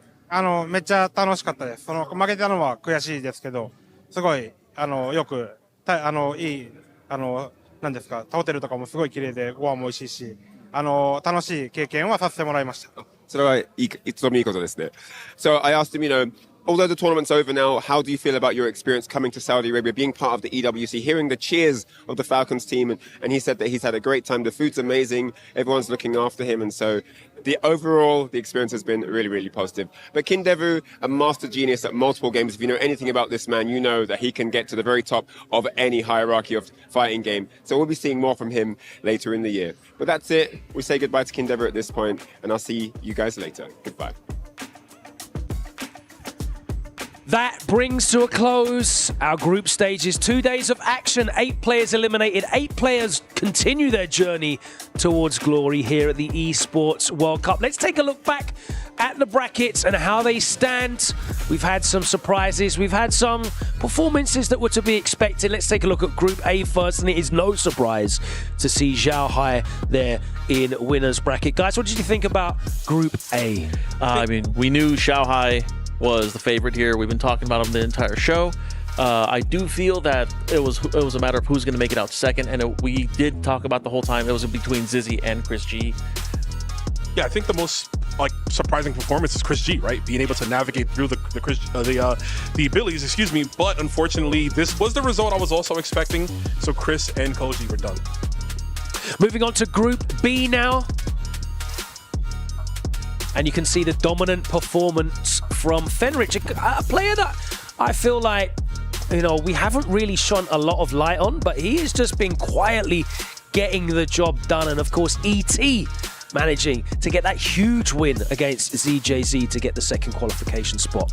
Aru, what did you think about this?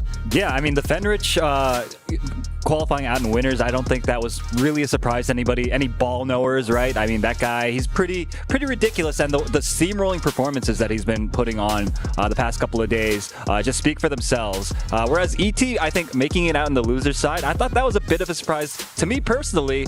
But, the way that he's been playing today, the way that he's been adapting, and he's clearly had game plans for every player that he's been up against. So, the fruits of his labors are shown. Let's take a look at Group C now. And of course, Fenrich's former teammate, Goichi, looking very strong here. 2 players that have been so dominant in the early months of Fatal Fury, City of the Wolves, and they are sitting in winner's seeding position for that top 8. Dark Angel, though, is certainly the story of the day, coming back from a huge 3-0 clear now against Kindevu on day 1 in the opening round. He was able to make it out in the lower side of the bracket, guys.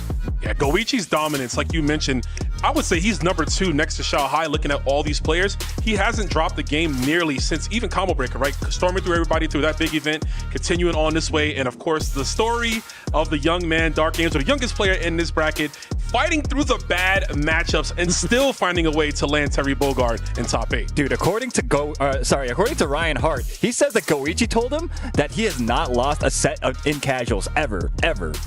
Oh, wow. It's an insane stat. Like, you got to think about the repercussions of what he just said. You know what I mean? So that guy, we'll look out for him tomorrow. All right, let's move on to Group D, our final group here in the group stages.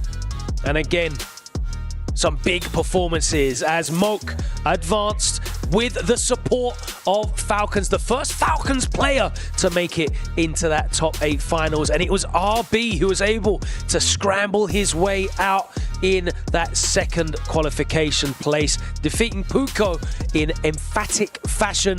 We'll be sad to see that Gato go, but RB marches on into the finals. What do you think about these two players? So it's interesting, right? We talk about these brackets kind of lining up how we expected them. I don't think any of us expected Mok to get out on the winner's side of this bracket. Yeah, this is the one that was a toss-up for us. We knew Mok, RB, we knew they were going to do well. We assumed RB was probably going to make it out in winners, but he still made it out. Made it out in losers, and Mok edged out on the winner's side. Yeah, Mok, of course, I think the most improved player in the most recent weeks. He's traveled literally every single qualifying event that he could. The only ones he didn't was because they were happening at simultaneous times. So the guy obviously has improved so much over the past couple weeks. Definitely benefiting from the organizational support of Falcons. Those players have been ever present on the road to EWC, and 3 of them making it into the finals. That's a huge performance from that organization. It's time to pick our Sony MVP of the day. And it was a very short discussion between us, wasn't it, as to who that MVP was. They had the worst performance, I think, on day one, the worst score differential, but our Sony MVP making it into the finals and getting revenge is Dark Angel. Guys, Navi's Dark Angel taking that MVP, well deserved, wasn't it? Very well deserved. He lost yesterday to Punko. And what did he do today?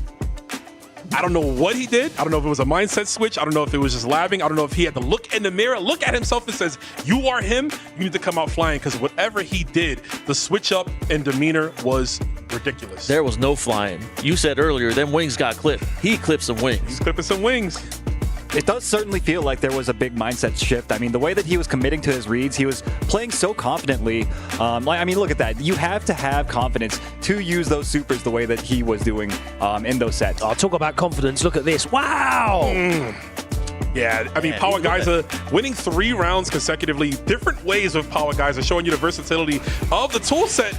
And another DP. I mean, he's got those in spades. And that was, man, really, I am so proud of this kid. He is the MVP. He is here doing it by himself. Dark Angel, look out for him tomorrow. Such a huge statement, turning around a 3-0 defeat to Kindevu in the opening rounds day one. 3-1 was the score to book his place for Navi in the finals tomorrow. And it is almost time to crown an Esports World Cup champion for the first time in Fatal Fury City of the Wolves. We'll be back tomorrow, commencing at 8 p.m. local time here, and look at that for a match number 1. All eyes, the name in everyone's mouth, the GOAT, Xiao Hai, goes up against RB, a man who is backed by his community, and he is living up to that support here. A one-man band not representing one of these huge organizations. Can he take down the GOAT Xiao Hai? We'll find out. Fenrich and Dark Angel, what a huge test that will be for Dark Angel tomorrow. Fenrich, one of the most informed players this week so far. And next up at 9 o'clock, it's going to be Goichi and ET. We've got Prestige, we've got Legacy, we've got Legend, alongside a man who is renowned across so many different titles. Is Goichi's versatility and his malleability, flexible style, his incredible defense going to hold up against ET's incredible, I guess, experience in this world? We'll find out. And then last of all, Mok, who was the first name for Falcons to make it into this top 8, going up against XYZZY, and that's going to be bittersweet in the arena, as the Falcons faithful will be split down the middle in a potential team kill. Remember, it is single elimination as well. It is best of 9 though, so the best player will definitely win. Guys, which matches are we looking to the most tomorrow? Personally, I'm really looking forward to seeing the Fenrich versus Dark Angel match. I think that the way that Dark Angel picked apart Kindevu and really pressed the right buttons at the exact right times was so masterful to watch. I want to see him try to do it again against Fenrich. For me, I like a good underdog story, right? And I think ET versus Goichi has a chance to be one of the biggest upsets. You just mentioned Goichi has not dropped the game. in casuals, obviously since Combo Breaker, right? Which means like long sets, right? So and it's a long set. More time for a player like ET. I mean, ET's been playing KOF, right? Long sets, more characters. If he adapts and figure things out, that's going to throw a huge monkey wrench into the predictions. So that's my go-to match as well. I kind of wanted to say Xiaohai RB, but given that it's it's first 5, that gives Xiaohai a big advantage to learn, figure him out. I want to see what Fenrich has got. I think he can pull it off. I'm very excited to see some of these match-ins, these pairings here that are seeing players that have made their names in other titles, in other companies' games, that have come in and really performed, going up against legends, guys that have multiple titles in SNK games. That's the beauty of Fatal Fury City of the Wars. It's bringing the world's best together. We have multiple title holders, and of course, tomorrow we could do something that's never been seen before. We could crown a champion in 2 titles. That's never been seen at the Esports World Cup. Of course, it's never been seen a player qualifying for 2 titles, but Xiaohai's already done that. He won Street Fighter 6 last year. Can he win and become the first ever Fatal Fury City of the Wolves champion? We'll find out tomorrow. We'll be back here for the pre-show at 7:30 local time. But we'll leave you on this from Kadia, our top plays of the day. Thank you so much for joining us, and we'll see you right here again tomorrow for the Esports World Cup, Fatal Fury City of the Wars, the culmination of all of this incredible competition. Thanks to Kadia, here's our top plays.